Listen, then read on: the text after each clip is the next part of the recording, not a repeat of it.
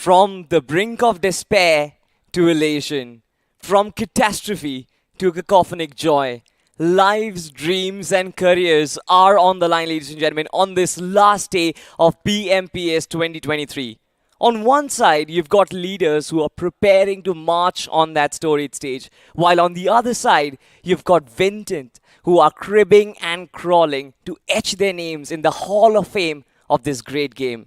And there are going to be some amazing storylines written today. And ladies and gentlemen, who are going to be telling these stories to you? I am here. My name is Salty. Alongside me is going to be Fixes. And we are excited, aren't we, Fixes? Oh, we certainly are, especially considering so much on the line, and we still have a lot of teams contending for the top 16 spot.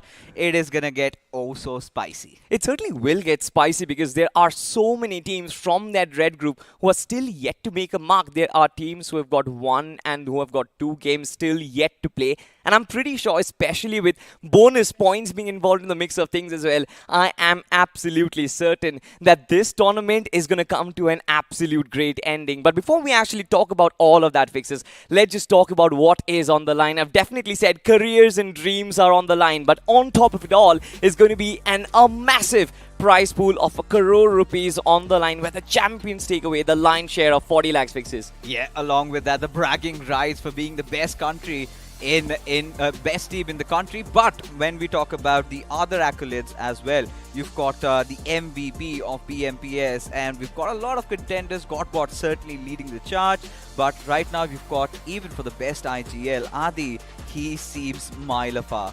He certainly seems mile afar, especially with the number of chicken dinners that Insane have pulled off throughout this tournament, even including the grand finals. I rarely think, Fixes, that somebody will be able to topple him. Of course, that 2 lakh prize pool is certainly his as of now. But ladies and gentlemen, let's move on forward. Once again, have a discussion on the points distribution for all those who have recently joined in. For being the number one team inside of the Battlegrounds, you get awarded 15 points, Fixes, for getting that chicken dinner. And of course, for every single finish, you've got that 1 extra point. Exactly, gives you that dynamic approach. You can at least go for those chicken dinners, or maybe the best of both worlds. If you want to go for finishes, that's also to your avail. But these bonus points, I think, yes, they are diamonds out for sale. Whoever is the worthy one will grab them home. You know why this is so dicey right now, Fixes, is because there is no correlation between the overall cumulative standings of 96 teams and the Group Red standings. So again, the teams who are right at the edge of qualification on the overall standings, they also will be looking for the bonus points, but they might be far afar, and that just makes it so much more exciting, because whoever gets those 25 bonus points, I'm sure will have a definitely good chance of qualifying. Oh, certainly. And we do have certain teams that might benefit from that, and Gujarat Tigers are one of them. But taking a look at the participating team, Salty, we've got Aircraft. They started their journey really well, but this week certainly hasn't been theirs. But Gladiators from over here could certainly make it to the grand finals. Oh, for sure. I mean, inside of Group 8, we have the defending champions, Team Soul, and they will be looking to defend their crown. But against whom? Against their arch rivals, Godlike, who is still in contention, ladies and gentlemen. And on the next slide, we've got Group number 9. You've got some amazing teams. Glitchx on that 16th position on the overall standings. For sure, they do have a chance, Fixes. But with so many teams chasing them hot on their tails, I barely doubt if this team is going to make it. Oh, of course. Now, as we take a look at Group 10, you've got Newman. They've got 3 matches to play. Same goes with Dragon Esports and 8-Bit CS. You know, these 3 are the teams we will be eyeing out for. Forest Apes, they're going to come back in action, but seems like I think their qualification is not happening. Not happening, dicey. All of those objectives will fit exactly right, even for the teams from Group number 11 as well. WSB, they certainly have done good for themselves, even UP50. Even Hyper Legends, as a matter of fact, coming inside of Week 3, they've had that upliftment, but it seems like their performance in Week 1 and Week 2 was not that great. Revenant, although from that group, they've already almost have 1 foot inside the grand finals. Inside of Group number 12, you've got Marcus Gaming 0, you've got Team Xpark. Xpark and Psych will be in massive contention for the top 16 Fixes. They already have made it to the top 16 in really comfortable spots with the way Team Xpark has been playing. Once we have the bonus points out also, I'm pretty sure they've got nothing to worry about. But this is the schedule, Salty. Oh my God, it's the final day, It isn't it? certainly is the final day, and of course, we've been talking about nostalgia. I think we've been feeling it right from the start of week number 3, to be honest. But once again, for all the viewers who've recently joined in, the schedule is not going to be any different. You've got 2 Wrangles, 1 Miramar, 1 Sanok, and 1 Vikendi. And certainly, there will be certain groups who have that massive advantage. Certainly, group number 10, who are going to play 3 back-to-back games fixes, because that gives you a sort of momentum that you need, especially in the dying stages of this particular tournament. Meanwhile, group number 11, look at them. They're playing the last game of the day, and that is going to be the last game of the entire tournament. Imagine having to qualify playing just one game throughout the day, and that is where you've got to hit it out the park. It's the pressure. It's the pressure that's starting to eat them up. And we've seen a lot of these Titans fall down to it, succumb to it. And it's already been out there. We've seen certain teams, the likes of 4AM, the likes of Glitch X Reborn, who have been on the receiving end of things. But, I'm really excited to see who will be the others who can just get beyond that and perform tonight. I'm hoping to see some upsets, to be honest. Ladies and gentlemen, there are going to be some utmost celebrations, but also some heartbreaking losses, and it all starts from the cumulative standings, ladies and gentlemen. This is Group Red and Week 3 standings, where Gujarat Tigers, they certainly are leading the charts, and if this team does continue this run, and if they keep that number 1 spot intact fixes with the bonus points included, do you think they have a realistic chance? Oh, they certainly do, 110%. If they can get at least a chicken dinner or maybe 10-12 points in a game and they manage to keep that top position, yes, they might just edge into qualifying for the grand finals. Team X Park, Gen X FM have been doing really stellar, and for Dragon Esports, this is a team that we really need to watch out for. But we do have teams like Godlike. They also will be playing 2 of their games, so an important day for them as well. Absolutely. I mean, they will be playing an important game. You've got Glitchix Reborn as well, who will just play 1 match for themselves. They are at 35th spot. You've mentioned fixes. They are on the 16th spot overall. And that just goes to show that this team also needs to get that one big game for themselves to assure that qualification. And I think they will be trying to not just qualify, but also get themselves into the top 5 of their group so that they can get the bonus points. But moving on forward, you've got some big names inside of this group. Leading the charge, you've got Gladiators, Team Soul, and Revenant. Team Soul and Revenant, they've made a case for themselves so far. But what about Gladiators? This team, they certainly are struggling inside of Week 3 right now. But do you think they are enough? They've done enough to kind of secure that qualification? Knowing Gladiators, I think the boys might pull it off, but you never know. Like we discussed, right? The pressure is off the roofs. Anything can happen. You're talking about the final day. The teams that are at the very bottom of the standings, they might lift themselves up any given point, and they might end up with getting chicken dinners. And these teams that might have hopes for qualification, I think their dream shall be shattered tonight. I mean, a lot of dreams shall be shattered tonight. And particularly speaking from this particular page, I think 2 names do stand up. One is going to be Newman for sure, because their Week 2 was phenomenal. Week 3 was also going decent. But then 2 games that they've played so far, 17 points secured. 3 more games to go. I think this is where the change lies. 3 back-to-back games that they're going to play right from the start of the day. And not just them, even 8-Bit CS having to play 3 back-to-back games. It's going to be so exciting because these teams, they are right on that brink and nobody is expecting them to sort of make a comeback. But if they have 3 good games, then for sure they can be all the stars aligning for them.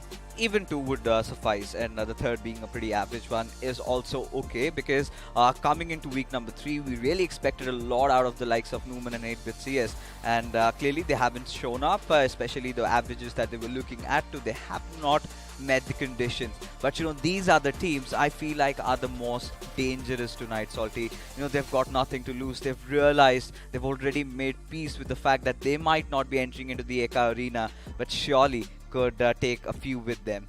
Absolutely. I think this is also going to be a tangent that we will discuss, Fixes. I mean, these teams, certainly they do not really have a chance of making it inside, but there will be those segments of vengeance. There will be that segment of where they can potentially show the world what these teams are capable of, especially in those early game fights. And speaking of early game fights, it's not just the early game fights, but also overall where all of these players, the top 5 players of the league so far, they've really shined throughout. I mean, specifically speaking about Godbot, has been the flag bearer for growing strong right from the start of this tournament till the end. It's not easy to kind of hold that number one spot throughout a tournament that lasts over a month. Yeah, and he's kind of the beacon of consistency. Every single game he goes out and delivers. But Apollo is one of those players we have our eyes out on because, he still has one game to play. Could certainly, inch in a little bit closer before the LAN event begins because Revenant, we are considering they might just make it. Yeah. I don't think a world where they do not. But really, I think they've kind of been quite complacent, to be honest, in the past few days. Haven't really shown up. And you talk about building up a little bit of a momentum before the grand finals. Revenant needs to have a good game tonight. It certainly is, right? We have been talking about this since the start of the week itself. There will be times where you would want to experiment, try on different strategies. But when it actually comes to momentum before a grand finals, I think that Revenant should actually go for that big performance in the one game that they still remain have. Oh, certainly. But, let's just put Revenant aside. Let's just focus on what's important right now. You've got the qualifications of Godlike, Newman, the likes of Gen X FM, everybody having that question mark on them. That is the narrative I feel for this. That is the storyline. In fact, for the likes of even Dragon Esports and even Gujarat Tigers, today is going to be an exciting day. It certainly will, right? You mentioned about Dragon Esports. They are going to be playing the first game of the day. That is going to be played on the map of Erangel, ladies and gentlemen. Group 8 and Group 10 are going to be duking it out. And majority of the big names that you talked about, especially Godlike, with just two games remaining, I think Godlike will have to hit it out of the park. They still trail by about 30 points, I think. And that is going to be extremely important for them, especially this match. The first game, if it goes their way, builds that momentum, gives them that extra bit of confidence for themselves. But on the other side, you've got Newman and 8-Bit CS who will be trying their level best to secure that winner chicken dinner as soon as they possibly can. But again, the defending champions being involved in the mix of things, what do you think? What is the strategy which Team Soul will come up with? Because they do not really have anything to lose. All that they can try and do is just take down fights and ease up the competition inside the grand finals. Don't you think so? Team Soul, they haven't really been that vindictive like I assumed them to.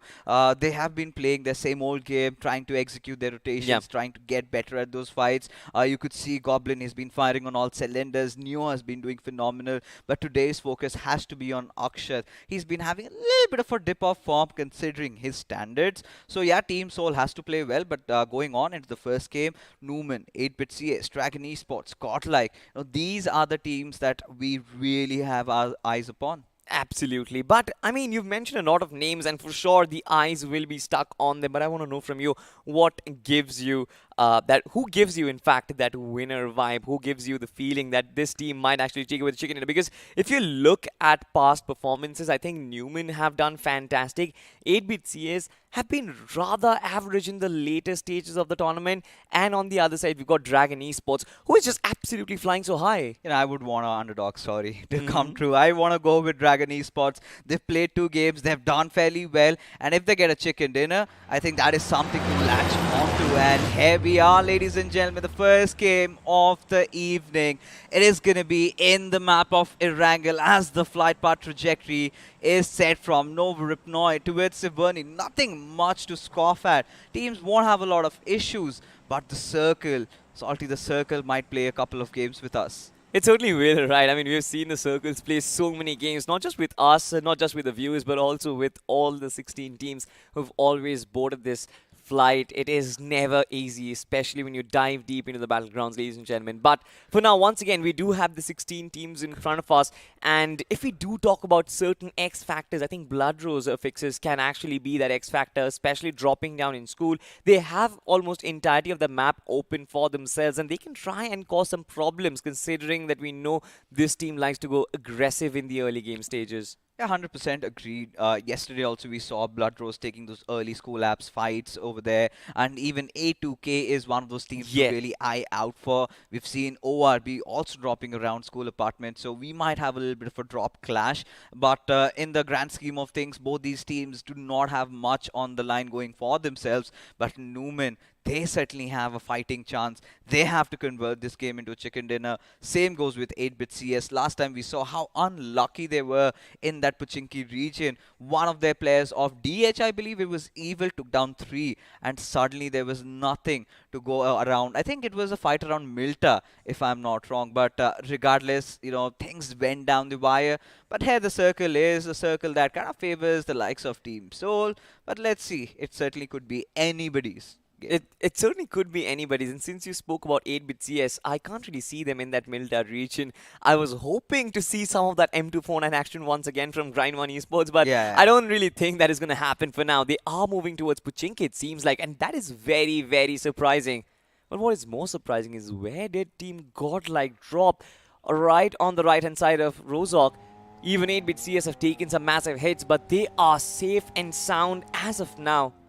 Will remain to be seen how long will they rotate or where exactly do they grow, because this is a different drop location that they are playing with right now. You take a look at majority of the teams, everybody has kind of dropped around that eastern side, maybe towards the northern or the southern side. Western side, we see not even a single soul out there. Team Soul, eventually they'll head on towards Katka. You could see few jitters there. Leo already have soaked up quite some hefty amount of damage. Now for Team 8-bit CS, I like what they're doing. Get the vehicles and get the hell out of there. Maybe go towards Quarry, Primos, get some loot done, but No. not an ideal start for Team Godlike, because seems like they've been thwarted off. Now this is where where this concept of targeting really comes down. When did you last see ORB dropping north of Rozok? Never, honestly. They've always preferred the school compounds, and it seems like ORB, they're really hot on their tails. And Godlike, I think even for this team, right, they have been thwarted out of Rozok for now. Aditya does have a vehicle, but for Jonathan as well as his comrade, I believe Jelly it is, for both of these two players, it's going to be extremely dicey. But one important factor is ORB, they certainly aren't chasing them. They do have the weaponry to take those initial battles. But so do Godlike. You can see that AKM on Jelly. So he knows, or rather he is poised to stop Team ORB dead on their tracks if they do decide to chime in. I think it's more about trying to secure the vehicle. Because look at Jelly, he does not have any armor. And yeah, that is exactly what he was intending to do so. And Team Godlike, look at how many teams dropped on them. You have Game Hub also dropping around Rozok School Apartments. You've got Blood Rose over there. I mean, Blood Rose usually tends to drop. Now, finally, ORB realizing they did thwart off the players of Godlike from their comfort zone. Now they've gone after the players of Blood Rose. Viper already being dealt with. Two other players, one of which should fall down, but nothing's happening, Salty. Nothing is happening as of now, but the shots from that M4 continuously being peppered down on Blood Rose Esports, and finally they make that exit. We've had the first pick of the day. It is Lynch ORB who actually finds that pick, but Blood Rose Esports once again. Last time they did have the victory in this particular fight, but not this time. ORB, they're not going to lose the same fight over and over again. I have no idea how on earth did Blood Rose survive that. Those sprays were whiffed on massive proportions, Salty, not gonna lie, over there. But it's all right. I mean, they've got that freedom. Blood Rose knows that, yeah, no matter how much they try, they are not going to qualify. But for Forest Apes, look at them. A little bit of a change in the timings of rotations. This time, making an early movement inside the circle, wanting to secure more of that Katka area. But Team Soul, they kind of spread apart. 8-bit dropping down at Primorsk. No surprises there as well. But from here onwards, you see the players of THW, Newman around those George Paul areas whilst rotating. That also could become one of those problems. Now, take a look at the zone, Salty. I think you've got 2-3 iterations around it. Either it goes towards Ruins, maybe towards an Everest, or maybe towards Katka, what we have witnessed during the BMPS. I mean, if it does go towards Katka, Team Soul is going to be extremely happy about it. They do have those positions early on, but one thing which does surprise me is the rotation from Newman. They dropped in towards Yasnaya and then went right across the map to find their haven inside of Georgopol. It's a really good rotation considering the circle in contention. I think they just made that early call, which is going to give them that advantage early. But it seems like THW, if they are preparing for that fight, then that could possess some sort of problems. Also, on the other side, we still have that little bit of a cluster towards Rozok that has still not been completely extinguished. Blood Rose Esports did go outside the territory, but ORB and Godlike, they're still in the picture. Ooh. They're not that far away. Look at this. Dragon Esports were right beside one of the players of Team Soul. And I'm pretty sure they are aware that Team Soul kind of tends to isolate each other right in those early phases of the game. But for Dragon Esports, this is an important matchup, Salty, and they've realized that as well. I think would be preferring to make this a safe haven for some time, at least till the circle kind of gets those shrinks going in. Like being right at the smack center, we've seen Jimmy God, he's been firing on all cylinders, but look at this, Salty. You've got ORB off for another mischievous run as they have the players of Game Hub right in front of them. I mean, I like ORB's positioning, the way they are split up, and it seems like they are prepared to take this particular fight. The 2-2 split coming in from them, and they've got Team Game Harbor right in the deadlock. They will not be able to escape the Rozhok territory, but are they even looking to escape is the question. No, not at all. You know, this is not where ORB are acquainted to be at. One big concern is that they do not have enough bullets on their magazine. They dropped off, got whatever they could, and they're out for blood. So has been their intention. And Game Up, I think they haven't really sensed the danger that is lurking around them, because the players, they're kind of in their compounds, and the moment they get out, look at Vision, already one with nature.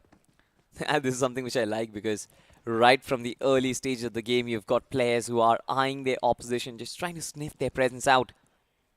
And Game Hub, I think this is a position where this is going to be a test of patience, at least in the early stages. If those players do tend to venture out in the open way too much, then you will get punished. And now look at this, Blood Rose Esports. A couple of pot shots being taken against Team NON. No harm intended, it's just to kind of shoo them away from their territory. But Blood Rose Esports, I think this is a team I expected to go aggressive early on, but that initial casualty on Viper, I think that has just thwarted their hopes and dreams of doing that. At least for now. But this is one of those teams that we really cannot put aside, because we've seen, they can also get into their own antes and maybe cause a few other surprises. Now, this is where Team Godlike has realized that this is not going to be an easy day. Game number 1, you come to play and suddenly you see 2 or 3 teams dropping right on your drop location. So in the next matches, in fact, the one more extra game that they have, they will have to think of a plan B. But you talk about Team G1. Now, this is one of those teams that maybe has set up the bridge camp for the likes of A2K, who recently have had a really decent week number 3. They've had a decent week, but it seems like Grind 1 Esports, their targets, for sure, I mean, they will get those 4 early finishes, but A2K, it seems like it wouldn't really change anything on the overarching aspect of things, right? Grind 1 Esports, they also will have to rotate back inside the circle. I like the fact that A2K have taken all the time in the world, but it seems like finally they are approaching the deadlock. And I like the setup from Grind 1 Esports as well. They're not kind of all dished right on top of the bridge. And here they come. The buggies keep flying. One of their players has been brought down. Will the second player get taken down as well? Not really, just runs over one of the oppositions. It's a 1-for-1. Yeah, indeed. The trades were there for sure. But for Zion, he understood that, there are going to be teams. There is a certain team that is looking out for them. Jagga trying to ensure that he gets those confirmation on those finishes. And in fact, now for Grind 1, they've got everything planned out right to the last. Right? They know even if somebody stays alive, they've got a player over there as Zion playing with fire. How long can he breathe? I mean, not for long as the play zone keeps on forcing them inside.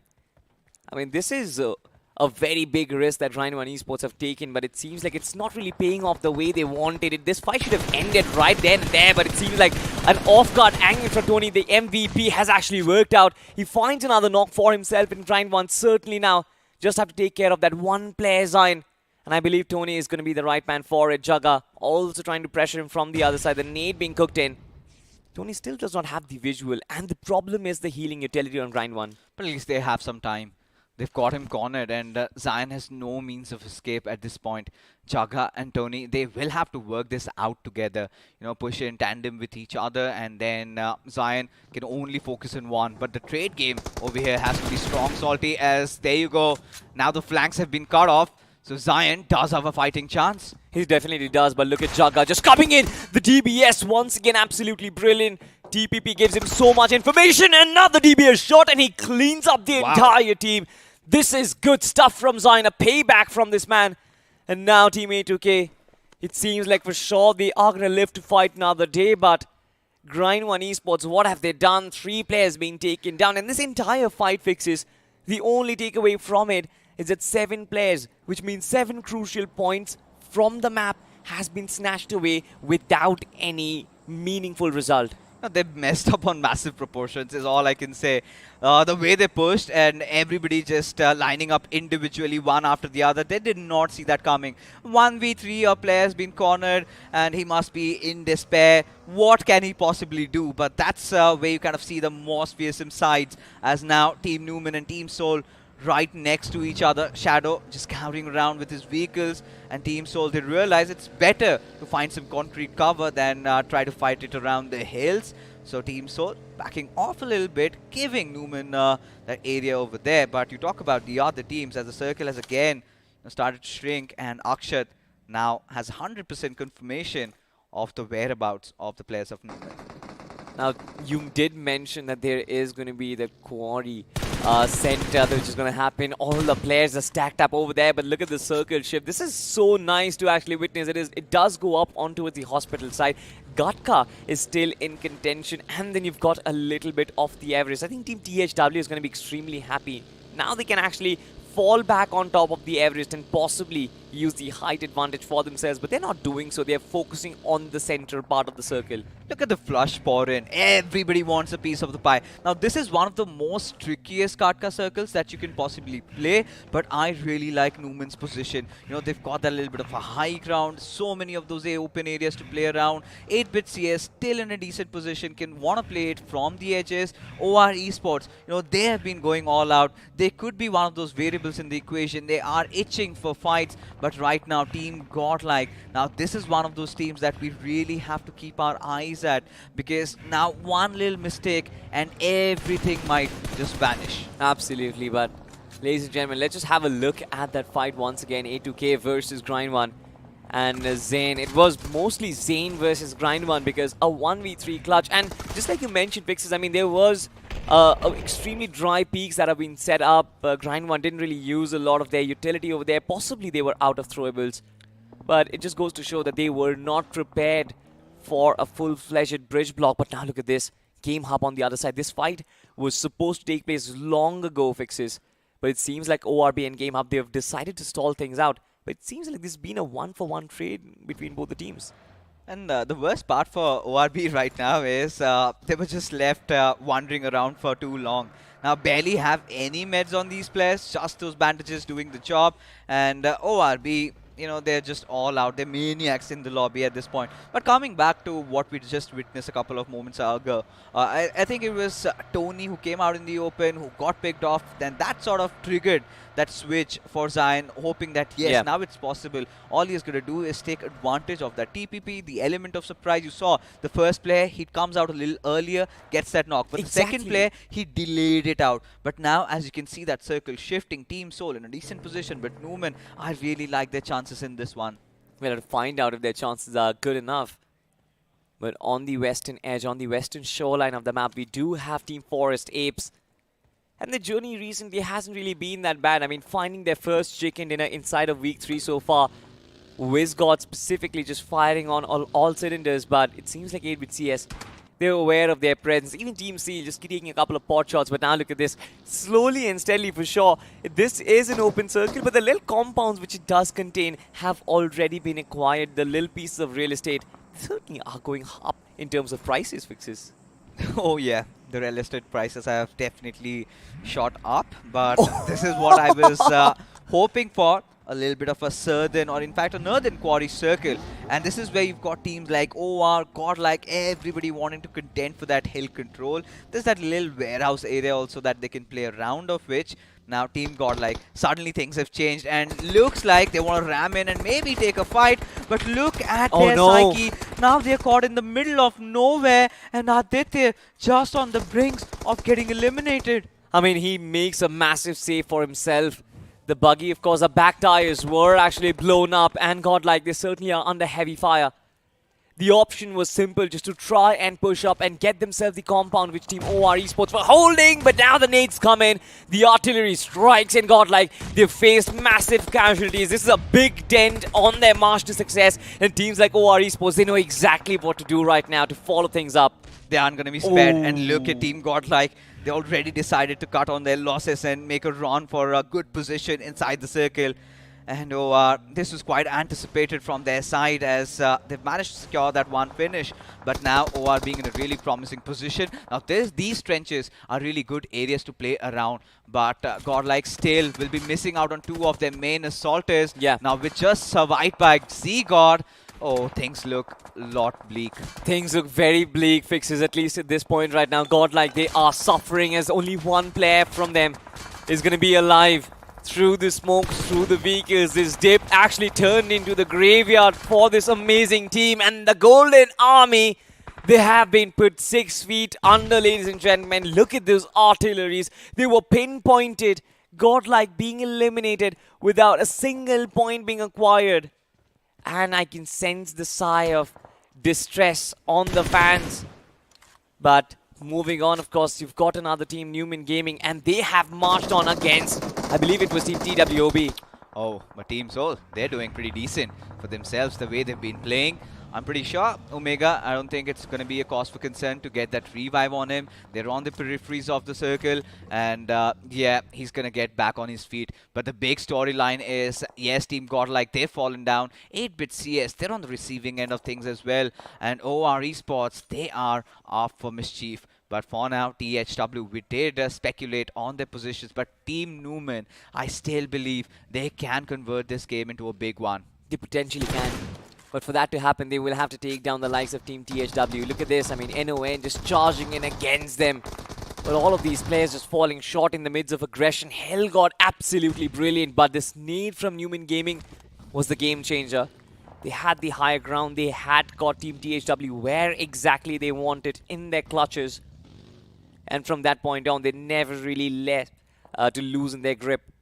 Newman Gaming still holding these lines. It seems like rather peaceful place on the northern parts of the circle, but the only point is they are kind of open from their backlines. Look at where Dragon Esports are holding. I think they've stationed one of their players to hold that team at base so that while they are fighting against Team THW, none of those funny business actually happens. No, this is one of those trickier circles like we discussed earlier, because we haven't seen a lot of zones ending like this. Now, in the BMPS, we haven't seen teams play around these areas. Now, with this little shift, again, Newman having such a nice advantage. But this is where teams like 8-bit CS, Team Soul should look on capitalizing. Now, the big question is also about the fact that how many vehicles does a team respectively have? We are going to see that migration from the southern side inside the circle, and we might see a lot of the other fights breaking out. Absolutely. Speaking of fights breaking out, it's Newman Gaming, and they certainly have Team THW on a deadlock. One of the players from, I believe, Dragon Esports was venturing out in the open way too much in Newman Gaming. They finally managed to punish, but it seems like their divided attention is not really paying them dividends, especially when one of their players, their IGL, has been taken down. Shadow's losses will be felt, but I think the rest of the team still capable. Shots are being fired. They have utmost control of the circle.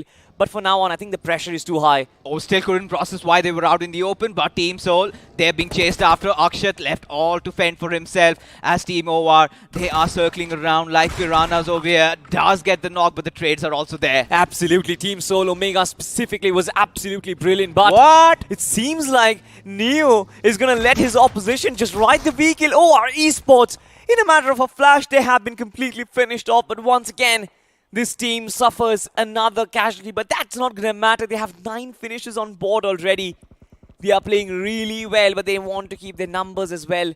What a better way to start the final day with a chicken dinner from the defending champions. But look at this right now. Dragon Esports, another team who was in close contention. They are in a very precarious spot, Fixes. You know, they cannot afford anything less than a chicken dinner if they have to keep their hopes alive. Now, Cho got not at the best of positions. I'm pretty sure Jimmy's trying to get that revive on his teammates. Has found it though. But how does Show God get out of here with Team Newman still keeping watch? Team Seal cannot really over-aggress. And every single moment, if they take one extra step, they might just get kicked off.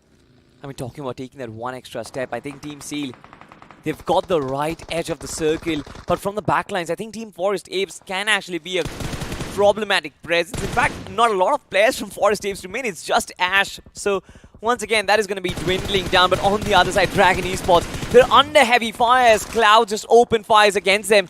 One of their players, Jimmy, one of their massive star players, has been brought down. And it seems like that is a big dent on that firepower that they had.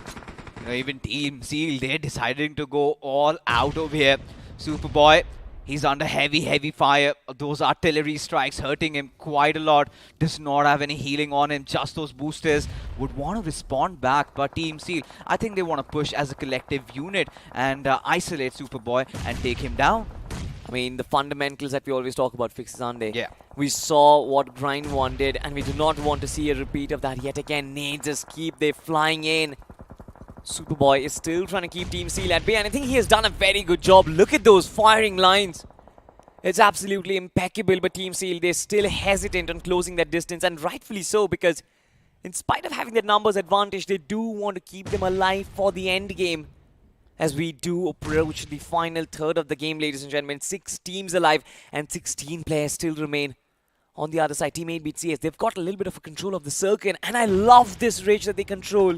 Oh, a little bit of extra players could have really helped them in their endeavors, but Team Seal deciding to march in right on the compounds, just hoping and waiting for the players of Team Newman. Team Seal, the bigger picture over here is that they've got nothing to lose. Surely could cause some mayhem over here as Neo Omega still alive. 8-bit CS did manage to knock out one of those players of Team, so I think it was Omega. He's been brought back right on his feet, but now they want to answer back. Team Soul, they're kind of having a free play over here, you know, just kind of freestyling through the lobby, and this one grenade could actually connect, but seems it's a little too short.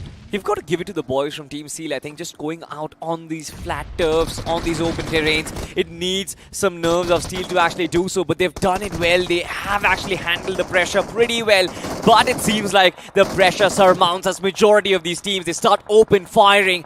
Dragon Esports, Team Newman Gaming, as well as Team Soul, they all are going to chime in, and the other team right in the center, Team Seal, they're going to fall, but look at this, Dragon Esports. They still look to hold on to that western periphery. It's not going to be easy, especially with Newman charging against them, but Newman, they have been eliminated. Yeah, they have bitten the dust, but look at Team Soul already dealing with 2 of the players of Team Seal. Now looking forward for further eliminations over here. Aldo gets picked off, and the last player, player 3, he only lives to tell the tale, but for how long? That's a big question, Salty. I don't think for long, because Molotovs keep on flying through. Team Seal, their position has been spotted out, and it seems like they have no pieces of cover, no throwables as well. Team Seal definitely running out on those meds, on those utility as well, and now Team Soul, they decide to open fire. On the other side, Neo has actually charged up with his vehicle and with a shotgun. This young lad with 7 finishes, he certainly is proving his worth right now, and is possibly marching on his way towards victory. Indeed, Team Soul have gone wild in this lobby, but so have the players of the Dragon Esports. Look at Choke God, does have no semblance of heals on him, but for now, I think they've done the deed. Made it to the top 4 with 7 finishes to their names, will secure quite a lot of points. But if they can enter into the top 3, maybe a podium finish or maybe a chicken dinner, anything could happen. Anything can potentially happen, but we do have our top 4 fixes. You've got Team Soul, you've got Dragon Esports, you've got Team THW, and finally, you've got 8-bit CS. And the chicken dinner can be anybody's, because the circle is in no man's land right now. Everybody is right on that circumference. Ooh. Choke God does have that little bit of a tree coverage, but I don't really think that's enough. But look at where 8-bit CS is. I like this flank angle, and Team Soul might not be wary of his big flank.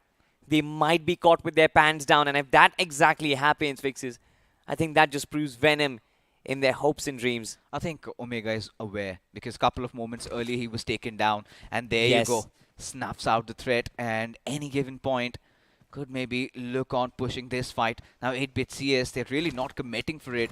They do not have the numbers, and considering how their past couple of matches went, they really need a chicken dinner on this one. They certainly do. Choke gone. Just crawling and trying to enter the circle. I think Dragon Esports, they know what they want to do. Just try and sit at the corner of the circle, not make any micro movements. just let the other teams play it out. And Team Soul, they've lost their patience already, and Neo is on a manhunt. Yeah, he was out for scouting across. If anybody's lying out in the open, I'm pretty sure did not find any. So now they've got a lot of information that everybody is playing around the ridges, around the foothills. But for now, Team Soul, they've spotted that smoke. They know exactly where the opposition is at, and Neo might lob one through. I love the fact that Team Soul, in spite of just having two players, they're so confident, and it seems like Team 8 with CS, they're also going to anguish in that same confidence as well. Just moving around, trying to spot the same players.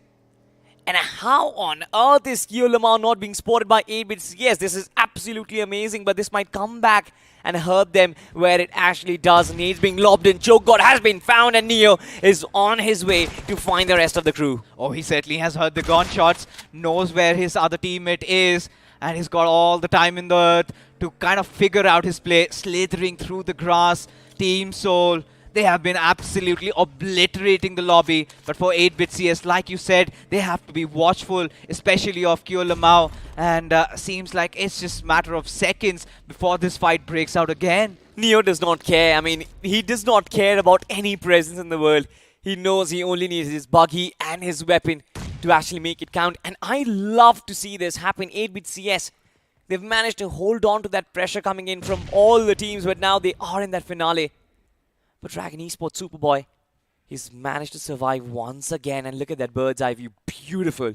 You know, I've loved how Team Soul has gained that control over the higher ground, you know, pushing everyone across those slopes, and now they are going to benefit massively. As Kyo Lamau falls down, we have the final three remaining. Neo has a slight idea of the whereabouts of Superboy, hasn't really exceeded, but still has the buggy, and he's going to use that to try to flush him out, and will do. And in that moment of doing so, only the final two remain. Absolutely, it is a 2v2, but look at Neo. This man is charging. He's got the DBS, but Omega has been brought down. Team 8-bit CS, they're going to turn the game around, and they make it work. A winner chicken dinner that they were looking for is finally in the bag. But the other team, Team Soul, the defending champions, they're not going to be unhappy either, because that was a game and a half for them as well. But look at that, 8-bit CS with 6 eliminations. This was a phenomenal start, exactly what they wanted. They literally had a sword hanging over their heads. 8-bit CS couldn't have settled with anything less than a chicken dinner. You could see that tension. You could see that pressure just starting to eat them up, because they had taken a few losses early on into the game. And especially with how they rotated towards Primos, then having to make a way inside the circle. I think it had to be the zone that sort of helped them in making their case. Really felt like could have been Newman's, but Team Soul, it was about making a statement. And Neo, those critics thinking that maybe a Hector could have been a better pick, surely answers them back in style. I mean, to be honest, I was one of them, to be exact. Hector being involved in the lineup, I kind of felt like his experience and his clutch potential, the support that he provides from the backlines, have always been have always been high for praise for Hector. But Neo, I think, is going to shut me down. But ladies and gentlemen, speaking about shutting me down, I think Team Soul, they definitely have shut up all the critics. But there is something else which might shut up all the critics as well. I just went back and watched the first episode of Bolti Bandi yesterday. It's absolute fire. You guys should watch it as well. And if you haven't so far, we do have a trailer that has been prepared just for you guys. Just go watch it. BGMI, it's not an easy game. Hi guys. Chico! Mummy?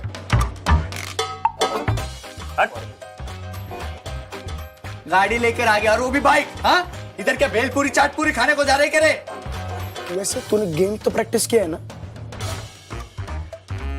वो ना storage full हो गया है.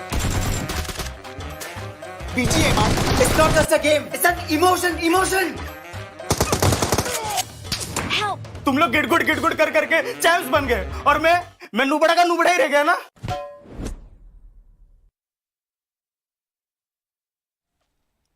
Hey, you know what? I'm not going to be the one who is spilling the beans over here. If you haven't watched Bolti Band and if you haven't watched the plot, let me just tell you that it is exciting and you should definitely not miss out on it.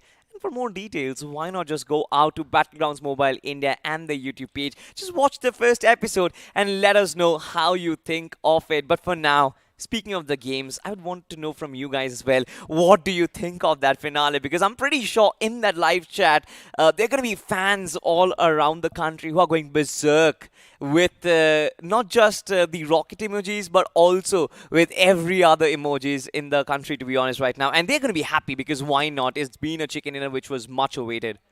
A broken yellow heart would also be there on the chat. But, of course, talking about Bolte Band also, I did take a glimpse at the first episode. Right, of course, I did watch it. I must give you a few spoilers. It's something that you can relate with. That's all I'm going to say. Thank God. But, When you said you know, spoilers, I was like, but, let's address the elephant in the room, Yeah. Salty. For Team Godlike.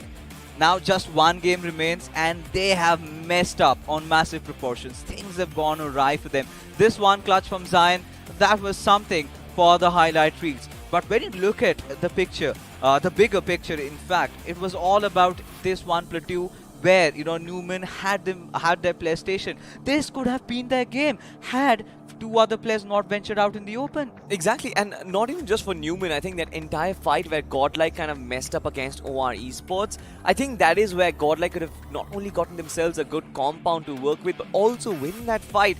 But it seems like that instant backtrack, we've seen this pattern from Godlike time and time again, where they see an opposition and they do decide to backtrack, and that opens the firing lines for the opposition. But I mean, for sure, it was not really a great game, but a great game for the other teams, especially for Neo to be exact. This man is so full of confidence right now. He's got the right amount of experience as well, and he certainly is leading the team from the front. We've been talking about Team Soul. Neo has played phenomenal. One team we need to highlight upon is Dragon Esports. Yeah. Now, this is one of those teams that had everything going up against them. Initially, we saw them trying to contest for the center. You could see them. They were under pressure. Then they went around the swampy areas, and they had been spotted by the players of Newman. Yeah. Even THW was right beside them. Team Seal had also made an entry, and for them still, beyond all these factors, them getting that second or third position finish, that's incredible. It certainly is, right? And Dragon Esports, this is possibly for the first time I'm experiencing that this team, even without their gun power, just on the basis of their rotational skills, they've sort of made an entry inside the top three, because Dragon Esports, every time they perform, it seems to be, it is a courtesy of their firepower. Their firepower is absolutely insane. When they go guns blazing, they know how to get those 10 plus finishes on board. But it seems like this was one of those games where they showed how they can actually rotate, and it's not really easy fixes, especially on the western circles, the far western circles. The terrain is extremely different. Rotating in those ridges and the micro hills that there are, it's very, very tough. But having said that, I think it's not just Dragon Esports. Now the ball lies in the court of Newman Gaming. The ball lies in the court of Godlike, who certainly will play later on. But for now, I think Newman Gaming will have their task cut out. 2 more games left to go. They know 8-Bit have already toppled them from the standings. And that just means one thing. An all-out war is about to begin. I couldn't agree more with you on that. I was just about to say the war cries, they have been heard. But yeah, Newman still has 2 more games to go. For Godlike, only 1 Yeah. remains. And I don't know. Now their chances look really slim. For a moment in this week, they needed around 60 points and the bonus to ensure that, they've qualified. Yeah. But barring just that one Sanhok game, things haven't really worked out for them. Definitely haven't worked out. But ladies and gentlemen, if you are kind of suffering similar fate inside your game as well, it's time to add in some excitement. And you know what actually comes to my mind fixes when I talk about excitement? What? It is Superstar Ranveer Singh. That man is excitement incarnate, whether you see him in person or in camera. He's always an exciting personality, and his voice has been incorporated inside of the game, ladies and gentlemen. The voice pack is out, and it's not just the end of things. We have emotes, we have gun skins, we have weapon skins as well, and there is so much more that is associated with Play Pure. So I would request you to go inside your game and check it out. It is amazing what Krafton India has done for all of you guys to experience, to improve your user experience inside of the game so far. But also to say that the esports circuit, the players, they've made it even more grander, because have we had a day in the recent BGMI circuit where even on the last day there are so many teams who are still vying for those last 16 spots? We've been there, but teams of this proportion, everybody fighting it out, that's new. But for now, in the grand scheme of things, now we can also actually include the likes of Dragon Esports once again. Because if you remember, yesterday in the overall standings, they were the only team that was in the top 8 Yeah. just by the virtue of 2 games. So imagine them playing a third one and performing so well. I don't know what lies ahead for them. I mean, for sure, according to the show, we're just going to have to look at the MVP, and there is nothing which takes it away from Neo, to be honest. 9 finishes all by himself, 60% finish contribution. He was Grim Reaper incarnate in this particular game, and I'm pretty sure this form, if it carries on, fixes inside of the grand finals, the other teams, they will have to watch out for this young lad. Yeah, they were just free-flowing like we discussed during the cast also, right? Yeah. Had nothing to worry about. They know they've qualified, and all they wanted was just one game where they kind of go all out, test their potential. But Zion, he's one to really look out for maybe in the future tournaments, because A2K, I think this was one week that they would certainly remember. But if they had, if they've had that kind of converted these games in a similar manner in weeks 1 and 2, things could have been completely different. Things could have been completely different, ladies and gentlemen, but let's have a look at how many points have been secured by these games. You've got Team Seoul right at the tippity top, courtesy to those 15 finished eliminations. You've got 27 points in total, and 8-bit CS, they've also got 21 points. But right up top, you've got Dragon Esports, THW, and Team Scene. And then finally comes Team Newman Gaming. Could have been much better from this particular team, but now they know that that their task is cut out fixes. Yeah, they know they've got a long climb ahead of them. They do have those matches, but with the kind of the momentum, barely having nothing, it seems really dark for them to really enter into the gates of Echo Arena, at least as players. But for God, look at this. This is something nobody really anticipated, especially when Godlike came into play last time in Sandhawk. They got a chicken dinner. Everybody thought, yeah, they have qualified. I mean, the fans are still full of hope fixes, and it seems like that hope will have to carry on at least till their last game that they play. I'm pretty sure Godlike will have another fair shot. And like we say, right, as a gamer, you never really die, you just respawn, right? And I think even Godlike, they're going to respawn for that one last time, and I'm pretty sure all those 4 shoulders, they're going to be carrying the hopes of a million hearts, at least for now, ladies and gentlemen. Because as a gamer, we've also learned one more thing. We never lose hope unless and until you reach that final checkpoint. Just keep trying. And one last game, I'm pretty sure then things can change. But for now, though, the map is going to be the deserty lands of Miramar, and we once again will have a new group of teams remaining. But again, just coming back to you from the map of Erangel, we've seen this particular team, Dragon Esports, perform. We've seen Newman perform. Do you think Newman will carry on and get a good performance in this next one? I think it would be Dragon Esports for me. Okay. All right, then. That is Fixes and his statement, Dragon Esports. Hopefully, this team will actually carry on that run. But ladies and gentlemen, group number 7 and group number 10 are going to be duking it out in this map of Miramar. And we do have some big names on board. Once again, you've got Livecraft, you've got Gladiators, you've got Team Newman, you've got Dragon Esports as well. And this just goes to show that these big names, or rather the names who are very strikingly close, they have got a job to do. And speaking of doing jobs, it seems like someone else is here to do his job as well. My man, Mr. Super Johnny, is back on the desk, and wow, he looks fly. I mean, you guys can't see him right now, but as soon as the mashup goes away, he looks absolute fire. And what do you mean I'm here to do my job? I was the first one here. Absolutely. I'm pretty sure you're the first one here right from the old days, back in the days, ladies and gentlemen. No, you but didn't right get now, that joke, did you? I did get that joke, but I took it in a different way. That is my way of taking things, Johnny. Why do you have to spoil everything? But speaking of spoiling some things, spoil the next game for us, because we need predictions right from the get-go itself. We've seen the teams, we've seen how they are playing currently on the map of Urangla. I want to know your thoughts right at the get-go. Which team has a potential chance on Miramar? See, I would have sided with Dragon Esports. Had Fixes not done the same before he got up. Okay, so now I'm a little bit scared, but I think I'll pick Newman, because Newman is also a team that we believed in when we started off this final week. We definitely did believe in them quite a lot. We thought, all right, Newman 8-bit CS in a position from where one game and these teams will make it through.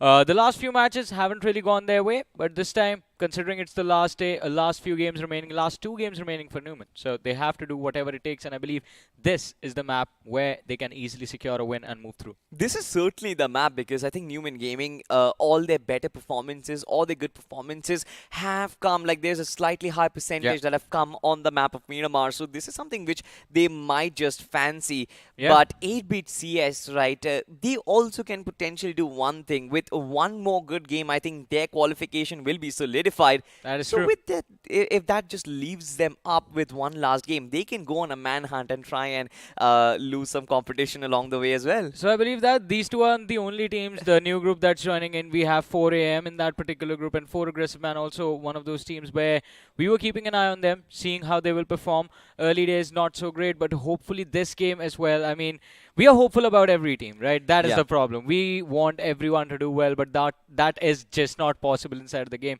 And 4AM, they have showed potential in the past, but it is just the fact that a few of their players who were key, like Skillful was one of those players the team relied on quite a lot, haven't really showed up yesterday and the day before. If he does show up in this game, and if he's feeling the moment, feeling the heat, realizes that there's pressure on the line, and of course there's a slot for the grand finals on the line, you never know, the man can pull off miracles. Absolutely, I think. But for 4 Aggressive Men, I think where they are on the overall standings, I think the bonus points will become very crucial That is for true. them. Because without that, I think the qualification for Group Red, it's so dicey, especially because right now you do have a current standings. We do have a picture in our mind that, all right, this team is certainly here. But when you look at the group standings, Group Red standings, and when you see that Gujarat Tigers at the very top, one more good game, they've got 25 additional points secured for them. They will jump out of nowhere and completely disrupt that entire standings. It's not just that. Last night we were having a look at the overall leaderboard as well, and we were worried, like, what if the cutoff crosses 188? Because teams from Group Red have been doing very well for themselves, and the competition is so close that with the bonus points, a lot of these teams will make that final push into the top 16. So even with just 4 more matches remaining, anything can happen. I mean, anything can happen, Johnny, but this theory crafting is going to continue, ladies and gentlemen. While we dive deep into the deserty lands of Miramar, the flight is back up in the air and we are ready.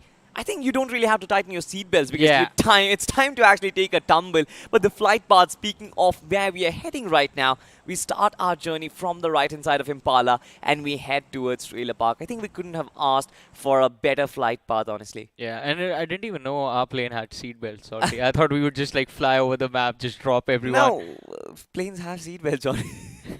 All right, but this time around, I think, as you mentioned so correctly, these players that are going to jump into the map will not require to tighten them. And in the early stages, I think one particular location that everyone's eyes is going to be pinned on is going to be that city of Impala, because Gladiators are also present in this game. Now, even though Gladiators have already made it through to the grand finals, well, they are in a position from where they can make it through. There's a very high probability of that happening. It gives this team freedom to go around the map, do whatever they want, and we know they usually like to cause a lot of trouble for the teams. I mean, speaking of Gladiators, they do have 180 overall points and they still have 2 more games remaining. I mean, another game including this one. So I think they will be able to reach that 200-point mark where I think we draw the line. 200, you cross, you will be safe and sound throughout the entirety of the tournament. But let's just have a look at where the teams are dropping. I mean, no very crucial drop collision so far. I think nothing to kind of break the back of teams as of now. You do have the little bit of a cluster on towards Los Leones, but nothing more than that. But one team that is extremely close by is going to be Team THW. But who are they against is my question. They are up against GH, and there was another drop clash happening towards Monte Nuevo with the side of Grind One Esports, and I believe there's another team dropping right next to them, so would like to know what the situation is like over there. But over here, THW dropping towards the roadside, and GH, they have been given control of the factories completely, will allow freedom to both these teams. But GH, they have the advantageous position. They have the concrete cover available to them, which will allow them freedom to get that early loot in. Let's see what they make of this. But this is the drop clash that I wanted to talk about. Grind One against the players of GWL. We've seen this once before, by the way. We have definitely seen this one before, and for now, I think GWL, they spot those birds up in the sky, shots being fired again.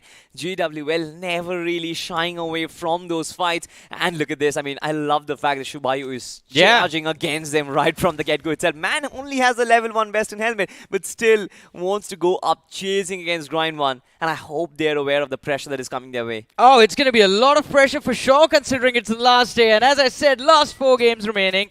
Grind 1, let's see what they will make of this, because last time, as I was telling you, we have seen that drop clash happen, but the previous time it happened, there was a catalyst between the two teams. Well, not a catalyst. Another team that basically separated the two of them in the form of Great Esports, if you remember. And back then, Great Esports was a squad that took full advantage of the situation. They got picks from either side, but this time, there is no one else stopping both the teams from colliding against each other. So this one is going to be a little bit more interesting to watch. But now switching focus to the side of Lifecraft. Now, Lifecraft's run this tournament has been interesting, to say the least.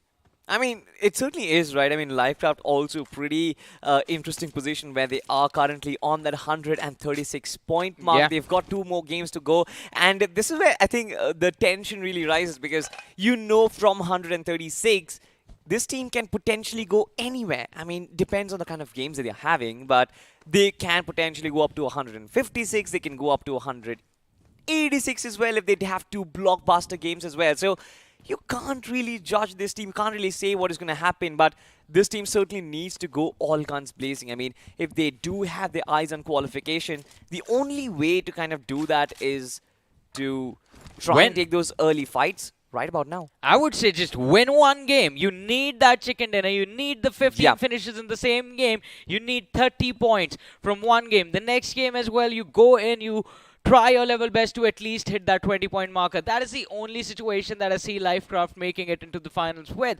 without the inclusion of bonus points. Because there will be the other teams that will have the bonus points in the back, because they've done well in this week in particular, and they will have the extra advantage at the end of the day. But let's see what the fate holds for Lifecraft. In the meanwhile, Newman, now we were talking about Newman for a long time during the pre-game as well.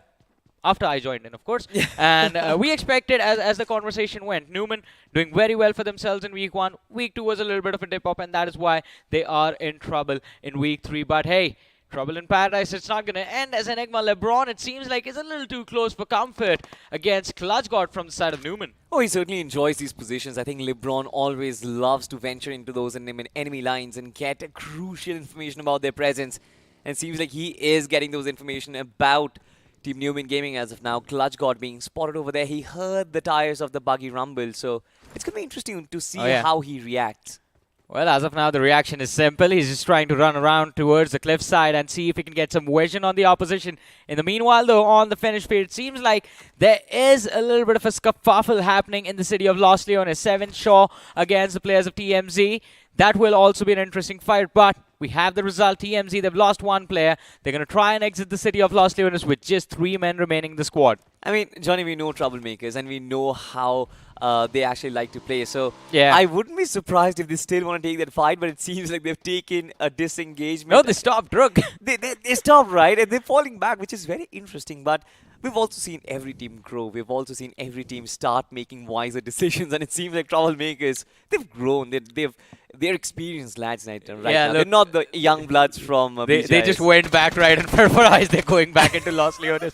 But I believe the decision will be a little bit more mature. The last time we saw them, I mean, they would have just ran into the same building that 7 Showroom was in, looking to wipe them off. This time around, at least they're waiting on the outer periphery of the city. But what is going on over here? GWL making the great escape from the city of Montenuevo, while the players of Grind 1 Esports just sit and watch.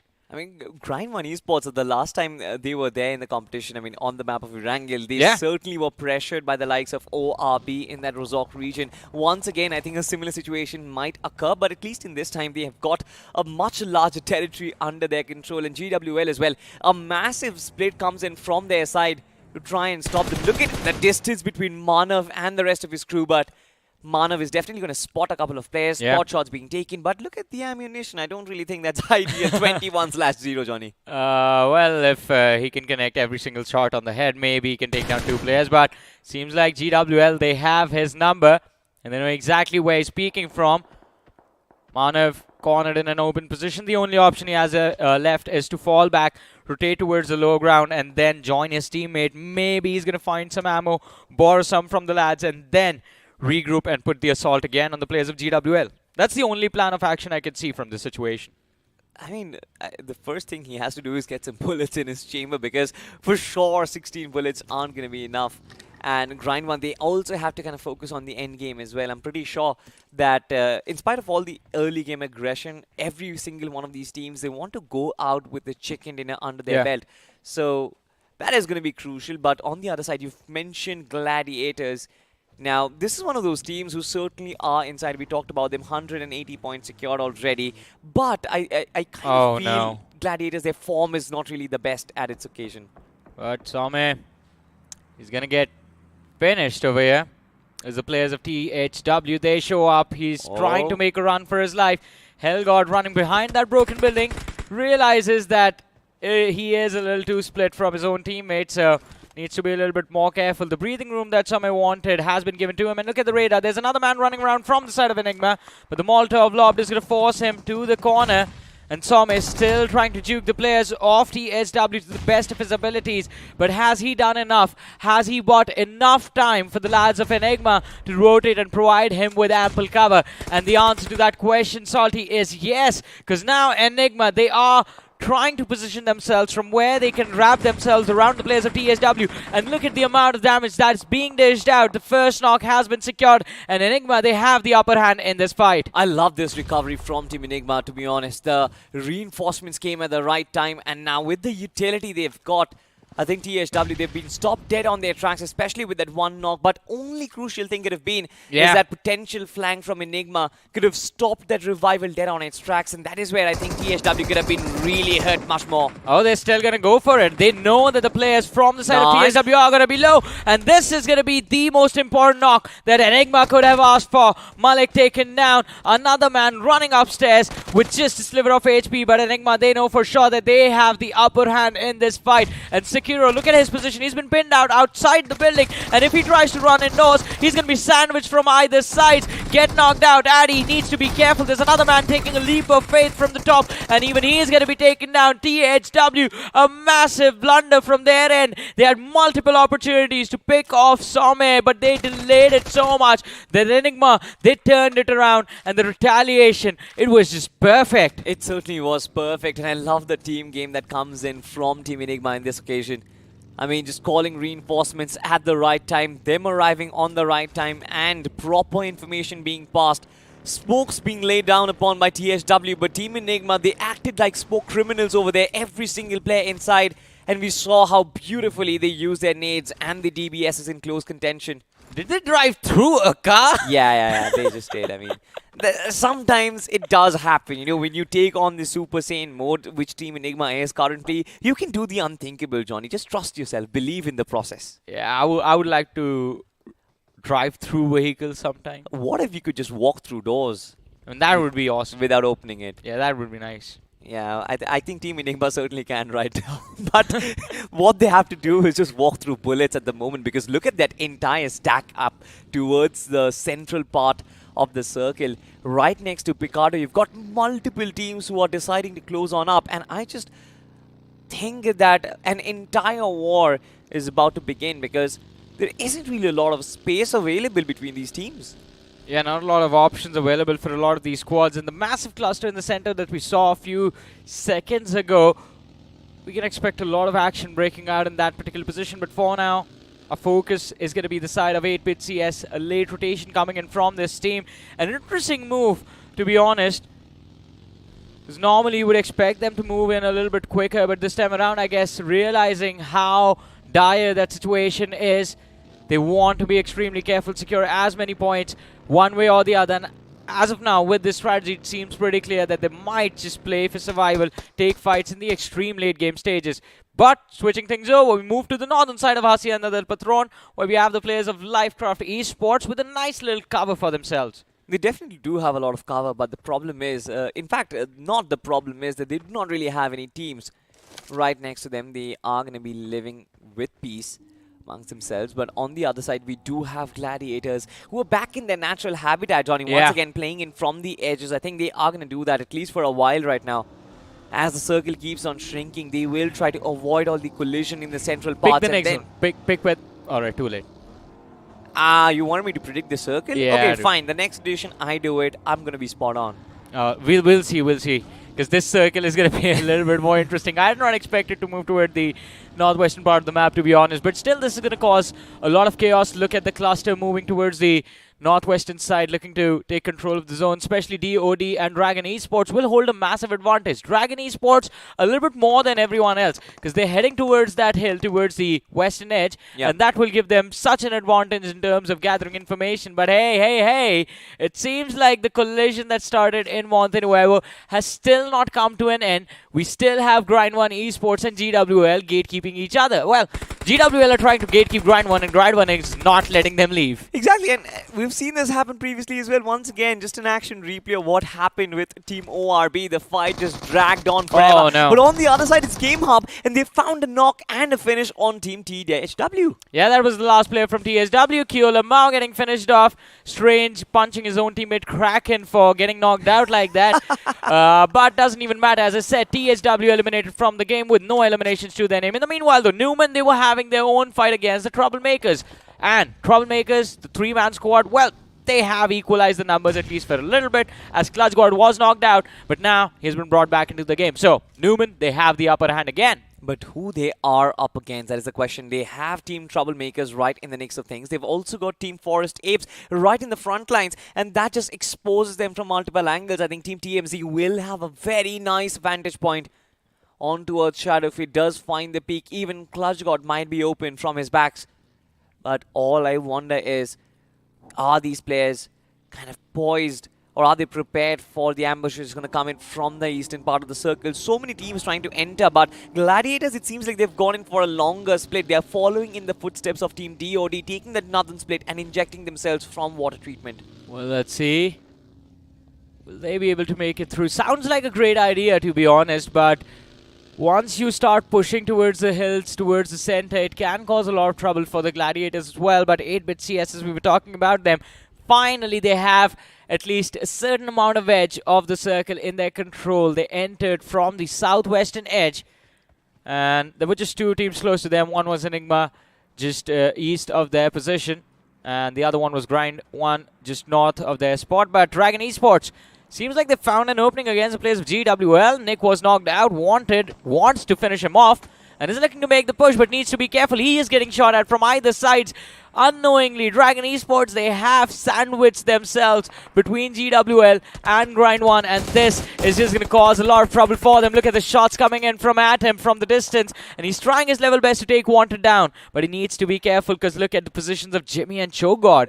This is such a nice little cluster which has happened. I mean, GWL and Grind 1 were fighting for a long time, but it seems like that deadlock has broken. But Dragon Esports, certainly being the catalyst in this occasion, once again has caught Team GWL rotating, stopped them dead on their tracks, and now all of a sudden, while three teams were involved in the mix of things, 8-bit CS are like, surprise! And they're here to kind of spoil the party now. Which team are they going to spoil the party for is going to be the question as of now. But ladies and gentlemen, the circle has definitely taken a massive shift on towards Gladiators, on towards Lifecraft, DOD as well. They've got the edge of the circle. But now look at this, Team Newman Gaming just wide splitting the circle in two halves, just riding like absolute maniacs. But Gil is going to survive. He does have the first aid to heal himself up. Oh, he barely made it through. I mean, it was Clutch God's buggy that he rammed for that turn. Clutch God running and scrambling for cover, but Gil is still going to get knocked out, because Goat knew for sure that the man did not have enough HP to survive this. Goat, he needs to be careful, and Newman, they've taken a massive hit, but 7 Show, as we talk about them, look at their position. They're pinned on that low ground. The compounds around them are being challenged. Joy Boy has been knocked out as well, so 7 Show, they do not have the numbers to defend their position. This can cause massive trouble for them in a few short seconds. This certainly can cause massive troubles, but even for Newman Gaming, as a matter of fact, they want to get Gil alive. And the only way they can do that is by laying that smoke path. We've seen that is a very risky avenue. But look at this right now. Grind 1 Esports up against 8-bit CS. And 8-bit, they don't really care. You call this 8-bit What? showing up out of nowhere. They drift run over. Adam is going to be knocked out. Jugga in the backlines trying to fight for his life. But it's 3 men against 1. And he's going to get run over with that buggy. 8-bit CS, 3 eliminations on the board. But they've lost 1 key player. Leo White, who got picked off after the stylish knock he secured. You know, I don't really care if he gets picked off. That drift finish was that was absolutely nice. scintillating. On the other side, of course, Team Troublemakers and Enigma Gaming are duking it out. It seems like something has been taken. Now, this is a good turn back by Team Troublemakers. What a knock! That DBS just went ham and Some was knocked out. But still, TMZ, I don't think there's a lot of hope for this team. Guri getting finished off. They're down to their last player. Salty, this might be the end for the Troublemakers. And with Enigma, well, they've brought Some back. Enigma is doing a oh, no. Addy. I thought that was his nade, but no, it was Adil. George's nade locked perfectly, and Addy was knocked out. Adil looking to secure that finish. Where did that shot come from? I believe it was across the road. Yeah, through the windows. it was through the windows from a Yeah. distance. But Team Troublemakers, I think they'll have to worry about the shots coming in from the close range. An entire army is going to approach him. Team NR Esports, he has to be very careful of those windows. Those were the windows where the shots were coming from. Yeah. But Enigma Gaming completely flooding the ground floor. I kind of wonder, I think 1 nade is just going to be enough to finish off Adil. Well, it will be, and even Addy knows that. Look at that, just lobs that in his face. And that will be end of Troublemakers, ladies and gentlemen. Enigma Gaming, as I said, brilliant job. They've taken so many fights till this point that they've still not lost a single player. They are dealing with the pressure. If it gets too much, they just instantly back off. And that is such a great strategy from them. Absolutely, but on this side, I think Dragon Esports, in fact, Livecraft and 8-bit CS, I think they've got themselves in a deadlock. Livecraft specifically, oh my god, nice. Mafia, he had such a nice angle, but it seems like from the back lines, he was so much open. The nade, of course, is going to knock down Ronak, but 2 players still remain. And finally, Johnny, the reinforcement arrives. Oh! Steps into the fire, into the frying pan. He burns into a crisp. Lovely stuff. Well, that's a barbecue right there, and a half juicy one as well. But 8-bit in the backlines. Ronak has been brought back into the game. Doesn't really matter. They've lost their IGL. Might and Ronak. It's down to these players. Livecraft, they have the man advantage to work with, and a brilliant split across that cliff from where they can lob a lot of utility upon the opposition. Now, I think they have switched focus, though, from 8-bit CS. They've moved on and are already trying to challenge the players of Enigma, which is definitely not going to be easy. Omega, few shots fired upon the players of 8-bit CS. Realizes the line of fire is not really there. The players have a lot of smokes in the bags, and they've lobbed them for soft cover. But Livecraft, what will their plan of action be? No finishes on the board till now, Salty. But I think they can score so many if they play their cards right, especially yeah. from this position. They're the only team who are absolutely at the smack Look center at of the that. circle. And now they've also got the high grounds, right? They not only can target Dragon Esports, gatekeep them, they can also do the same thing as 8-bit CS and GWL, who is also approaching from their left-hand side. It seems like Mafia and Omega can come together and completely exterminate that squad, and from that point on, move over towards the northern fronts. But now look at this, Game Hub versus Gladiators. This is going to be a fight to watch out for. Yeah, it is, and along with this, every single fight towards the southern edge of the circle is going to be intense. Because as of now, there's just 3 teams in the circle. There's Livecraft, there's GWL, and there is Do or Die. Everyone else is just scrambling for a position towards the southern edge of the zone, and this will cause a lot of chaos. GH still looking for that opening, but Gladiators, they play like gladiators, of course. Well, he's just sitting in a car right now. Yeah, he's kind of pissed possibly because the buggy's parked right in front of him, but this man is cooking a raid. He's throwing it. It is connecting. Not really. Well, the connection might not have been there, but still the knock comes in, and it will be all thanks to the support from the backlines. But Gladiators, they finally started to fall. Shogun knocked out. Drestro, the last man standing and fighting for his life, takes a few shots, and what just happened? GH, a massive blunder. They're going to take the exit against the Gladiators. Delta and Shogun, so grateful for their IGL. They certainly are, and Gladiators, they are looking fire. 4 finishes on them, but look at this on the other side. Stakes are high for Newman as well. 7 sure have been caught right in a pickle, but it seems like 2 nades being lobbed in. They could have been the massive game changer as Clutch God as well as the rest of the crew. They are being pincered by the Blue Zone as well. Look at that, they are being choked to death, Johnny. Yeah. And 7 sure, they can take full advantage of that, but I believe they are panicking as well. Goat, he's the only man with any finishes for his team. He's looking for a few more. It seems like the nade might just be... Oh, it's just perfect. Clutch God getting clutched. Whiskey is going to take damage from the blue as well, and he might get knocked out, but no, preemptively another nade lobbed, and Goaty's looking to go for the push. The spray is going to be perfect. He gets one more, and 7 sure. What is going on with these guys, especially Goat? One last man remaining from the side of Newman, and finally Goat, he is going to get knocked out. Reflex! Reflexes! 0 on the man! Absolutely, Newman Gaming. They have completely turned this fight around, but now they also have to turn their fate around as well. They'll have to travel a massive distance because look at where the circle is, just completely favoring the lads from Livecraft as well as GWL. But for Newman Gaming, no climb is difficult enough because they can turn over everything. Well, right now would be the perfect opportunity as well to make that climb, because Livecraft, they are completely distracted by the players of Enigma Gaming in the backlines, and there's one more team that was causing them to panic. I believe it was GWL inside the circle. But look at this. Goat, he tried his level best. The utility usage was precise. The spray on Whiskey was right on his head, but it was the Reflex who, well, actually just got baited because Clutch God just stood there with the shotgun aimed already on the corner. And all he had to do was just press one button for that last finish. But we're down to 17-20 players alive in this matchup. And GWL, as we said, still looking to control the circle. The only team that can challenge them will be do or die. Oh no, I'm not really sure. Utility is running out. Resources are running out for GWL. On the other side, life is running out for Team Enigma. 2 players being brought down. 1 from Team Newman. Clutch God is down. Shadow still fighting. A 1v1. And he finishes things off. Team Enigma, they reign supreme yet again. And hopes and dreams have been crushed once again. Well, Enigma Shadow tries his level best, but not enough HP to survive from that onslaught. In the meanwhile, GWL and their collision against Do or Die has come to fruition. And it will be Shubhayu handling the pressure for his team. Should need to realize that the DBS won't work at that range, but it doesn't even matter. GWL, they had 2 players. 1 more in the backline was enough to wrap that fight up. But finally, we're down to the top 3. It's Livecraft. We were talking about them and how important it was for Livecraft to win this game, put big numbers on the board. Enigma, they are carrying their teammates into the circle. They want to keep all 4 players alive and intact. And somewhere, he has made sure that Infinity and LeBron, they're not going to be lost to the blue. They certainly will, right? Because why not when you have such a lovely dip for yourself inside the circle? And look at this. In spite of the good positions that were held by Livecraft and GWL, Enigma, they've actually found themselves a nice little spot where they can play from. But GWL has spotted that, and nades have started to be lobbed in. Addy in close proximity. But of course, I think in trying to take down GWL, he might actually open things up for Livecraft. And that is not exactly the prime position which Enigma were looking for. Oh, this is such an intense game.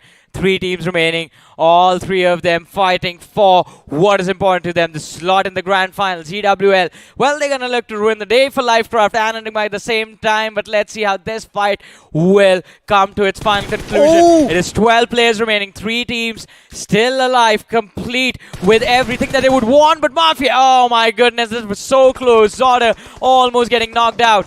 The good part is Livecraft is the only team who have got the center of the circle for themselves. Yeah. On the other side, GWL, they are being forced to come on towards the top of this little plateau. And even Enigma, I think, they have kind of delayed that little push, but it seems like even they will be forced by the blue. And that is exactly where Livecraft, they're going to sit back, relax, and Enigma and GWL will have to duke it out. Well, let's see how far are these teams willing to take this. Enigma, they want to climb up. They want to climb up from this ridge, but they're scared of getting shot at from both different directions. But finally, they build up the courage and they make the push going after Livecraft. 3 players running in tandem, but the damage from the flank will be enough. And Omega is the one to kick things off. Now with an 8 can take Infinity down as well. It's going to be 2 nades lobbed indoors. One of them does connect on LeBron just slightly, but Enigma, they made it through. They have decent cover to work with, but still lose 1.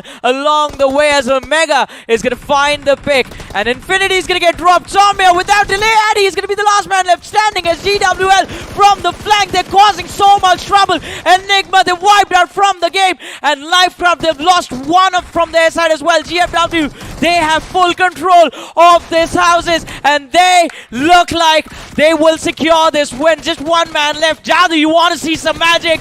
There you go, buddy. There you go. The chicken dinner from your hands. It's going to disappear.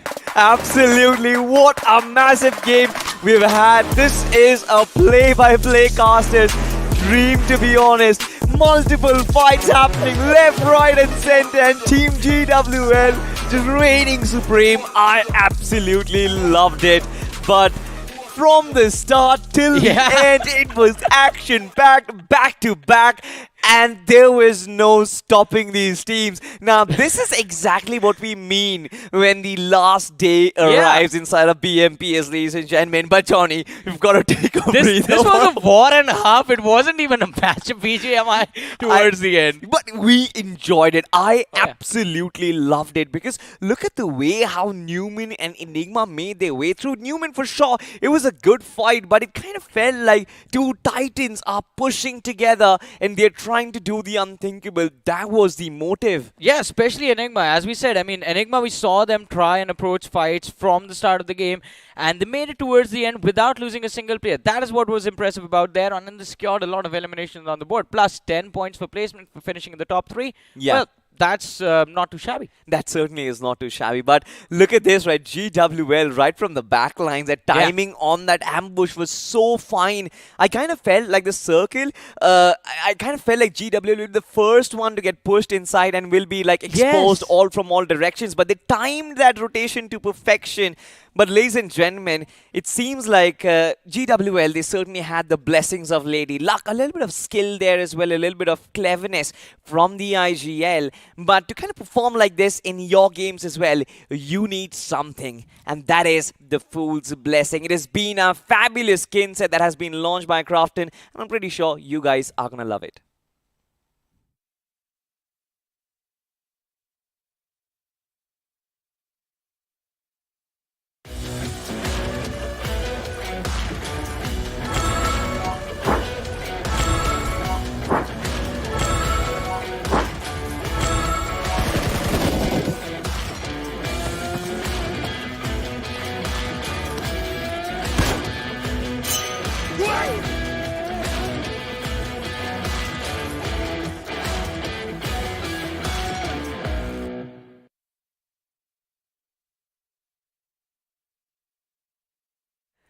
Well, you just kind of spotted that beautiful set. The Scarrel, there's a DP28 as well. Fool's Blessing has got you covered, and there are some great features about it as well, and I'm going to be a salesman for the next 10 seconds. You've got a nice little purple tangent to it. You've got 4 arms to control your recoil as well, and if actually it helps you for inside of your game, the aim down sight without any scope attached, it's absolutely pretty. So why not just go and get yourself. And with that being said, my time is up. So my salesman pitch is down, ladies and gentlemen. We are going to have a look at the highlights right about now because we've had so many, Johnny. The entire game was action-packed to the brim. This is one of the best Miramars we have had in this entire tournament so far. One filled with a lot of action, and this is why I was praising so much Enigma Gaming so much, because you remember how this fight started, right? Somai was the only man that was there close to the players of TSW. They tried to hunt him down, and yet Enigma, they reacted perfectly, made sure their man was kept safe, he was still alive, and he was there for the final fight of the match as well. Yeah, he definitely was, right? I mean, Enigma, especially every single one of their players, they took so much responsibility, and it seems like the roles were clear and they were playing like an absolute unit. I kind of miss this Enigma. I miss them in this entire tournament, but it's still fine. In the fact end, they do appear. I hope from this point on they will pick up their game, and in the next tournament they'll be fabulous. But look at this fight. This got very intense very quickly. I mean, the players from the side of GH trying their level best to push on a already hurt Gladiator Esports, but this is the reason that Gladiators were feared in the ancient times, and this is why Clutch God is still feared to this very day. I mean, why not, right? Just waiting, the patience on this lad, just hoping, just holding that little angle. He knows that the other boy, the other lad, is eventually going to succumb to his injuries and eventually going to give in. Team Enigma, they did win this particular battle. They had the numbers advantage. They were supposed to win it. But look at how well GWL counters this push. Just almost taking down Surya in that perfect flank, finding that knock, finding multiple knocks for himself, and Livecraft, they were just waiting. They were like, all right, fine. That was such an ideal situation, right? You dream about those moments in your games that you have an entire team lined up and all you have to do is just perfectly control your AKM. No one's looking back, no one's shooting towards you, and you get that freedom to just line up one whole clip, Salty. That man went one entire clip. I don't know when was the last time I was allowed to spray so freely. Absolutely. I mean, and he made sure he kind of made the most out of it. Livecraft, for them, the job was made easier, but then the life was kind of made more difficult by GWL eventually when they pushed up, right? Even Jadu tried to do some of his magic parkour tricks, but it did not really work out. But it's still fine. I mean, but for Livecraft, I think this was a rather decent game because this game was important in terms of their overall rankings. And now they've got the second position and some amount of finishes in their bank, which kind of puts them with one game left and not really a bad position, Johnny. That is true. Not really a bad position to be in. But again, it would be better if they walk away with 25 placement bonus points at the end of the day. And I believe that is, again, a spot that even Livecraft is eyeing for after a match like this, but unfortunately I believe they just have one more game remaining. Yeah, they have one more game remaining. So again, right, it's going to be very difficult, especially with Gujarat Tigers, who are still at the very top and they're yet to play one more game. So I'm pretty sure taking that first spot from Group Red, in fact, it's going to be extremely difficult for majority of the teams who are coming in from the second and the third page. Even for Gladiators, as a matter of fact, I think for them getting that first spot, getting those bonus points is going to be difficult. But for Gladiators, I think they've done enough. Yeah, I mean, we were talking about how they, even if they finish like top 4 of one match with like 5 eliminations, that is their guarantee for the grand finals. That is what Gladiators need to do. But unfortunately, even that is what they're struggling with right now, so we don't really know. We definitely don't know. And we also don't really know who is going to be the MVP of this particular game as well. It is such a big question mark. We've got so many fights, but out of it all, okay, so once again, Mr. GOAT from Seven Shaw, the man who racked up 13 eliminations himself yesterday, also gets the MVP right now. 100% finish contribution for probably for the second time. It seems like he's one of those students in a class group who does all the work from a school project himself, and the rest of the teammates, they just get the credits. Weren't you saying a few days ago that you were good at studies? Yeah, so I was the one. I was the one who was always doing all the work all by myself. 100% finish contribution. Yeah, that is true. Then I guess we're gonna call you GOAT. Just call me GOAT, but this man is actually better than me, especially in the game of BGMI, ladies and gentlemen. Clutch Gore as well. Brilliant contributions from this lad. I think this man returning back into form has been brilliant for Newman. But let's just find out how many points did Newman get from this game. 10 points only, Johnny. And I want to ask you, is that enough? I have no idea. I don't think so. No. Definitely not enough points for Newman. Then is not going to cut it. They need that 25, just like GWL. Absolutely. From this matchup. Or at least that 20, just like Enigma. Something to push them through. But since considering I believe they will be stepping into their last game, drop that 30 bomb.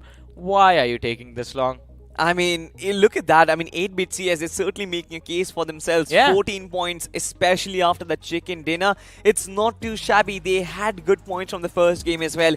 Brilliant performance in the second game, and now they're inching ever so slightly closer to that top 16. I'm pretty sure they've possibly made it inside as well, but let's just go on to the second page and find out which are the teams who are there. You've got Forest Apes, never really performed in this tournament so far.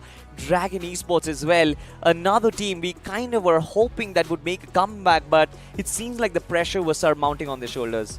Well, the pressure is surmounting on their shoulder. It seems like it has gotten so big that even Atlas can't come and pick it up for them. They are definitely going to crumble under it, but I mean, what can we do about it? Every single tournament, there's going to be a few teams that are going to give you those heartbreaks. Right? Yeah, I mean, heartbreaks for sure. I mean, even outside the tournament, there are many heartbreaks, ladies and gentlemen. In life, in general, I'm talking about. I'm pretty sure you guys are going to relate, but for now...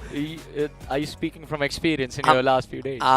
Certainly I am, but we will obviously talk about that off broadcast. But of now, the tournament has taken such a dicey, because I have never felt this energy inside of me. I think this is the teams and the entire community is That is excited true. to find out the 16 mighty heroes who are going to be competing in Eka. Now, once again, reminding you, ladies and gentlemen, the grand finals of BMPS 2023 is going to be happening in Ahmedabad inside of Eka Arena on the 15th, 16th, and 17th of December. So, if you aren't from Ahmedabad, do make sure that you book your tickets to Ahmedabad already. And if you are in Ahmedabad, just find out how to reach Eka Arena because I'm pretty sure tickets aren't available right now. Tickets are going to be free, but when they are, I'm pretty sure they are going to be booked as quickly as they possibly can. Exactly. I mean, so make sure you guys are following Crafton India Esports on their social media handles so that you know exactly when the tickets are going to be out. And of course, as the man said, do make sure you get directions to the Eka Arena as well. If you are in Ahmedabad, then share it with your friends so that they can also show up. Absolutely, and I'm pretty sure it's going to be loud. It's going to be an open arena. Yeah, It is. you'll hear our voices. Yeah, our Everywhere. voices are going to be there as well. We are going to be there ourselves in person. So I am so excited to meet every single one of you. But for now, I'm excited to find out, Johnny, who are going to be that top 16 battling it inside of that particular arena. And to find that out, we are going to be progressing to the next game on the map of Sanhok. And again, this one is going to be intense, ladies and gentlemen. One thing is for sure, I mean, Group 10 playing their last match, not just for the day, but the last game for the league stages will look to go all in. And this time around, they will face off against the teams of Group 9. So this is where things get very interesting because now we finally have teams like Glitch, teams like 4AM, and of course, the team that was sitting at the top of the leaderboard at the end of yesterday, Gujarat Tigers, returning to the party along with FS, Great BR Titans, and Redemption Crew. And guess who's coming along with the teams from Group 9? Well, it will be none other than the boy dressed in the beautiful pink sweatshirt today, Fixes. Thank you so much, Johnny. But what a change in the overall standings. And whilst you guys were having this conversation, I was breaking down numbers. And I've got to break it out to all our viewers. 10 teams are now in contention for that top 16 from Group Red. And everybody is so close to each other. And everybody seems to have just a game each. And it's also going to be like 1 point tying up the teams. So the Yes. bonus points will definitely change everything, ladies and gentlemen, in terms of who makes it through and who gets left behind. But who's leading the charge in this list, Fixes? Who's at the top? You know, for now, with 8BitCS also having a decent game, I won't break it out, but I've given a few hints here and there.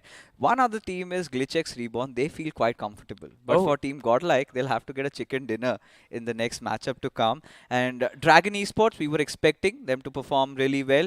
This game did not go the way they thought. How comfortable is Glitch Reborn? Like, comfortable enough to just relax in this matchup? Or will they have to like at least get 4 or 5 eliminations? Everybody needs a chicken dinner. That's the thing. That's not a comfort zone, Fixes. What are you talking about? So that's the thing, right? Because when you're adding up those bonus points, now GlitchX Reborn did not have the best of week number 3. True. And if they get those at least 15 to 18 points in this game, they're going to be 180 plus. And if, you know, one game comes out really well and they get those 10 extra bonus points, then and then only they will qualify. Well, again, you're just pointing out. That is the exact reason why I did not want to go to numbers, because you know it's going to take some time for everybody to process. So I just kind of touched it upon from the top, but let the game speak. Yeah, I think we're just going to enjoy the action from here on out, because if we keep talking about numbers, it's just going to get more and more stressful with every single digit that is spewed out of our mouth. But ladies and gentlemen, it is time to begin the action on the map of Sanhok and Fixes. I hope you're prepared for this one, because things, well, as it looks like, are just going to get wild. And let's not forget, it is the final match for teams from Group 9 and 10. And they have to put everything on the line. The kitchen sinks, everything will be thrown out of the window in this one. The flight path trajectory never really mattered in Sanhok. The zone, I'm really looking forward to this, because we have been lately having those hybrid circles where all 3 islands are in contention. But today, I want to see something go towards the west. I would love that as well, my friend. I mean, especially if it goes towards the Hathin area, that would be very nice. So maybe, a Sami circle towards the end. Asami Circle is something we would take with open arms, but let's not forget it's Sanhok.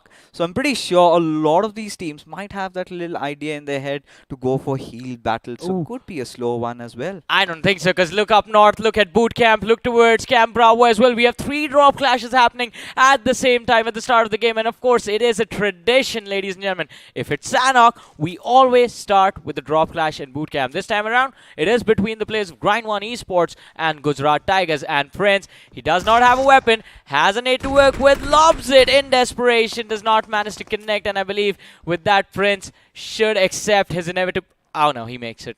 What? Yeah, his teammate was giving cover from the backlines. We could see that happening. He desperately needs Hit him. some sort of a weapon, and with the Kar 98 could have really connected. But looking at how Gujarat Tigers are positioned, right around the edges, you've got the players of Grind 1 kind of playing around the centers. They've got that control. Gujarat Tigers need to find loot and need to hold on to their life. And Prince needs to find a weapon and not just nades. Well, Ops, this one's gonna go nowhere. I believe he was expecting the players of Grind 1 to actually aggressively push, but that's not really the case. Although I like the positioning that Gujarat Tigers have, they will be able to provide each other with ample amount of cover. But Grind 1 on the other side, they are not looking to back off. The aggression in their eyes is just forcing the push. And Tony is the man leading the charge this time. Realizes Prince is going to be on the other side of the stairs, but is he prepared for the duel? I think he's got that shotgun, and Tony, he needs some meds at this point. Yeah. And for Gujarat Tigers, they've got everything cut out for them, at least from this angle. If somebody pushes onto its Prince, it's going to be Eggy trying to provide the cover fire, but with that Vector, he's not really been lucky. But switching focus towards Camp Bravo, as we said, there's 3 teams in this particular location. GH, they've surrounded the vicinity, the outer compounds of Camp Bravo, and inside the actual camp, you have Forest Ape taking the fight against the players of FS. Forest Ape, they have the advantage in their hands as they were able to secure the opening finish of this fight, and of course, this match as well. And now, I think with the numbers advantage, they want to push, they want to make sure that FS, for them, there will be no escape. Demon, speaking the corner, has the crosshair lined up, but Forest Ape, they are being extremely skeptical with how they want to make this push happen. You know, it's all about who aggresses and who gets the first knock, and Ash seems to have opened up the floodgates as Demon has already gone down. It all comes down to the last man, Turbo.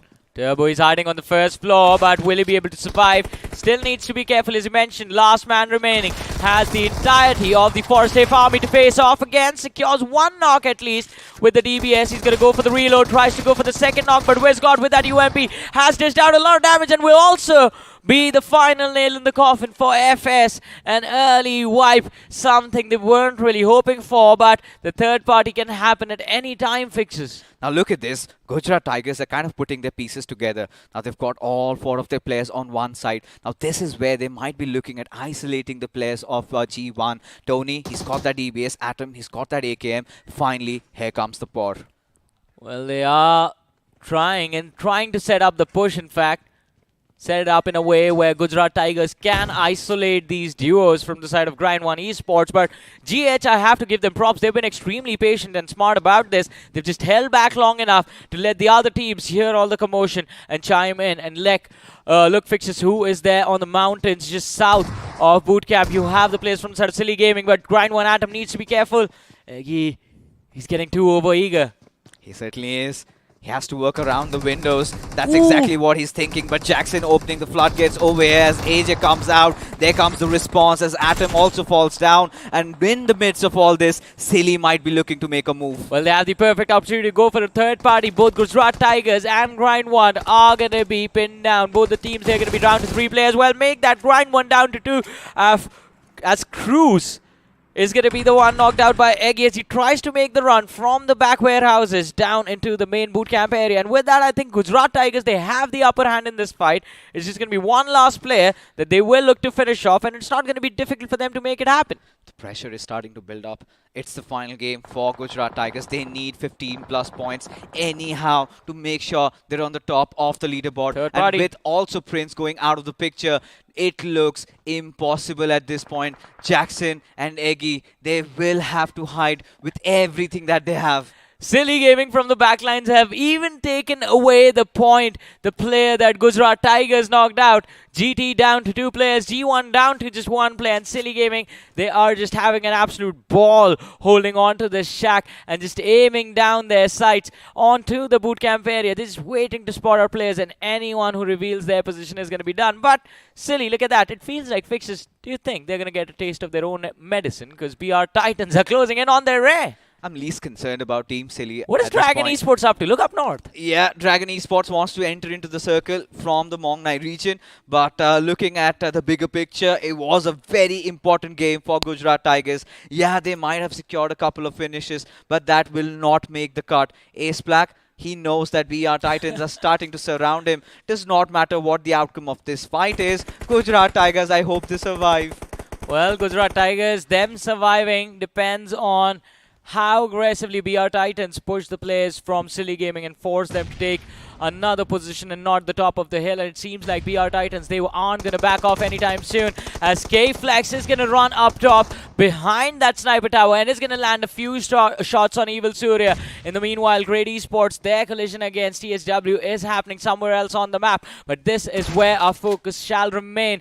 K-Flex leading the charge for his team, armed with the DBS. He has his teammates following him up, but Silly Gaming, they've regrouped themselves within that shack and will be able to protect themselves for a while. The BR Titans, they made it a purpose of their life to go after hunting down the players of Team Silly. Oh, no. K-Flex, I don't know what's going on in his mind. A little bit of more of that adrenaline though, and suddenly kind of seems to be on a little bit of a back foot. But now, again, this is kind of constantly driving my attention to that fight happening in boot camp. Gujarat Tigers, how do they survive? They still need so many points, and G1 just survive with the 1 player. What do they do?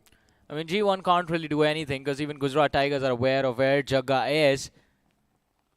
But maybe Gujarat Tigers can finish him off, get that extra loot, and pick off a lot of first aid and just play for heal battles from here on out. But this is a little bit of a recap of that early fight, ladies and gentlemen. Forest Ape against the players of FS. And it seems like at no point in that entire situation was Forest Ape out of control of the fight. Finally, they get to show their might. And this one fight breaking out, yeah, Gujarat Tigers had a really solid start, but Cruz from the backlines did a lot of damage, taking down 1 player. I think AJ was finished off. Oh, look at as this. now, finally, the flush comes in. Let's see what happens. Well, it is going to be Silly Gaming this time kicking things off. They have secured the opening knock, but BR Titans, they don't take anything lying down. They are also committing for a fight indoors. And in a matter of seconds, 2 players from the side of Silly Gaming knocked out. A few more charging forward. The DBS in the hands of K-Flex. It's going to do wonders. Secures 1 knock. Goes down instantly. Man in the backline, Skeleton, stands up and stands there for his team. The last line of defense doing its job. BR Titans still holding strong with a 4-man squad in this game. In the meanwhile, an update. The team you were worried about, Fixes. Yeah. They're not there. Not there. Not there anymore. It's done and dusted for Gujarat Tigers. That's the most they could have pushed. But for now, as things stand, it is going to be 4 aggressive men. Now, this particular team is also in contention. One good game, 130-pointer, maybe could just rise from the ashes. Completely agree with that. But the problem with that is that they need those 30 points. Anything less, it's just going to be a stressful situation to be in. In the meanwhile, though, it seems like their attention is still focused on the players of Team Seal. And they have the wrong read of where the players are, though. Oh, yeah. I mean, at least for Team Seal, they're kind of starting to feel themselves. Aryan way out in the open, but to unfortunate luck of Jod Gaming, did not have his weapons on him, was on that grenade. Now, 4 AM, they have to take their sweet time. They're kind of getting their forces together, need to surround them somehow, but that sort of makes them susceptible to third parties from the other side. Whilst Gujarat Tigers, in that moment, they were kind of trying to get away from that position, but Jagga, I think he was in an uncanny spot and he picks them up both. So, in this fight, Fixes. Yeah. Ace Black, he knocked himself out with his own nade again. That's the second time he's done that this tournament. Yeah, at least in this matchup, I've got bigger teams to focus on. We both have, right? Because, at Silly... That was a burn and a half, bro. Of course. I mean, what else can we say at this point? Silly is nowhere in contention. And you've got so many of the other teams. Look at Gujarat Tigers. Well, one of those teams we can say is finally out from the BMPS. Now you've got the likes of Dragon Esports, who could certainly put their stakes on for the top 16. But you take a look at the circle. Now we wanted a different circle. Yeah. We have got this. Now it comes down to testing the IGLs and their minds. How well versed are with the topography on that northeastern side rather. I'm not going to get excited about this zone because if this moves towards Paradise Resort, then it's again one of those zones we've seen multiple times in the past. So it's not going to be as exciting.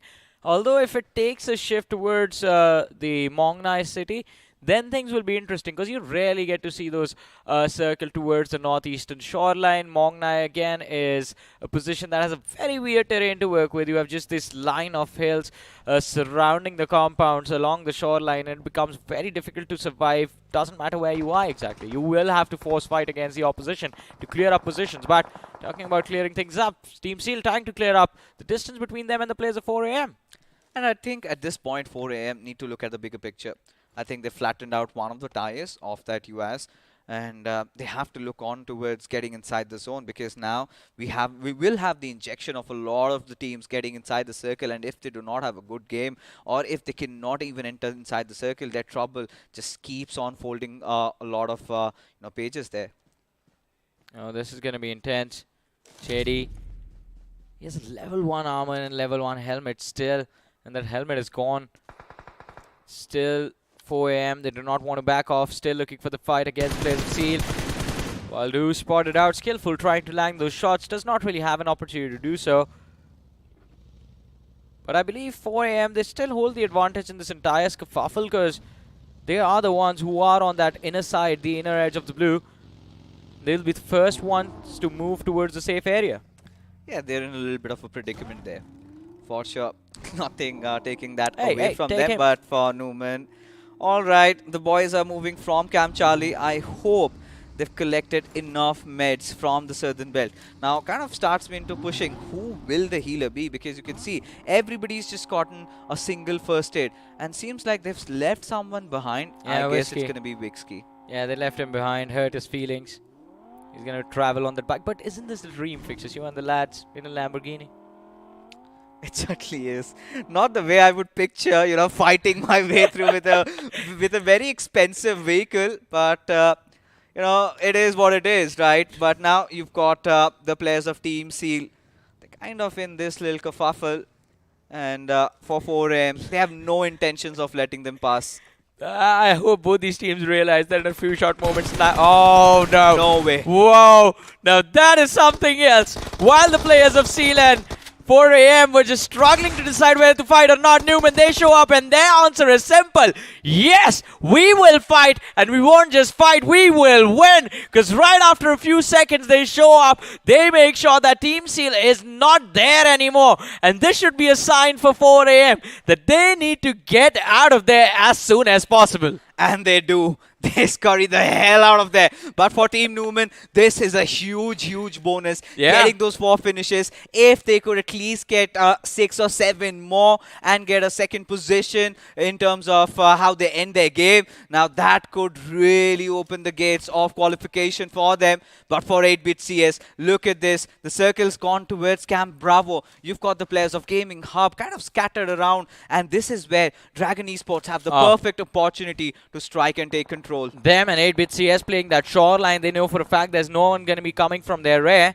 But the question is, can they handle the aggression that will be brought upon them from up front? In the meanwhile, Glitch on our screens. They've breached the circle from the northwestern edge and now are looking to push towards the center. It won't be as easy as they thought. There's already teams waiting for them in the front.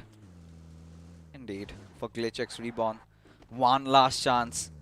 They've got to deliver. And considering where they are right now, yeah, they're in a promising position, but they have to hold on to their circle with their dear life. And Dragon Esports, bear in mind that they have gone off to a really good start. And a couple more finishes and maybe a chicken dinner. And suddenly, they can also start dreaming. Well, they are already dreaming, but I think they are trying their level best to turn their dream into reality. And the chicken dinner that you mentioned, that will definitely be the key to all of it. Just 2 finishes in the game have been able to deter the opposition from closing in on their position, but this was such a brilliant move. Shadow, the 2 knocks. What? He got the 3rd one as well. Getting out of that vehicle, the shotgun. The DBS doing its job and Shadow as well. But Newman, how far can they take this? I believe from those 4 finishes, they can stack up the first stage and maybe just heal battle their way to the top 3. You know, they're still outside the blue, still collecting as many first aids as possible. And now where I'm starting to wonder if actually Wixky is going to join them, because they haven't really left out of that compound. Could have collected a few first aids from those crates, but Shadow, words fall short of how brilliant this guy was in that little fight. But for now, as things stand, 4 a.m., they kind of have gotten inside the circle. They've got a little compounds to them. And Newman, by the path that they're moving in through, they might meet them. But Jagga, OP, boy oh boy, how is he still alive? Jagga OG fixes, and well, he's going to be gone. Not OP, not OG anymore. Should have turned into Jagga Jasoos. Try to find out where exactly the opposition can be. Yeah, but I think one thing he could have really done, which could prove fruitful for the players of Newman, is that he's baited out those gunshots. Yeah, that's now, true. Newman certainly know for a fact that for aggressive they men, don't. they're looking out for them. They don't, I think, because they are just clearly headed in the same direction. And yeah, there's going to be the punish. It should be an easy one as well, Newman. I believe their time in this game is going to come to an end. One player, Shadow OG, already finished off. Gil taking a lot of damage. Has Clutch guard right next to him, but we know for a fact that Newman, they have a backup plan in the name of Whiskey. And his job is simple. Take those first aids, go for a heal battle, secure those placement points. He certainly has to. Now we can see 4 aggressive men kind of living up to their name. Kind of have both the players of Newman Gaming pincered, because you've got Wixky trying to go in for the heal, but Forest Apes, they're going to be enjoying that sweet position they've been holding on to. And now this is the circle shift that we were hoping for, a little bit of a Camp Bravo circle just on the outskirts of it. Now Dragon Esports and 8-Bit CS, both of them have to make their way in with the players of Great kind of maybe lurking around. Bhan, they still have an option. You've got few high ground areas to play. Let's see how teams perform. I mean, Forest Ape, they're going to be so upset they haven't gotten a zone like this since the start of the tournament. Oh, and now in the last game is when they have the circle right on their heads. They have been in control of that Cam Bravo for a long time, and it seems like they will have to face off against a few players from the side of Glitch to maintain that control, or maybe not, because Glitch is just circling around this Cam Bravo and not really breaching in. Finally have decided to take control and try to take the fight against the Forest Ape, and they aren't the only ones who have this idea. Even Dragon Esports, they show up. Things are not looking good for the Apes. It certainly isn't. At this point, so many of the participants inside this one military compound. Let's see how this team kind of fizzles out, or maybe rises from the ashes. We've got so many of those contenders. Dragon Esports, Glitch, Ape right next to each other. It's all about that first knock, and all hell shall break loose. Well, it is about finding that opening, and whoever finds it will definitely be able to do a lot more for their particular squad. Glitch, in the meanwhile, the nades in the hands of Roman. Oh, realize there's a man on the back lines as well. The last player remaining, I believe, from the side of GH is Drake, just hiding in a corner. And there's Whiskey. He's in Kampong. Oh, he's got 37 first aids to work along with, and seems like he's just making do with all the bandages he has. But right now, we've got another fight breaking out. THW, they decide to march in on Dragon Esports. Well, this is the 4th team entering that Camp Bravo. There were already 3 of them in the form of Ape, Dragon Esports, and Glitch, who are present towards the left-hand side of the screen, just outside of our vision. There it is, we finally see Roman, but TSW, they've also breezed in from the right. And Dragon Esports, it seems like, can be sandwiched at any given time, but Kiolama, oh my goodness, that nade was just perfect. He's making up for the mistakes made in the previous game, and now Dragon Esports will finally start to feel the pressure. Let's not forget, this is another team that's eyeing out the slot in the grand finals, and TSW are here to snatch it away from them, but mistakes have been made as Sekiro runs out into the open and is going to get sandwiched by the Apes and the side of Glitch Reborn. TSW, that is a nasty, unnecessary hit that they've taken, but also a breathing room being given to the players of Dragon Esport. Oh, certainly. But suddenly you can see Dragon Esports, their numbers have started to dwindle to the point where they've just got one man surviving. Ouch. Wanted has have to do it. He's got no other choice. Glitch X Reborn, the moment the fight broke out, they realized it's a perfect opportunity as Yash, he's looking forward to getting a few finishes already has managed to secure a knock, but has to hold on. He's got all the sweet time, but now look at that circle shift. It's gone beyond Cam Bravo. Now they've all got to migrate from over here. And this is going to force these teams outside of their cover. The first ones to move are going to be the players from Glitch Reborn. But from the flank, Great Esports, look at them and the shenanigans they are up to, causing a lot of trouble for the side of 4 Aggressive Man. Skillful has been brought back into the game, but Great, they are not looking to stop anytime soon. JD Gaming Whitey, what is the decision from the side of...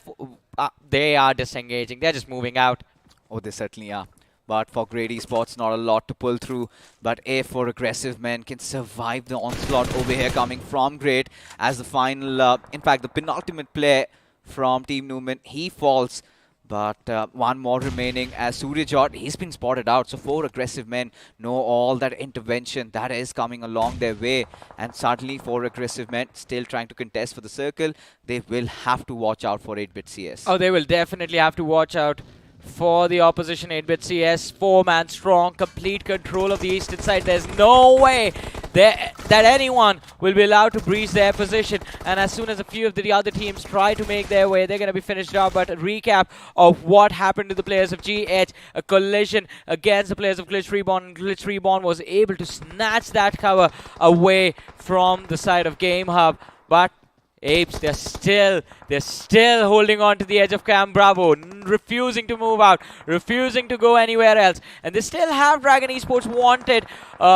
Oracle from the side of GH, and Red is gonna hit the dust. Great Esports, they lose out on the key man. Yeah, that's all she wrote for Team Great over there. At least, you know, players falling down, but GlitchX Reborn having spotted out Slayer, he's gonna fall as well. But Ralph, he's been taken out of the picture right now as Roman, him getting traded off. This is absolute warfare going on, Johnny. It is a warfare, and Glitch Reborn 2 players down. Not a lot of hope remaining, but let's see. Great, they have stopped the engagement. Oh, they certainly have, at least for this moment. You know, Team Glitch, they need to get the revive on Ralph with 8-bit CS still in contention. They could make things worse for them. Duke, where is he looking? And before he could even react, Skillful gets that knock. Well, it's the backlines that were compromised, and Glitch, they are going to pay a heavy price for this. Duke, the key man, the key player from the side, knocked out. Chris OP lobs a smoke between the shacks, crosses over to go for a revive, but 4AM in the backlines now. The distraction is going to be there in the form of 8-bit CS. Shots fired by Skillful, looking to take down the second player in the backlines, but Juicy, he's going to be the one more precise with the crosshair. Karan, look at him. 3 first aids, and the last man remaining for the side of 4AM. A chicken dinner was needed to help them move up the rankings, but I don't think that is going to be there in their hands at the end of the game. And now just 5 teams remaining, 12 players still alive, as even Great Esports are going to hit the deck. Oh yes, for 4 Aggressive Men, they've got current last player, like you said. Will look into the crates, can find a few more first aids, but that's not going to make the cut. He has to survive somehow with GlitchX Reborn. Newman still in contention. Everybody, even 8-bit CS, eyeing out for that chicken dinner. Do not have a lot of finishes to their names, but finally, the Apes have come out of their hiding. Yash still around Camp Bravo as Mighty takes the fall. What a nade over there. Perfect knock secured. That's the opening that 8-bit CS wanted, but they have also been traded out. That is not something they were looking forward to. Leo Whitey, the pressure will be on this man now to deal with the flanks, to deal with the pressure coming in from the side of Glitch and deny them the entry from that southern side. But Glitch, also the only team that are anywhere close to the circle in the middle of no man's land. And Whiskey is still there. Wow, 10 first aids remaining. He's done it. 10 first hits, but he needs to dig it a little bit more. But Leo Whitey seems like he struck gold at this point. Getting that knock on Duke, if he gets a couple more finishes, could really help them in their endeavors of making it to the grand finals right now, where they sit at just at the cusp of making it through. But now they still have to end this game on a bigger note, and now they will have to focus on getting this chicken. That nade, it's going to overshoot. I thought it's going to be right on top of Leo's head. Well, the second one was between him and Juicy, and Mighty in the backlines is going to be forced to move up on the ridge. But Glitch, the revive needs to happen, and after that, the first aid needs to be popped instantly, because if Duke is still on his knees, then it is all done and dusted. And well, as soon as he gets up, Ash is going to be there to put him back in his place. Glitch Reborn on the verge of getting eliminated. Ralph doing the job perfectly. He's going to wipe out 8-bit from the map, and this match is between Glitch Reborn And the last player standing from the side of Forest Ape, Yash in the back lines, trying to survive 15 first aids in the back. This is the 8th stage of the match. If this goes to that heal battle moment, Forest Ape, they can potentially walk away with the win. But Whiskey, he's out of that healing utility and his job is done. The top 3 in the back, 10 points that they wanted. Well, they have gotten them.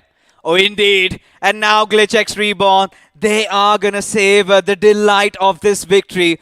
How have they come through? How many fights have they had to take? And they still come out swinging. And 12 finishes and a chicken dinner, Johnny.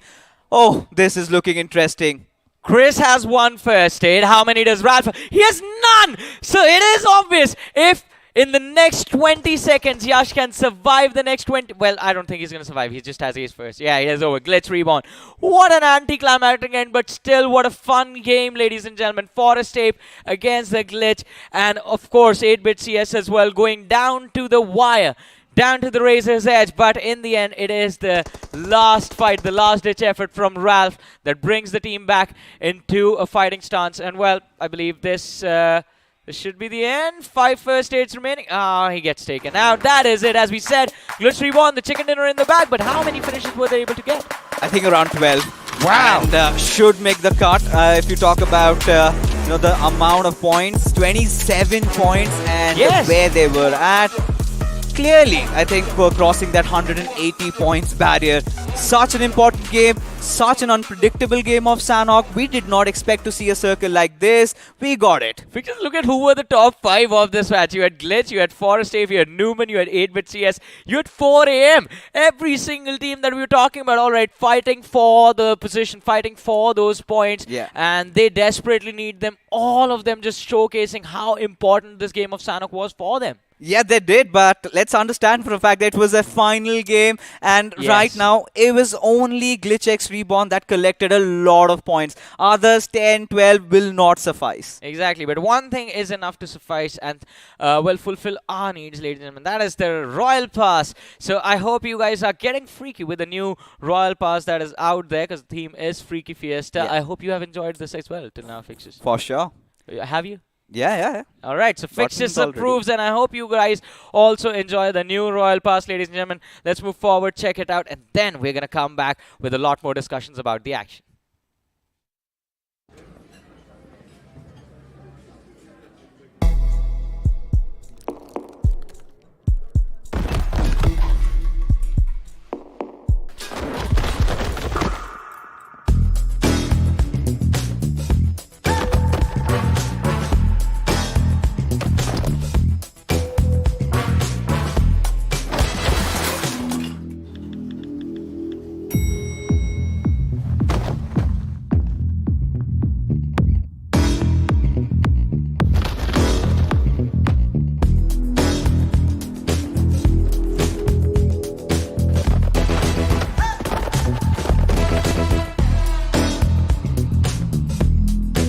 Sure they know.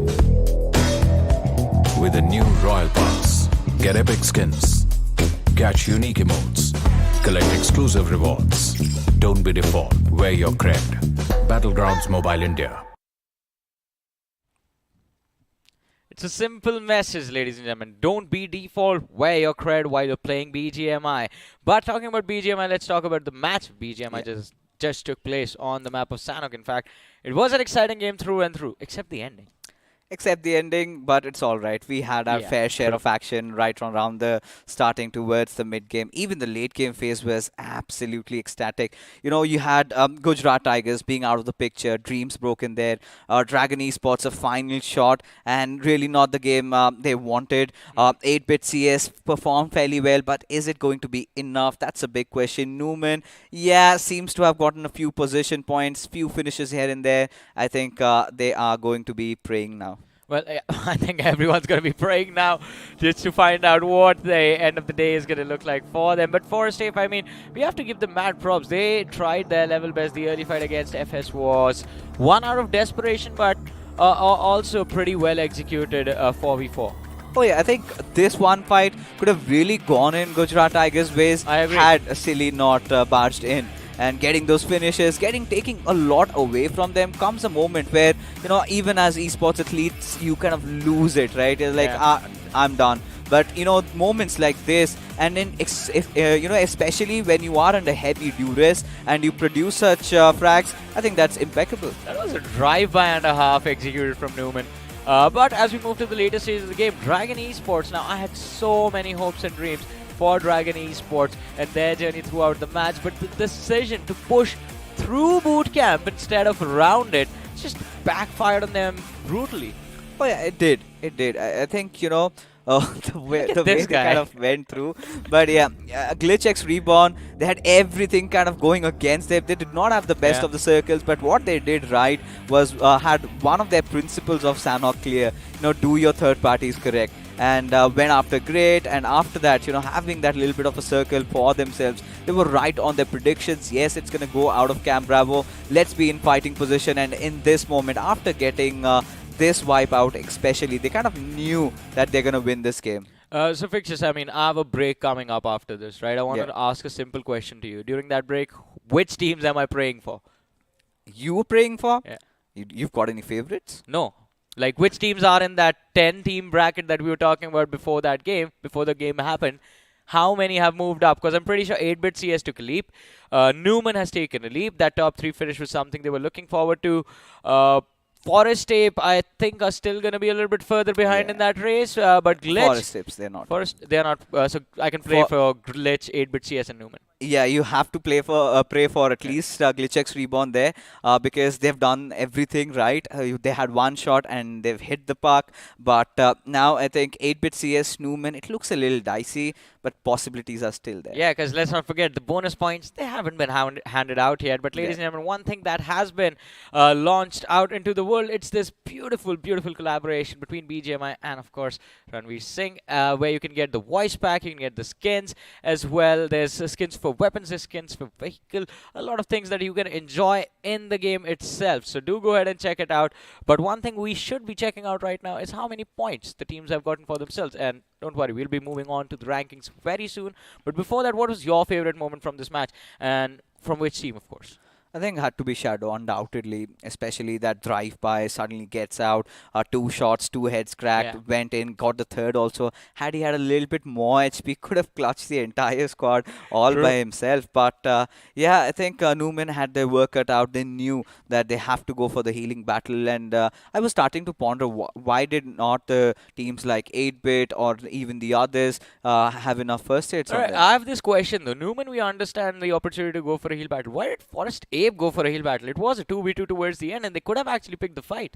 Yeah, they could have, but knowing for the fact that they had to get out of Camp Glitch Bravo. had no cover. Yeah, they had no cover, but you need to understand that they also had few trees here and there, that little bit of a high ground advantage. They knew exactly where the players of Apes are going to come out from, so just they to be just chose the much safer play. In the last moment. But anyways, I mean, they still have a lot of points to work with. But before we talk about points for the team, let's talk about points for the individuals. Because, ladies and gentlemen, we have the MVP of that previous game of Sanhok on our screens. It will be Ralph from the side of Glitch X. And this man has been incredible. Not just now, but throughout his entire journey. Even in the BGIs, he was just phenomenal. 6 eliminations in this game. But following him up will be AKOP from Forest Tape. We have Baymax from Redemption Crew, Duke from Glitch again, and then Shadow from Newman. Yeah, not a lot of high finishes out there except for Ralph. You talk about Glitch X Reborn as a team. Yeah, Ralph and Duke, they have been phenomenal this tournament. And had they pushed a little bit further into its week number 2, I think things would have been much easier, especially considering the way they started. Redemption Crew, in those final few moments, I think they're coming out as this little spark before just fizzling out. Ow! But yeah, there you have it. 27 points for Glitch X Reborn. Newman just 14. I don't know if it's enough. I mean, Newman's 14, I don't know if that's enough. 4AM's 11, I don't know if that's enough. I don't know about 8-bit CS as well, if 10 points is going to be enough to get them anywhere.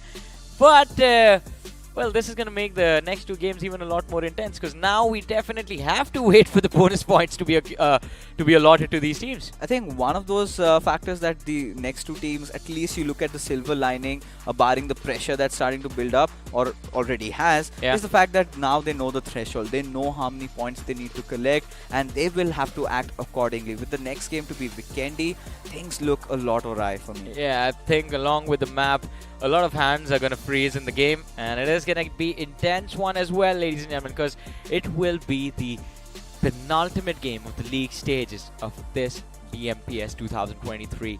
Of course, Dragon Esports, hope is still alive for them, I believe. Gujarat No. Tigers, is their hope faded away as well? Yeah, for Dragon Esports and Gujarat Tigers, I think Dragon Esports, the only thing they would be hoping is at least they get that top 3 in this week's overall standing. Yeah. So they could get some extra bonus points by which virtue they might qualify, but that's still a long shot.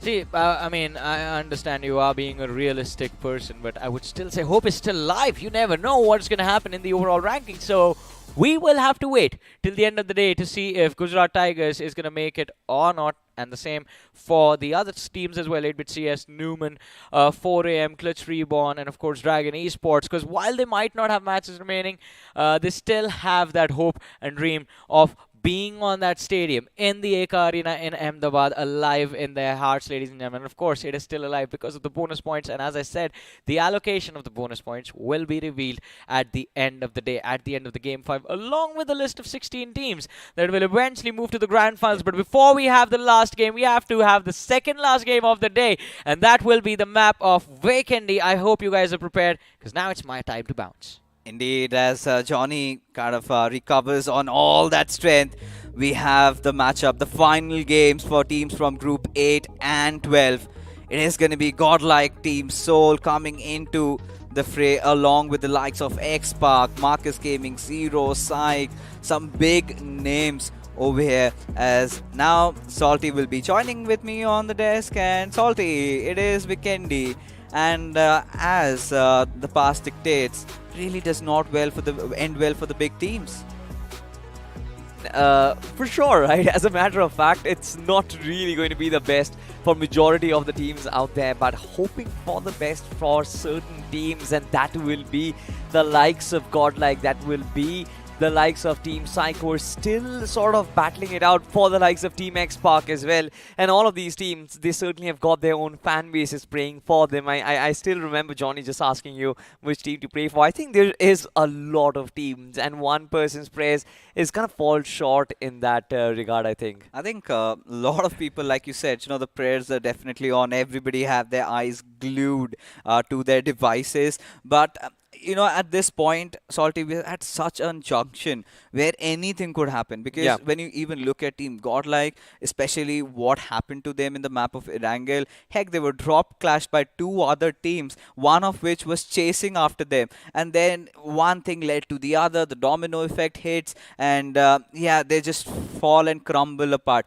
But when you talk about the other competitors inside this matchup, you've got Team X-Park. Now, they are fully loaded. They know that they have completely qualified. They will certainly be out for mischief along with Team Soul also. Absolutely. I think Team X-Park, they know their job is cut out. That is to kind of easen things up for the grand finals.